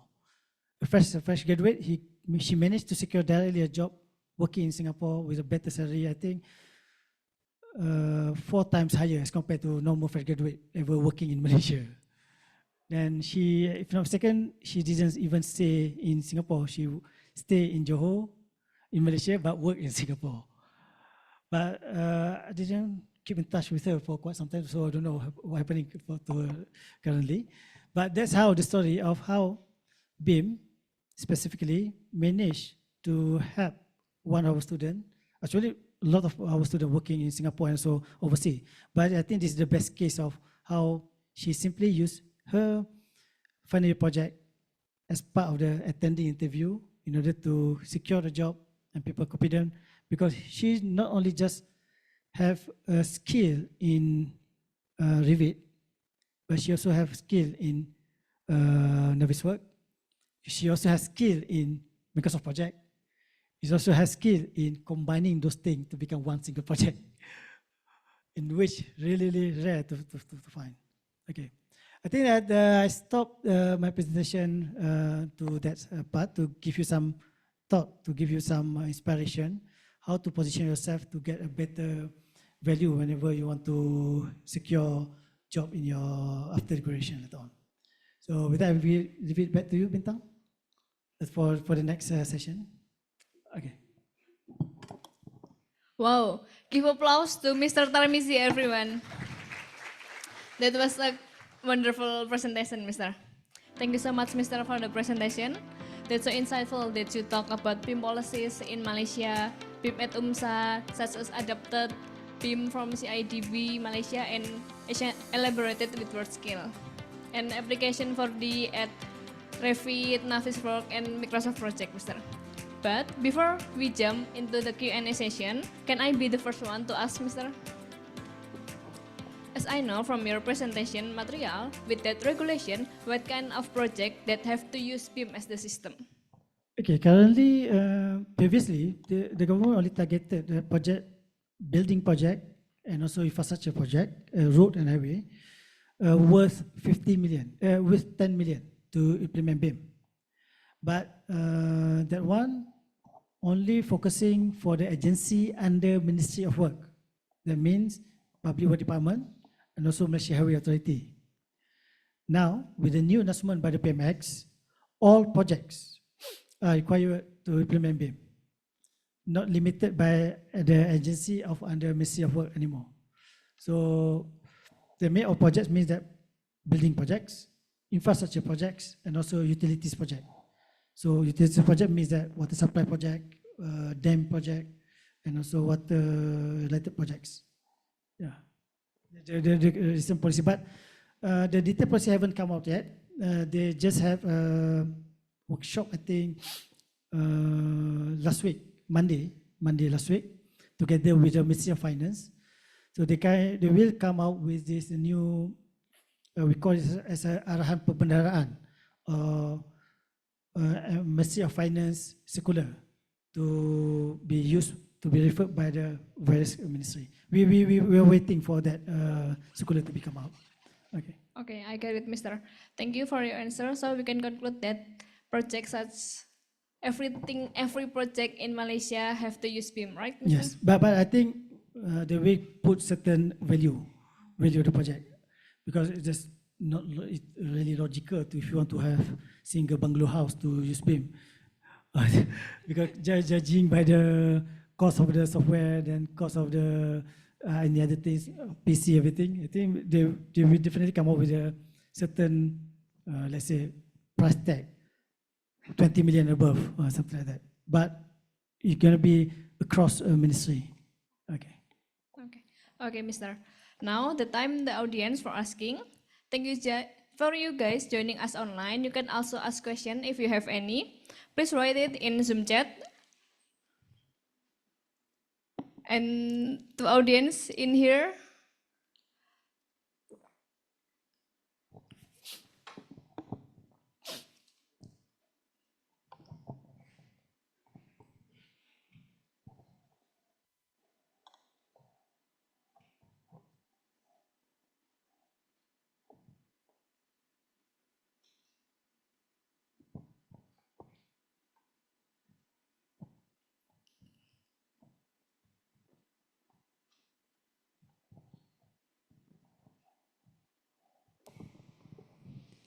Okay, check.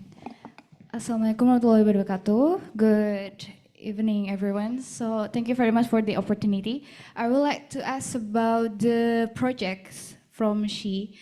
So how can he get acceptance in Singapore? So what is the interesting part from this project? And for example, like the materials or the design or something like that. So I just want to ask about the projects from Shi.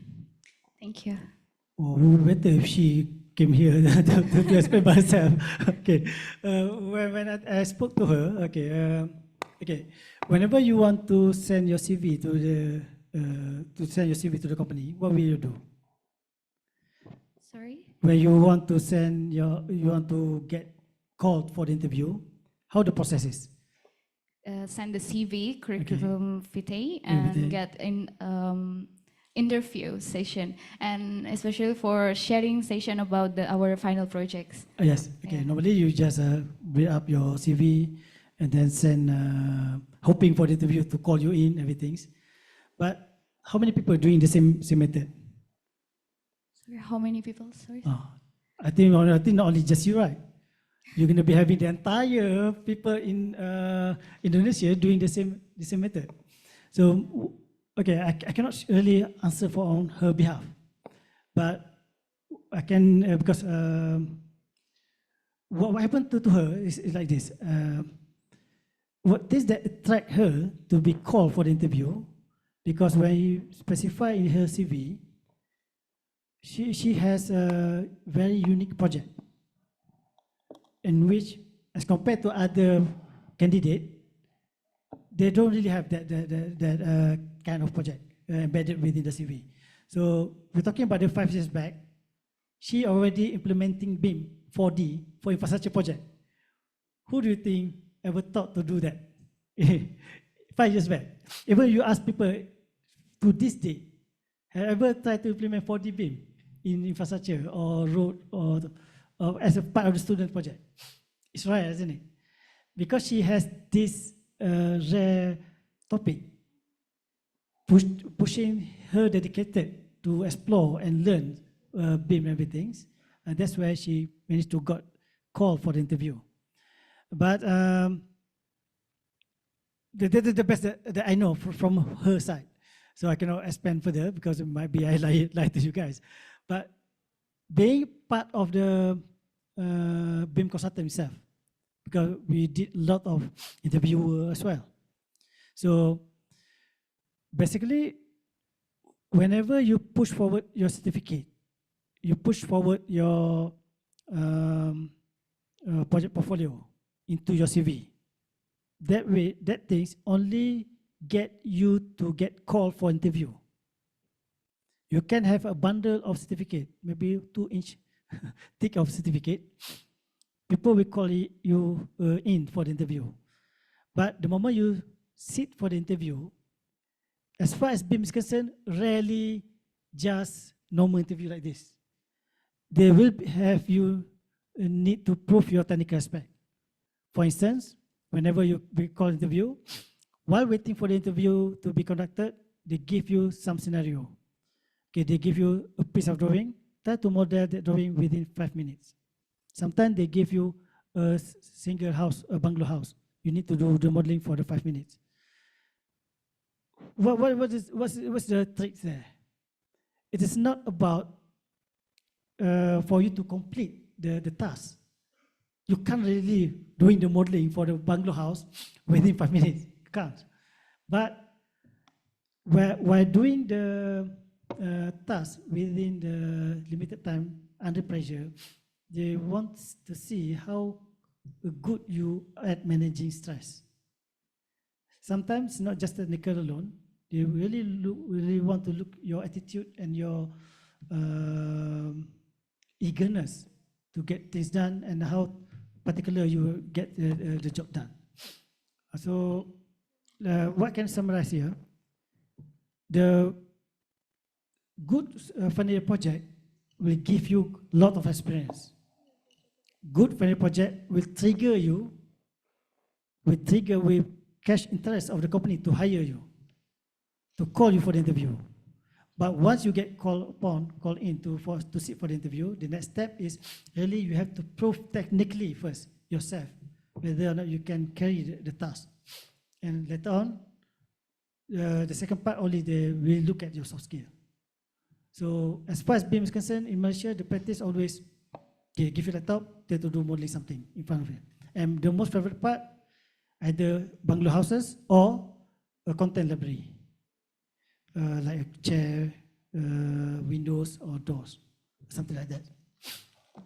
I hope Thank you it very answers much, your sir. question. Okay. Yes, thank you. Okay. Okay, thank you so much, Mr. for the answer and the audience for the question.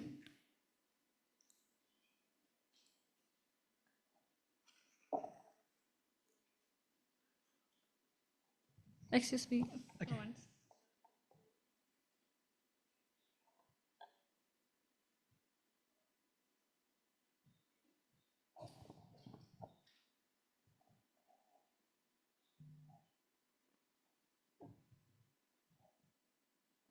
There is some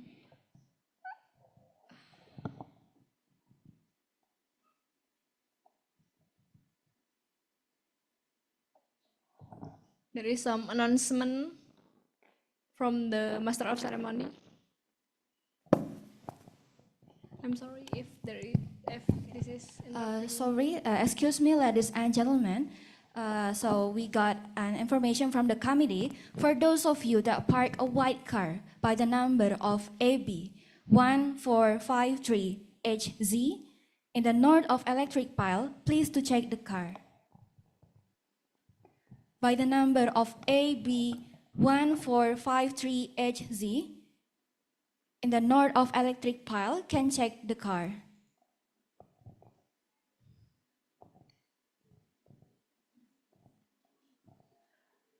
Izin untuk berbicara dalam bahasa Indonesia. Untuk para hadirin sekalian, dengan nomor mobil AB 1453HZ yang memarkirkan mobil di sebelah utara tiang listrik untuk dapat mengecek kendaraan segera.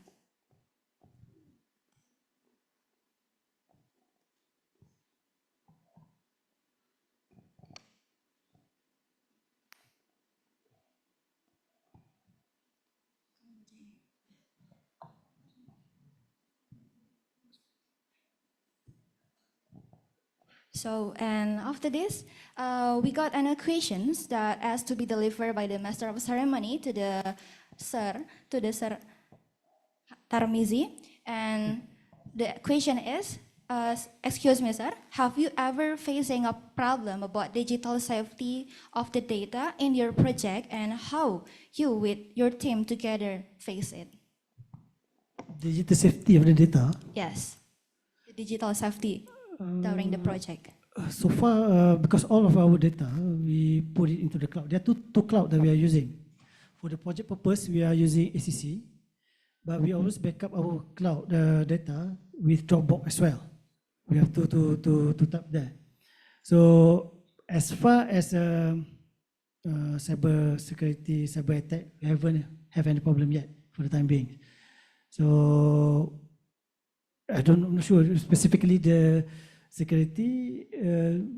Focusing on what? Maybe the question is asking about the cloud in the BIM, because we know that most of the data in BIM is having in the cloud and everyone can access it. Maybe the question is because the cloud is even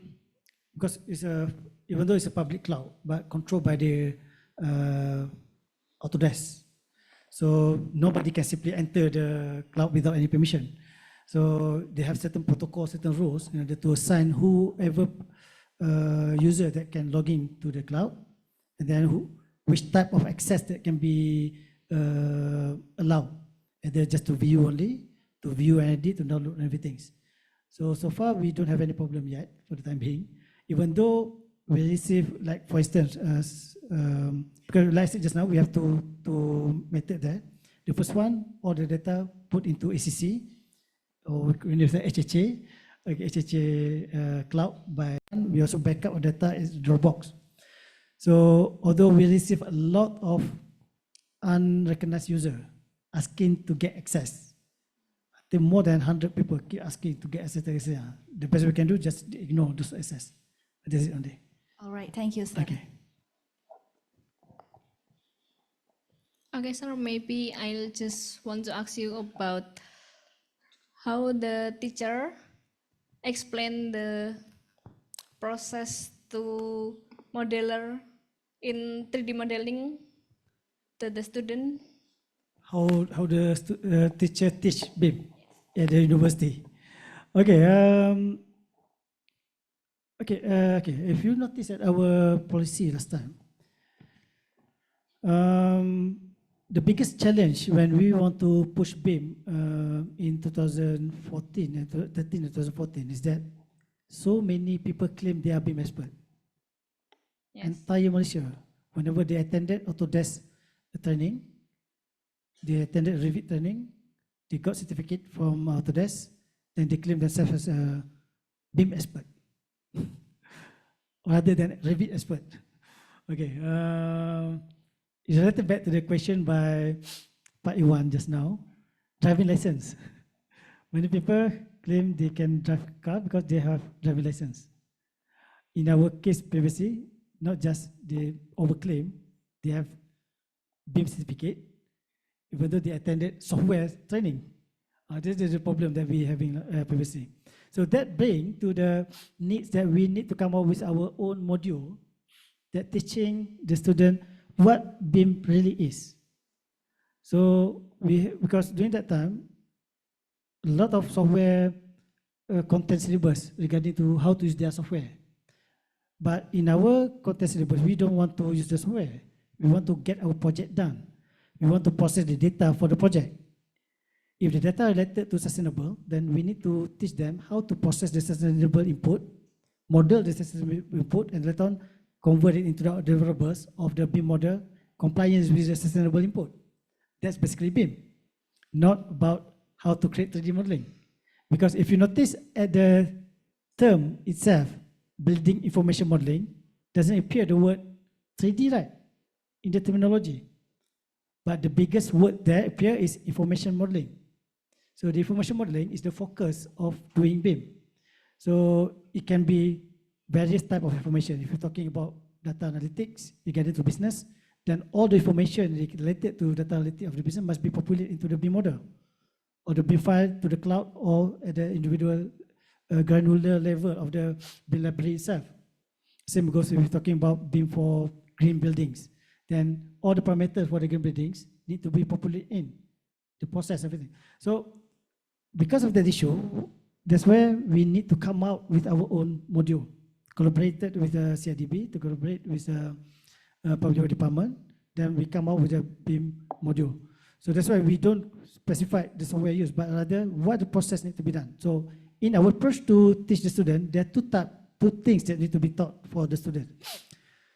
The first one, the most critical one, the process of knowing the data.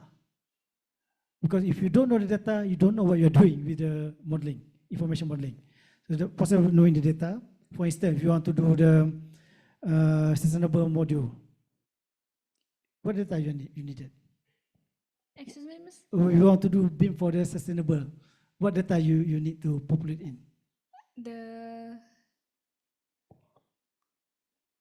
I don't know, it's hard to answer. Why? Because certain projects are not required for people to do BIM for sustainable. Okay, for one of our project, certain project require us to do sustainable. So the one of the data that I required is the U value of the materials. Every U value of the material need to be punched into the model so that the analysis of sustainable can be done. So again, what it tells you here, the value of the data, the type of the data, the information that you want to process within the data and information modeling need to be taught first, not the software. Once they understand the software, the data, once they understand the design intent, let's say you want to do the road modeling, you have to understand the curvature of the road, and then the super E value, everything. So those things need to be taught first, covering in which things that you want to do the model. Then once you teach that part, that's why I tell my student is knowing what data first. Okay, once we understand the things, next we teach them how to do the modeling. So the first one, more to theory. Second one, more to hands-on. So combining all the data, put it into your model, and later on produce the deliverables out of the model. So I can say around 60% of hands-on, 40% of theory, knowing about data and information. So because data information project comes in various form. It can be in a form of PDF format. It can be form of a drawing, .dwg. Then you can have .pdf and scan image. And then different type of information, the format, we give you different process to extract information to enable you to do the BIM modeling. So this kind of approach that we use there. First, again, teach them how to know the data, how to understand the data, input. Second, teach them how to do the modeling, hands-on, step by step. So our process varies, having 5 stages. First, how to do the input processing. Second part, how to do setup. Setup means that when you do, before you do modeling, you need to check which library is there, which library is not. Then if the library is not, then you need to create your own library. Then at the same time, you also need to do the project template and so on and so forth. The more details on that part. Third phase is doing the modeling. Fourth phase, doing the coordination and checking back all the data and the 3D modeling. And the first stage is doing the entire deliverables and outputs in terms of modeling itself, drawings, animation, and 3D and visual video, everything. So these are 5 steps of doing. Then we embed this process within the hands-on learning and also theoretical learning within the syllabus. Okay, thank you so much, Mr. for the answer. Maybe it can be implemented in Universitas Gadjah Mada, that maybe focus on the input the data and after the modeling. But the unique one about our syllabus in UMPSA, because we are using actual data. We are not using fabricated data. We just pick up the previous project, I think 10 years project ago. The project has no akta rahsia anymore. So we bring all the drawing back and then we replicate the process using the actual data. So that's the only way that we can reduce the gap of theoretical and practical. So for instance, if you want to do the MRT projects, the way of doing the modeling for MRT project differs as compared to the way doing for the housing projects. So all the data, all the specification, all the requirement need to be properly embedded within the process flow. So that's why in our methodology, depending upon which career that student will pursue, if during that time we think that the highway project is way to go, then we tend to embed the highway requirement into the project. It can be different between one batch to one cohort, depending upon the demand by the industry. Okay. Okay, thank you so much, Mr. for the answer. Maybe for the audience, is there are more questions to Mr. Tarmizi? Maybe about implementation BIM policies.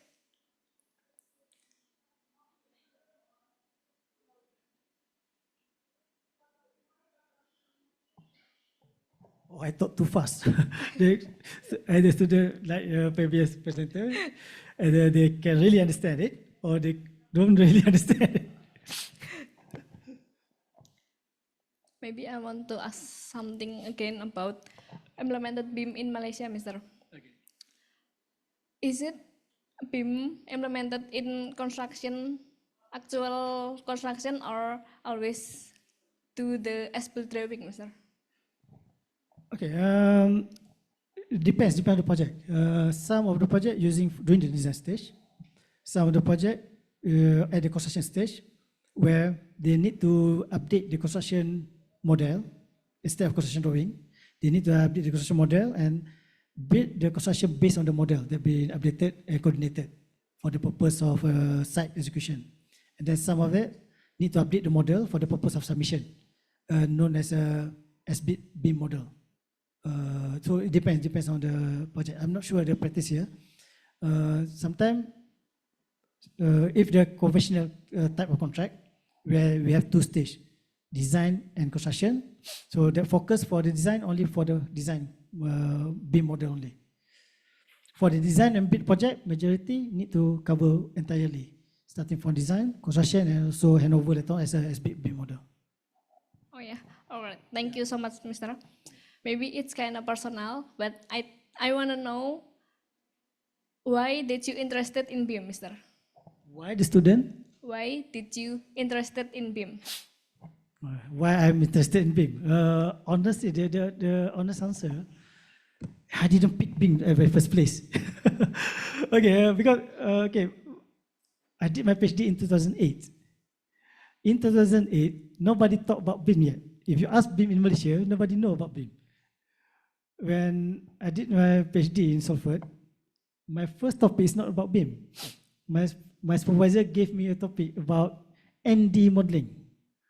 You heard about 3D, you have 4D, you have 5D. The one that given to me by my supervisor is unlimited dimension of modeling. So it got me crack my head. What the hell is ND modeling? I don't even heard about this thing before. So after going through study about the term, the fundamental of doing unlimited modeling is BIM. And during that time in UK in 2008, the maturity of BIM also not that high.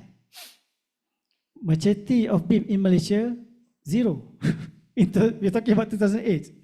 So I think before we can do a lot of innovation, we can do a lot of magnificent things for digital everything, we need to push the industry to implement BIM first. Because the fundamental prerequisite is people need to implement BIM so that the 4D can be implemented, 5D, 7D, whatever D you name it, can be later on. Now, those things cannot be happening until people are implementing BIM. So that's where I think, why should I go focus on ND modeling? So I reduced my topic to BIM, building information modeling. And then my PhD topic basically is I've come out with the framework, how to, a readiness framework, how to convert a company from non-BIM to BIM. This was my PhD topic. So from there, because I have the methodology how to transform a company from non-BIM to BIM, and that's the framework being used up until now to help my country, to help a lot of company to strategize their BIM implementation from paper-based or CAD-based methodology to BIM-based methodology. Then I received a lot of consultancy work from there. And then it grew my experience through that methodology. And that's how sorry, because if you ask me how I pick it, I think it's destined by Allah, by God, for me to do BIM. And then that's that I know at that time, I knew at that time. When I came back in 2012 and 2013, nobody expert in BIM immersion at that time. So if I simply put my thesis on the shelf, hoping for the government to drive something, then there gone my 5 years or 4 years study. So what I did, so that's why you saw just now, I engaged with the workshop together with industry. And later on, I bring my thesis to CIDB during that time, Construction Industry Development Board, presenting the idea, and then from there they saw this is a good opportunity for country to transform to digitally, and then from there the collaboration start. I think the major player hit the right people at CIDB, and also the right people at Public Works Department of Malaysia, JKR, and also right people at Economic Planning Unit under Prime Minister Office. Because the first program funded by the government to ensure the implementation was by the EPU, Economic under Prime Minister Office, to ensure the country have enough good number of BIM modelers. So our first job in 2016, we trained 800 people to be competent in architecture and structural BIM modeling. And then that has become a free workforce for the country. Then the time people start to roll out BIM implementation from there. Because whenever you want to convert a country or convert to company, always remember three things: people, process, technology. Technology you can simply buy over the shelf. Go to any BIM software vendor, you can go ask them, then they can sell you at a certain price. Process controlled by you. You can define the process, everything. But the biggest question is, where's the BIM user? Back then in 2013, 2014, lots of people can talk about BIM. Talk here, sing there, everything, claim they are BIM expert. But the moment you give them the data, give them the laptop, okay, try to do BIM. Not so many people can do that. Then how can BIM move. So that's where the gap can be fulfilled by the fresh graduate. Because in those days, fresh graduates are good in computer. The people in industry, especially those dinosaurs, kind of scared with the computer. But the huge gap as well. They know how to do the BIM modeling, but the wisdom is not there. They also need the senior people to teach them the wisdom, the design intent. For instance, if you want to do the routing of the mechanical system, the water pipeline should always sit at the below. The electrical should sit at the above, because if there's a leaking, then it won't jeopardize your building system. All the industry people know about this, but not for the fresh graduate. They don't know about it. So this bridging the gap also needed between the operator, BIM operator, together with the experienced people. But to convert the experienced people, especially people at the age of 40-something, 50-something, asking them to use Revit, to renovate, it's really hard. So much more easy. For them as well, much more easy, hire the fresh graduate, put there, order him, okay, do this, I just give you input, then you do the modeling. So that's how this story started last time in Malaysia. The idea is we convert people, train them massively, 800 people to the entire Malaysia, flood it with the market. Second round, we train a few hundred under CDB and then so on and so forth. 800 for the 2 years duration. That's basically the idea. Okay, thank you so much, Mr. for the answer. Because of the time out of the event. One question from Pak Iwan itself. Yes.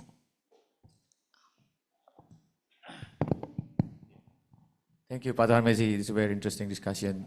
I think there's one thing that's very important that you just mentioned about, perhaps you are not explaining enough about affordability of the BIM software. I think this become a very major obstacle here in Indonesia, especially when we talk about special BIM, BIM with special plugins, especially for the modeling, simulation, and sometimes CFD, especially CFD, it is very, very expensive. So how in university, you know, I know there is a student version, it's affordable, but once we get into professional terms, then this becomes a really headache situation for the professionals. How the government of Malaysia cope with this, and is there any subsidy or is there any incentive or anything about this? Thank you. Okay, just what I'm saying, the subsidy or incentive by the government last time comes in two forms. Okay, the first one is a training subsidy. Okay, when UMPSA was entrusted by the government to implement, to train, to flood the market with the fresh graduate competence in BIM. Okay, the first program was 15 days. 15 days. So basically the student, after graduating, graduate from their university or final student, rather than go seeking the job straight away, they will be called upon to attend the interview session. Whoever selected will participate in this program at zero cost for 15 days.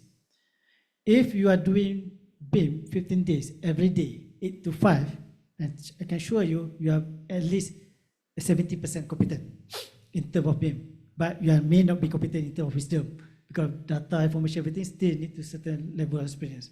But we managed to reduce the gap, because the government already funded the part for the fresh graduate. So we have multidisciplinary. Multidisciplinary means that one student, they can do 4 discipline modelers. They can do architecture, structure, mechanical, electrical. So whenever the company hiring this guy, instead of hiring 4 modelers, he can only hire 1 modeler. That's how he reduced the cost of hiring people.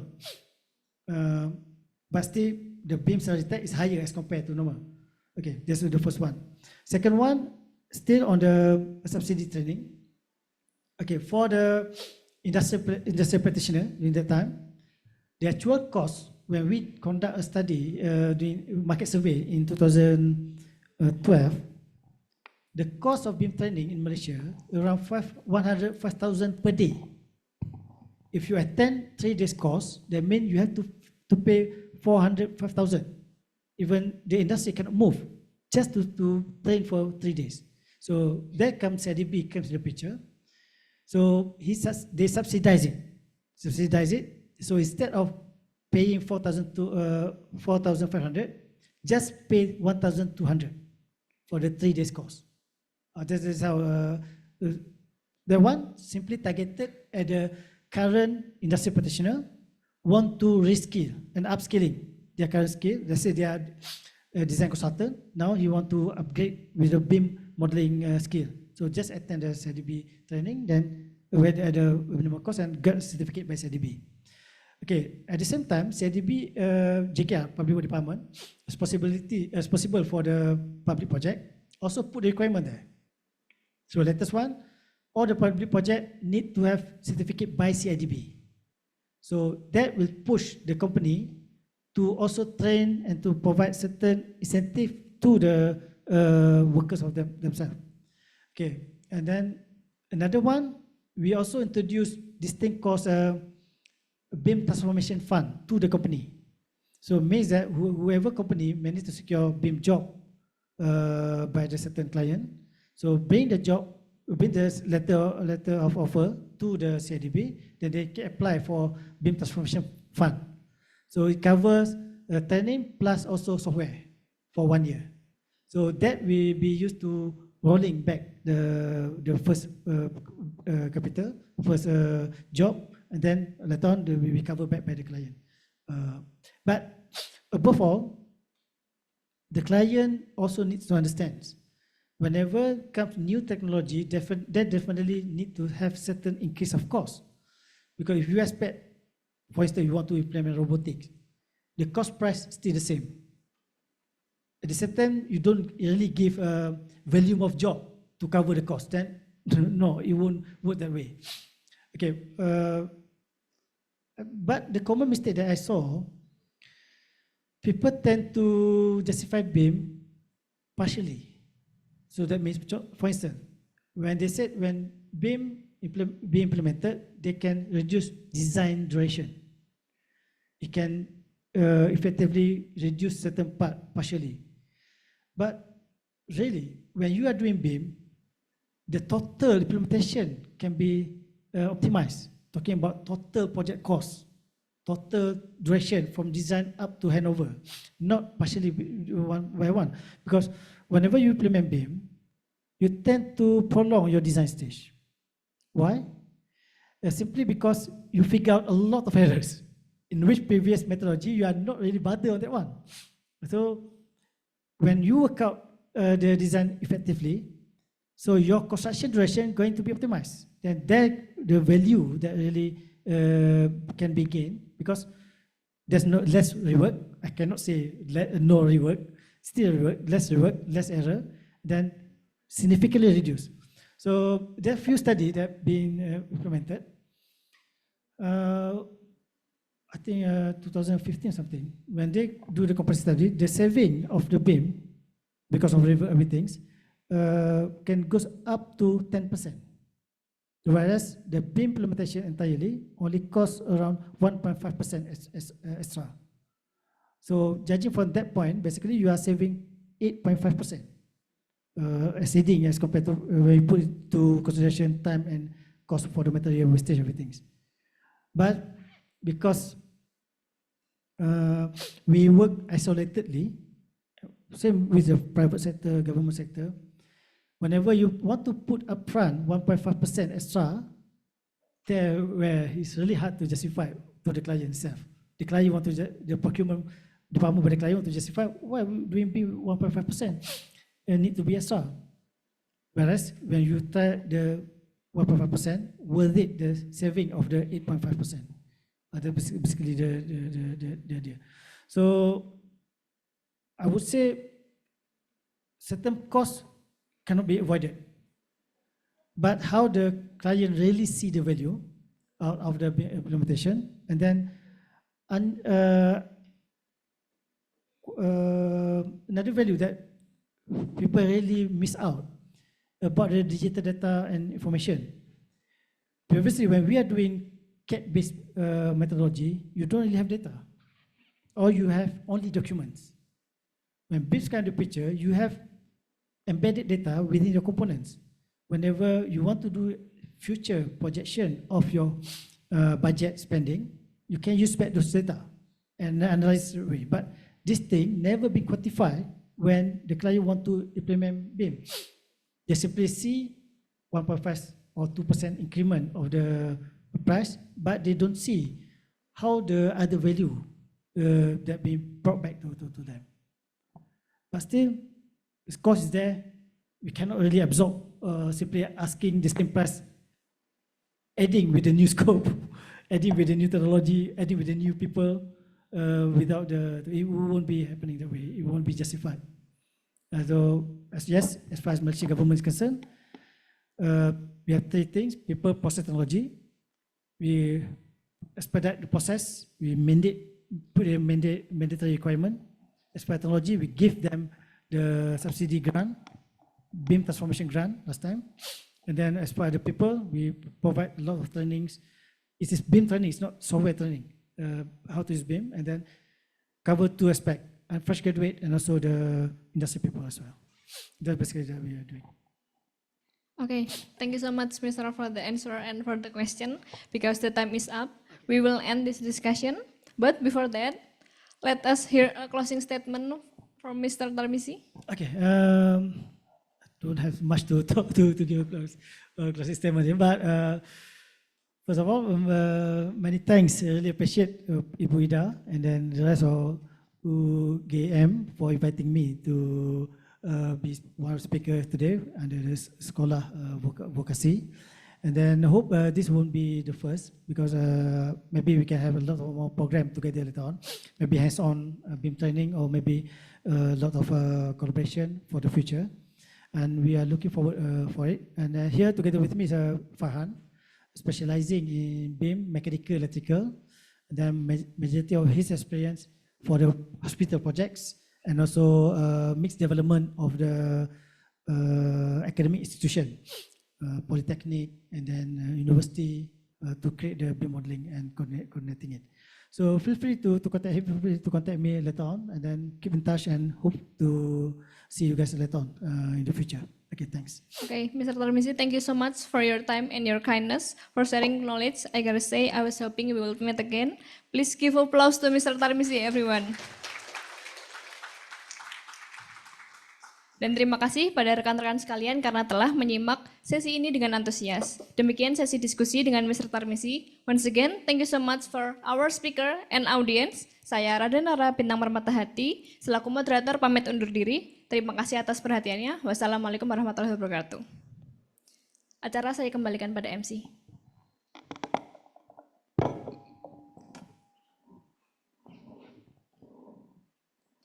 Thank you, Mrs. Raden Rara Bintang Permata Hati, SPD, for expertly leading the conversation. Furthermore, we will award a plaque to the second speaker and the moderator. Please, Associate Professor Dr. Ahmad Tarmizi bin Haron and Mrs. Raden Rara Bintang Permata Hati, SPD, remain on stage for the awarding plaque. Please, to Mrs. Wahidatik Nurfaida could give the plaque.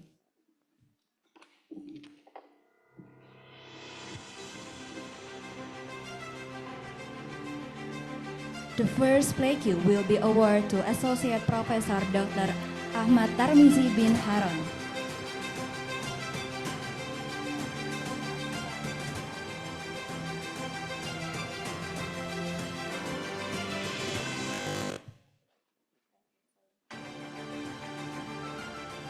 And the second plaque will be presented to Miss Raden Rara Bintang Permata Hati.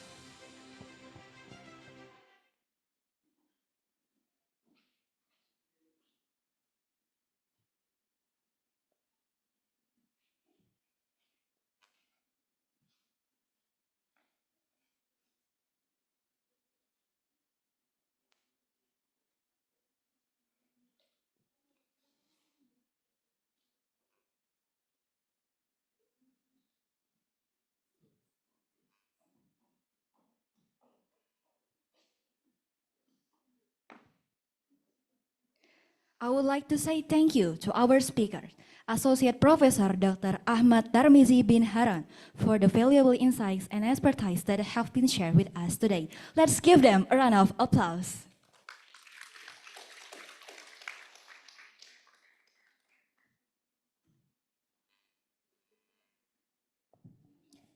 For the next agenda, we will award a plaque to BIM Wika.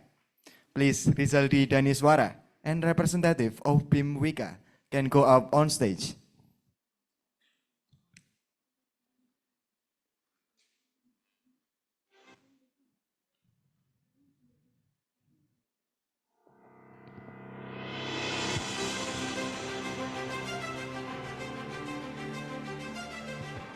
Please welcome representative of BIM Wika.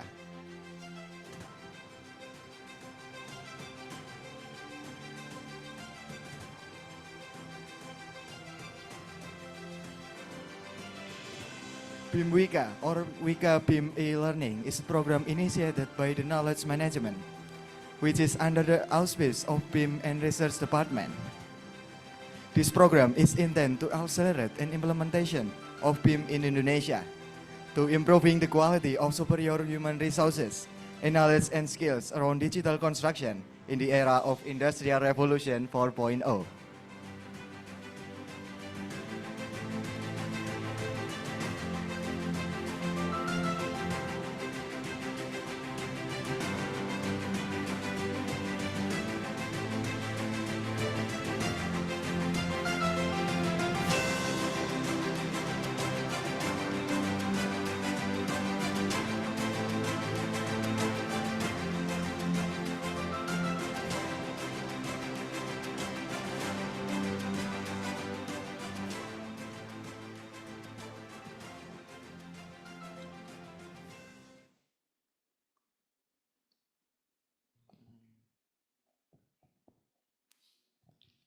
Well, like our first and second talk show, this one has been equally engaging. It gave us a valuable insight and deeper understanding, especially on sustainable green construction. So, ladies and gentlemen, allow me to take some conclusion within the first talk show that we have passed. In the first talk show, we know that to build a sustainable green construction, the most important part is site planning, because it was a key of construction. And there is also a key indicator that is must be fulfilled, such as social, ecology, connectivity, and ICT. And allow me, ladies and gentlemen, to take the conclusion from the second talk show that we have passed. The climate change is a real problem that people need to aware. The Paris Agreement in 2016 declared to reduce their carbon footprint in 2060, while the construction process is one of the largest contributor of carbon emission. Using of mixed material is one of the way to minimize the effect.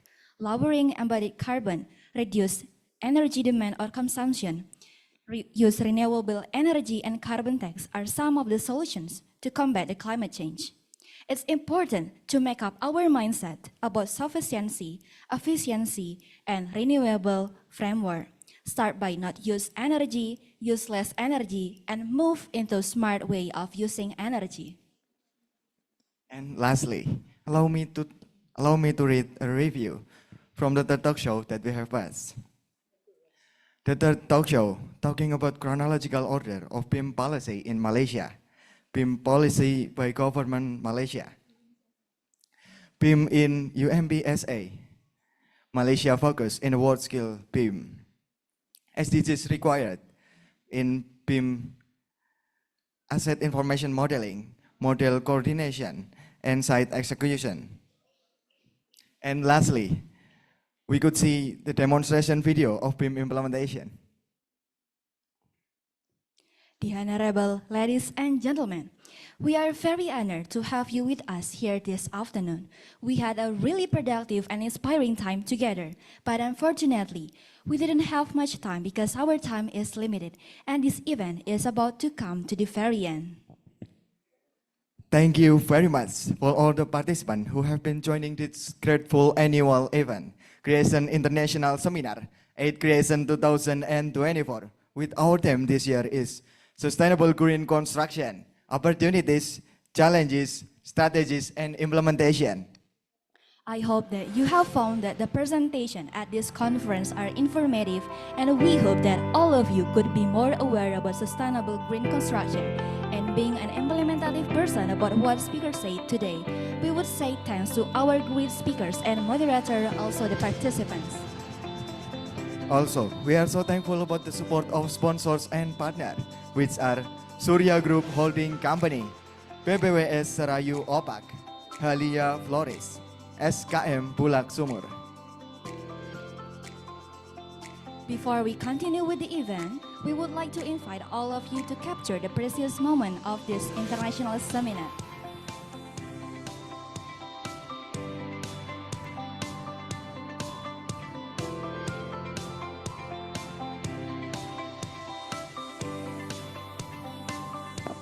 So please, so all the participants can stand up, because we want to take the documentation together.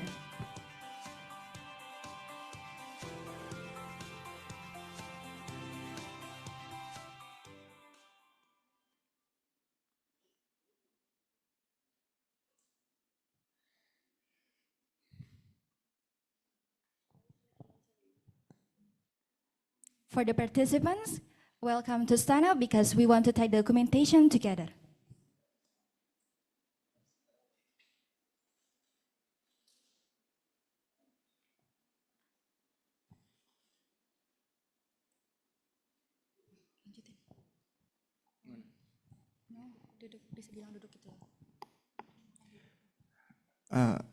The honorable participant may have your seat.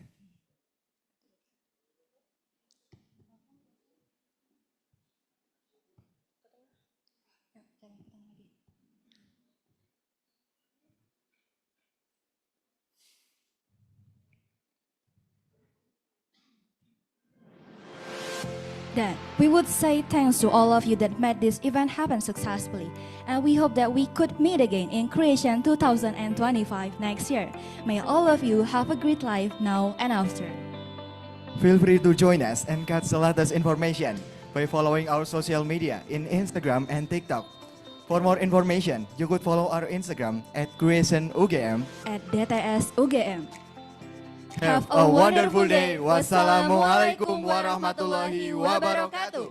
See you on Creation International Seminar 2025.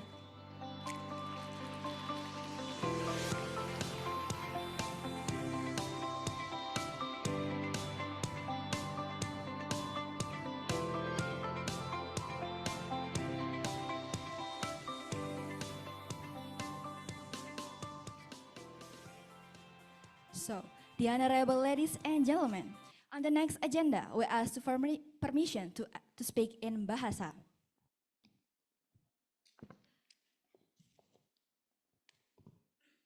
Baiklah hadirin sekalian, pada sore hari ini kita akan melanjutkan kegiatan kita yang sangat ditunggu-tunggu oleh teman-teman dari Civil Competition. Mungkin kalau kita lihat ke belakang nih teman-teman, ada yang menggunakan almet warna biru, ada juga yang menggunakan almet dari UGM sendiri. Kemudian mungkin boleh kita dengar suara teman-teman dari Civil Competition.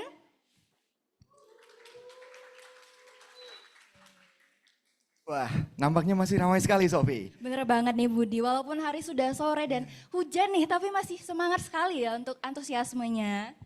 Mungkin teman-teman dari Civil Competition udah gak sabar juga nih, Sofi, buat tahu siapa sih kira-kira juara yang bakalan muncul di layar depannya. Bener banget nih Budi. Baiklah teman-teman, tanpa berlama-lama, langsung saja kita masuk kepada bagian pengumuman dari pemenang juara Civil Competition 2024.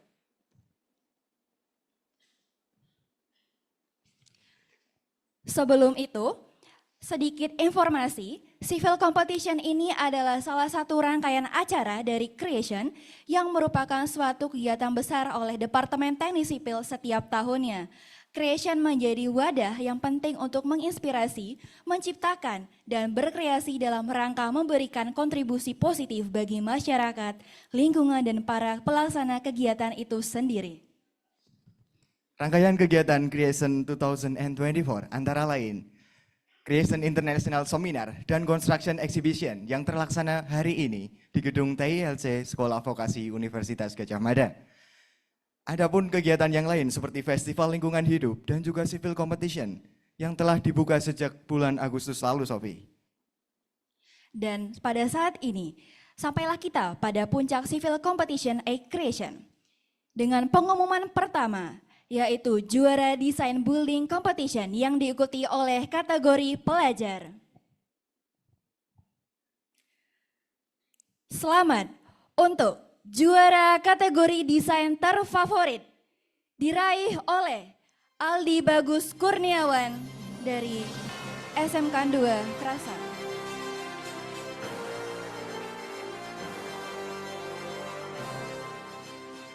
Selanjutnya, juara 3 dimenangkan oleh Duo D dari SMKN 3 Jombang.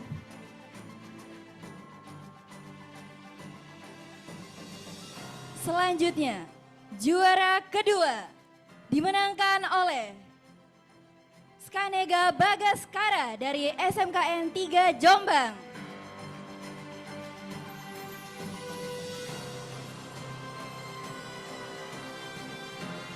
Dan juara 1 dimenangkan oleh Abiyantara Aji Pradana dari SMKN 2 Krasan.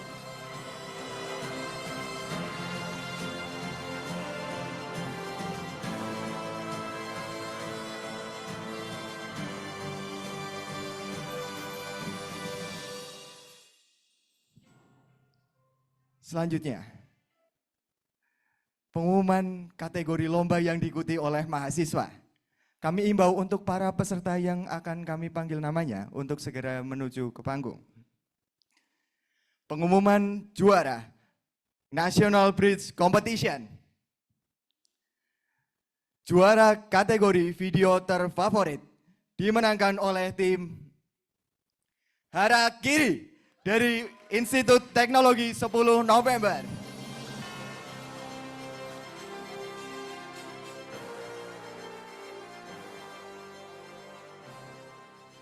Dipersilahkan kepada tim Harakiri untuk dapat langsung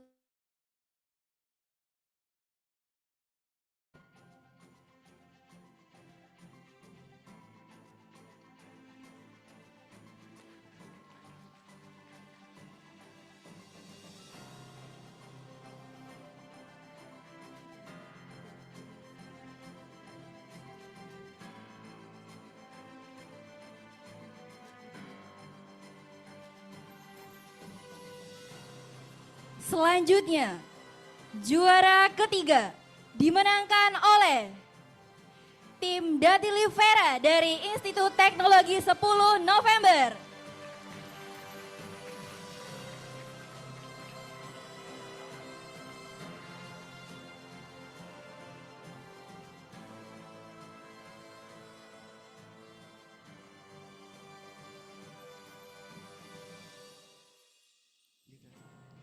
Juara 2 dimenangkan oleh tim Askara 65 dari Institut Teknologi 10 November.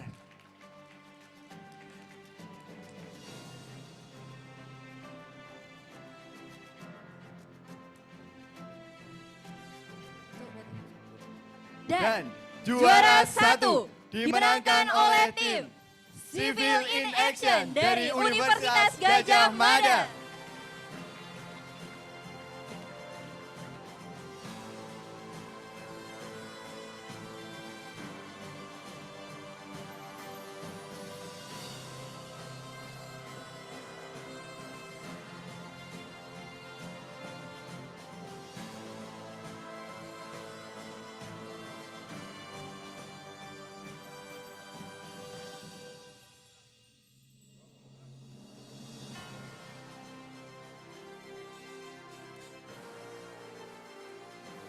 Selanjutnya, kepada tim dan panitia diharapkan untuk menyerahkan penghargaan serta plakat kepada para pemenang lomba.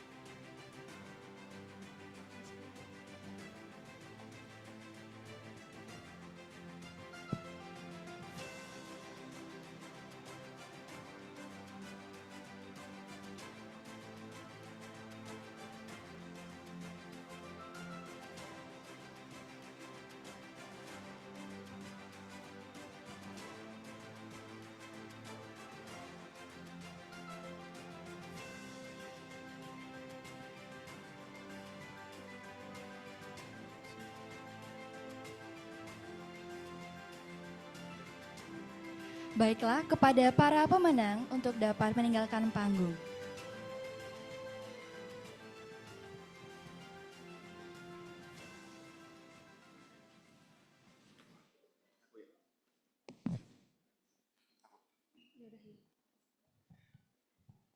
Baik, kategori lomba selanjutnya. Pengumuman juara National Tender Competition. Juara 3 dimenangkan oleh tim Praba Bavitra dari Universitas Gadjah Mada.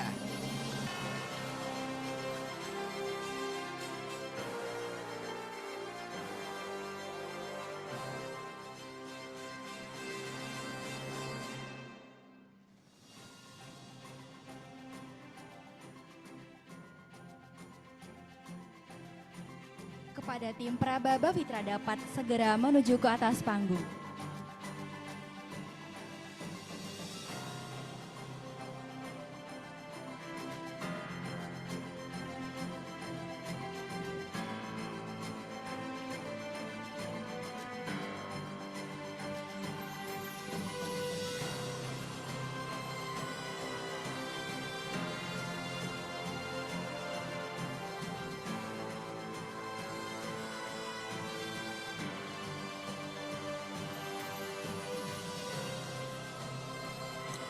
Selanjutnya, juara kedua dimenangkan oleh tim Niskala 65 dari Institut Teknologi 10 November.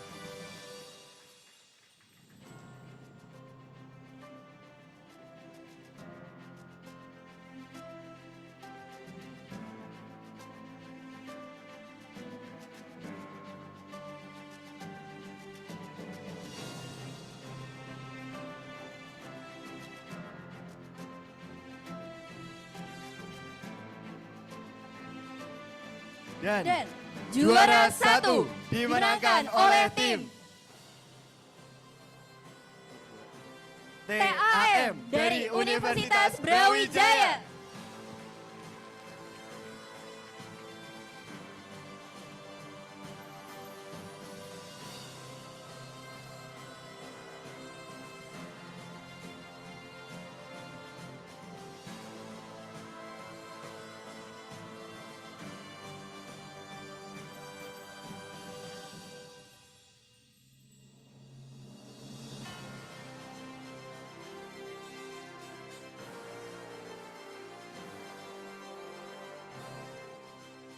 Kami persilahkan kepada panitia untuk dapat menyerahkan plakat dan juga penghargaan kepada para pemenang.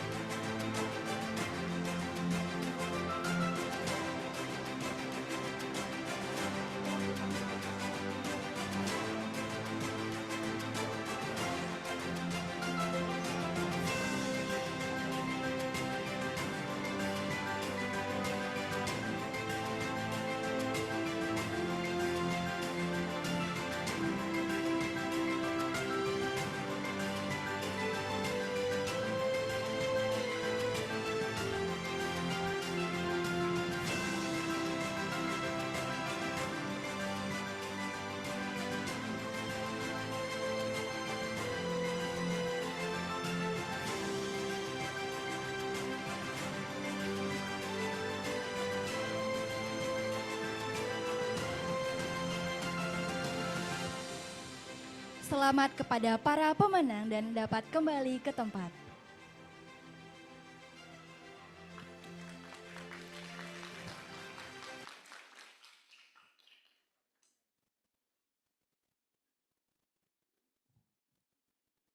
Kategori lomba selanjutnya yaitu juara Civil Paper Competition. Juara kategori poster terfavorit diraih oleh tim Ultramilk dari Universitas Hasanuddin.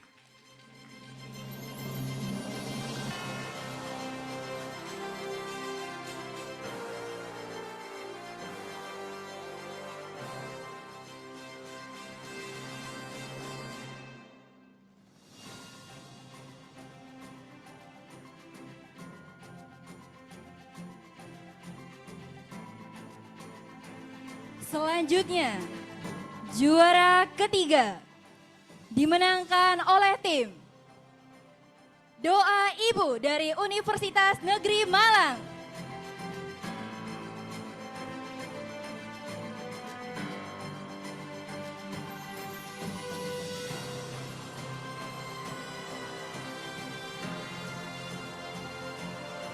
Selanjutnya, juara 2 dimenangkan oleh tim Gama Kano dari Universitas Gadjah Mada.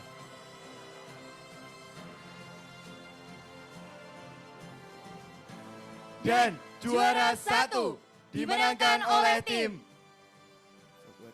Ultramilk dari Universitas Hasanuddin.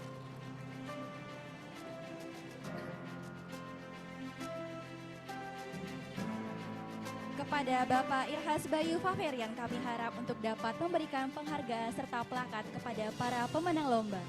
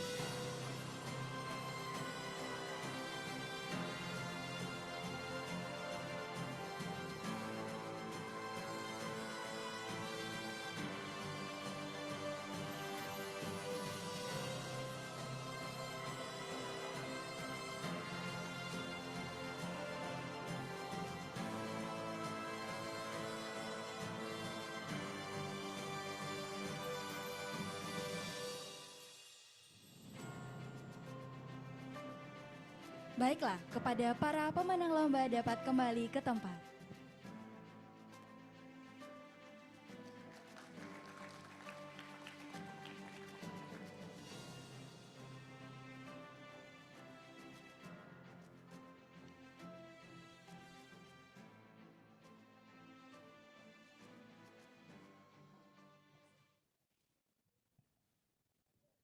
Sekali lagi, kami ucapkan selamat kepada seluruh pemenang dan beri tepuk tangan meriah kepada seluruh finalis Civil Competition.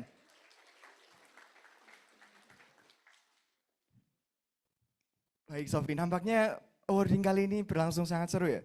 Benar sekali nih Budi. Jadi teman-teman yang menang tadi disaksikan bersama-sama dan sangat meriah sekali ya. Nah tapi setelah ini masih ada nih hiburan untuk teman-teman semuanya.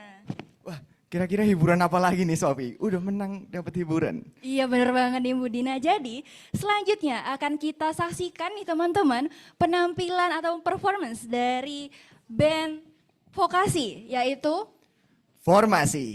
Kira-kira teman-teman ada yang tahu nggak nih bakalan nampilin nyanyi lagu apa? Iya. atau mungkin teman-teman ada rekomendasi nih mau nyanyi ini dong gitu.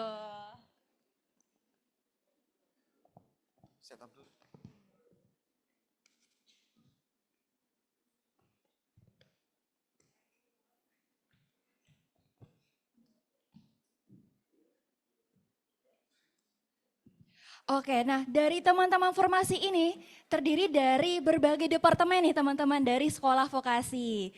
Jadi teman-teman ini merupakan yang sangat passionate nih dengan namanya bernyanyi. Nah selanjutnya kami persilahkan kepada tim formasi untuk mempersembahkan lagunya.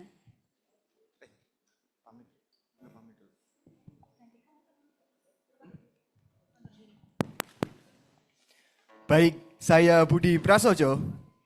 Dan saya Sofi Azahra. Selaku Master of Ceremony, pamit undur diri.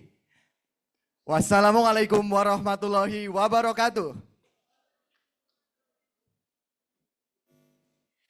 Sampai jumpa di Civil Creative and Action 2025.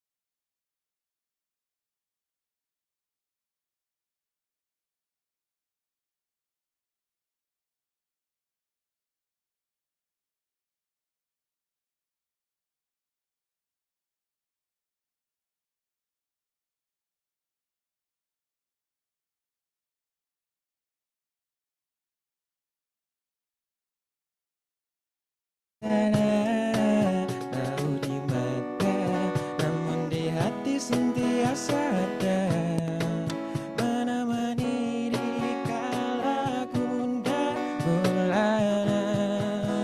Dinda Gadjah pergi hanya seketika, cuma inikah semua demi masa depan kita. Dinda jangan marah-marah, takut nanti lekas tua.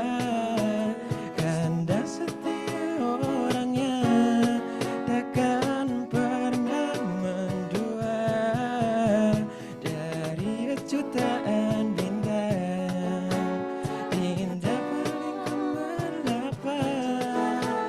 Dari segenap wanita, Dinda lah yang paling menawan.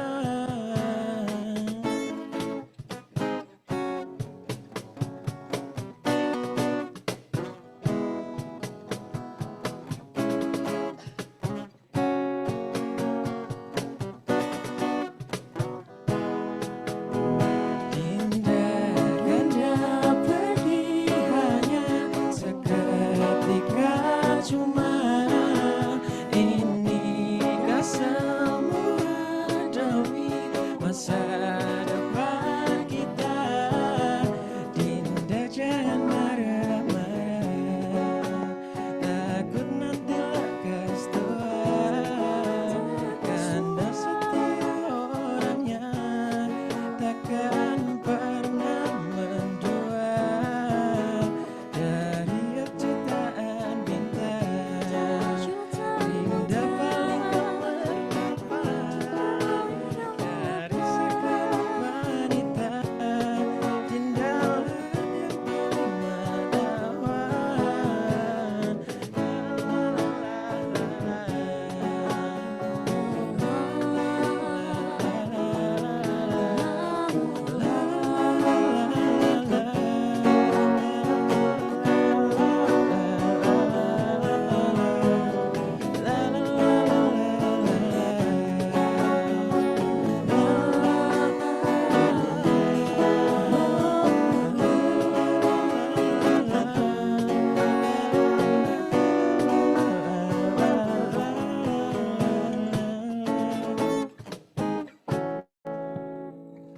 Oke, gimana teman-teman? Bagus gak? Bagus gak? Bagus kan? Jelas dong. Oke, lanjut. Ayo, musik dua, lanjut. Yes.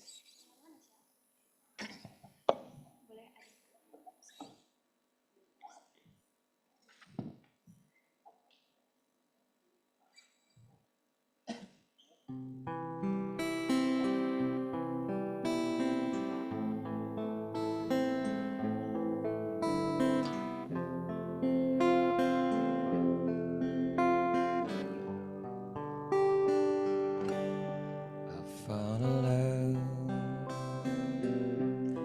for me, but darling, just dive right in and follow my lead.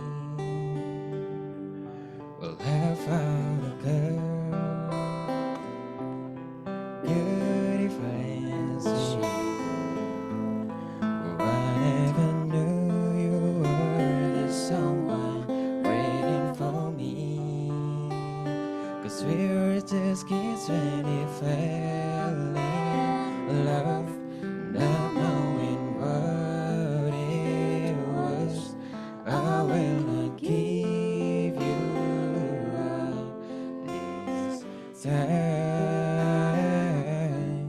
but darling, just kiss me slow. Your heart is so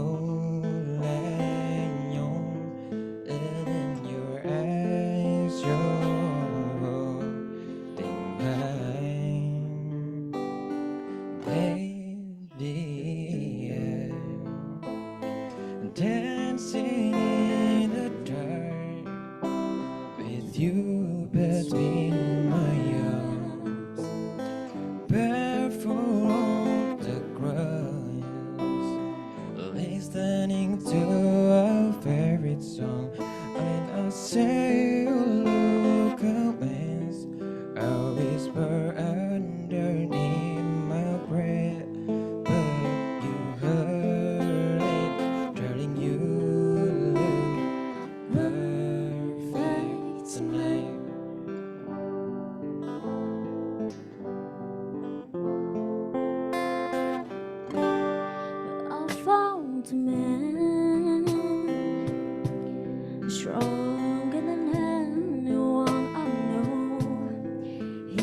shares my dreams. I hope that someday you'll share her home.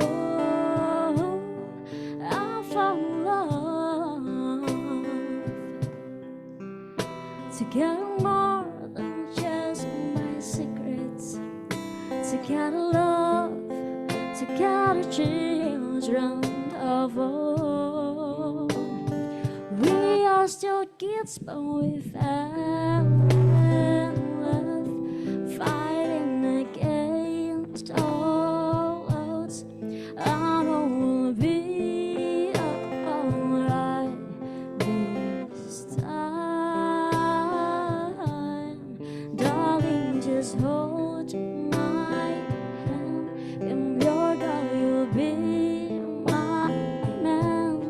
I see my future in your eyes. Baby, I'm dancing in the dark with you between my arms, barefoot on the grass, listening to our favorite song. When I saw you in that dress, looking so beautiful, I don't deserve this. Darling, you look perfect tonight.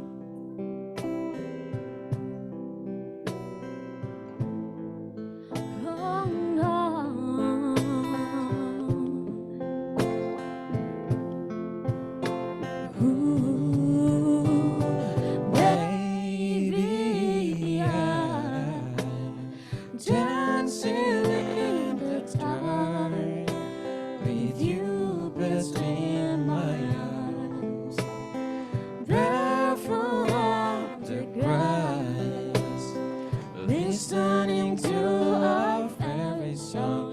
I have faith in what I see.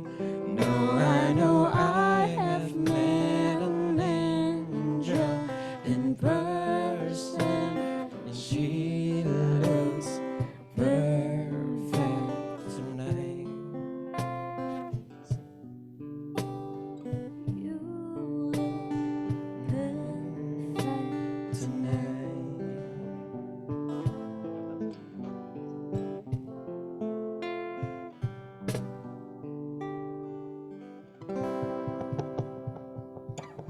Wih, gimana? Bagus. Oke, good. Oke. Sekarang apa nih Gerat? Lanjut apa nih Gerat? Apa ya? So asik deh. Lanjut kita lanjut musik ketiga. Oke. Bagi sobat creation yang tahu lagunya boleh ikut bernyanyi. Sekarang main ini aku sekarang. Yuk, gas.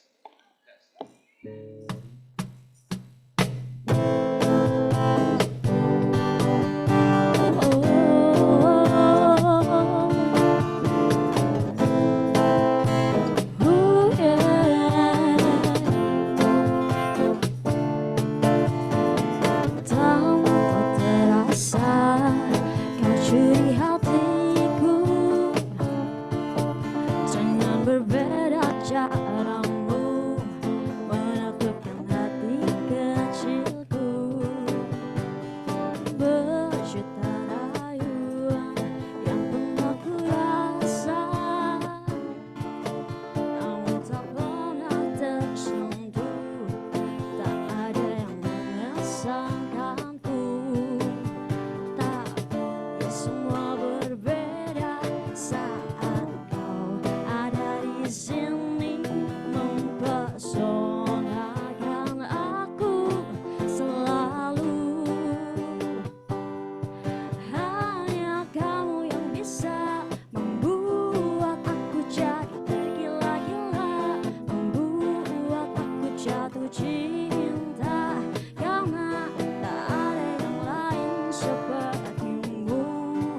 Berkali ku mencoba berpaling dengan makhluk indah lainnya, namun tak pernah ku rasakan bila seindah bercinta ku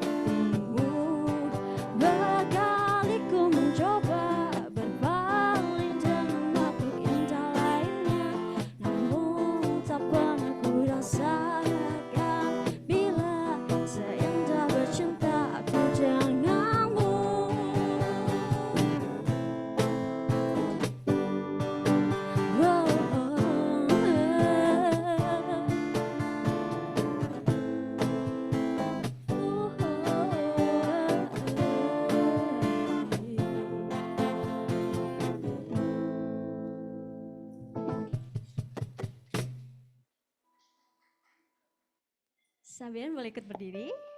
Boleh banget. Oke.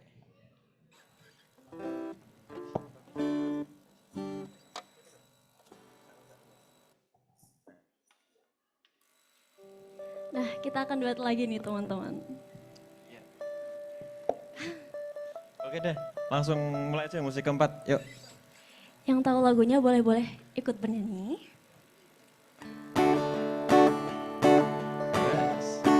Apanya ya?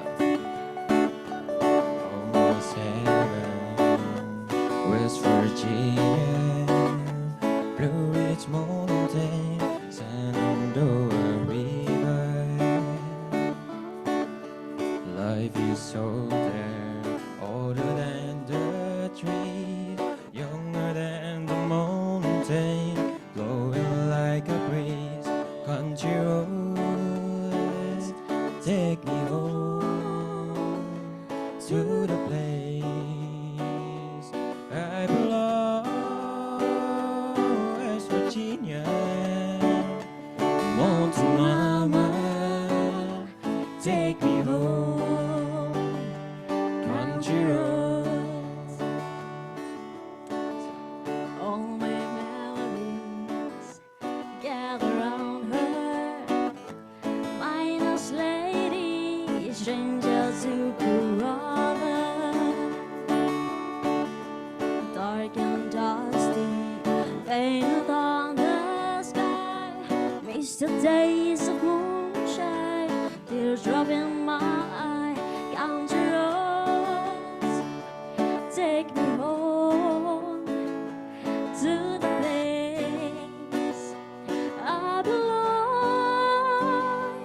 West Virginia, Mountain Mama, take me home, country roads.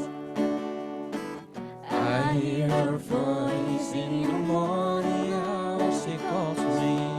Radio reminds me of my home far away. Driving down the road, I get a feeling that I should have been home yesterday. Country roads, take me home to the place I belong. West Virginia, Mountain Mama, take me home. Country roads, country roads, take me home to the place I belong.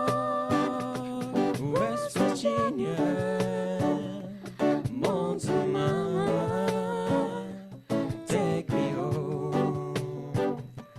Country roads, take me home. Country roads, take me home. Country roads.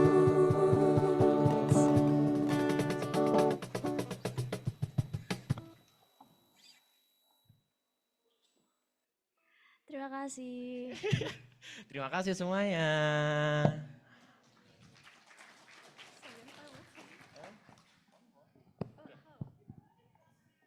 Sekali lagi, kami Kami ucapkan ucapkan sampai jumpa di Civil Creative and Action 2025.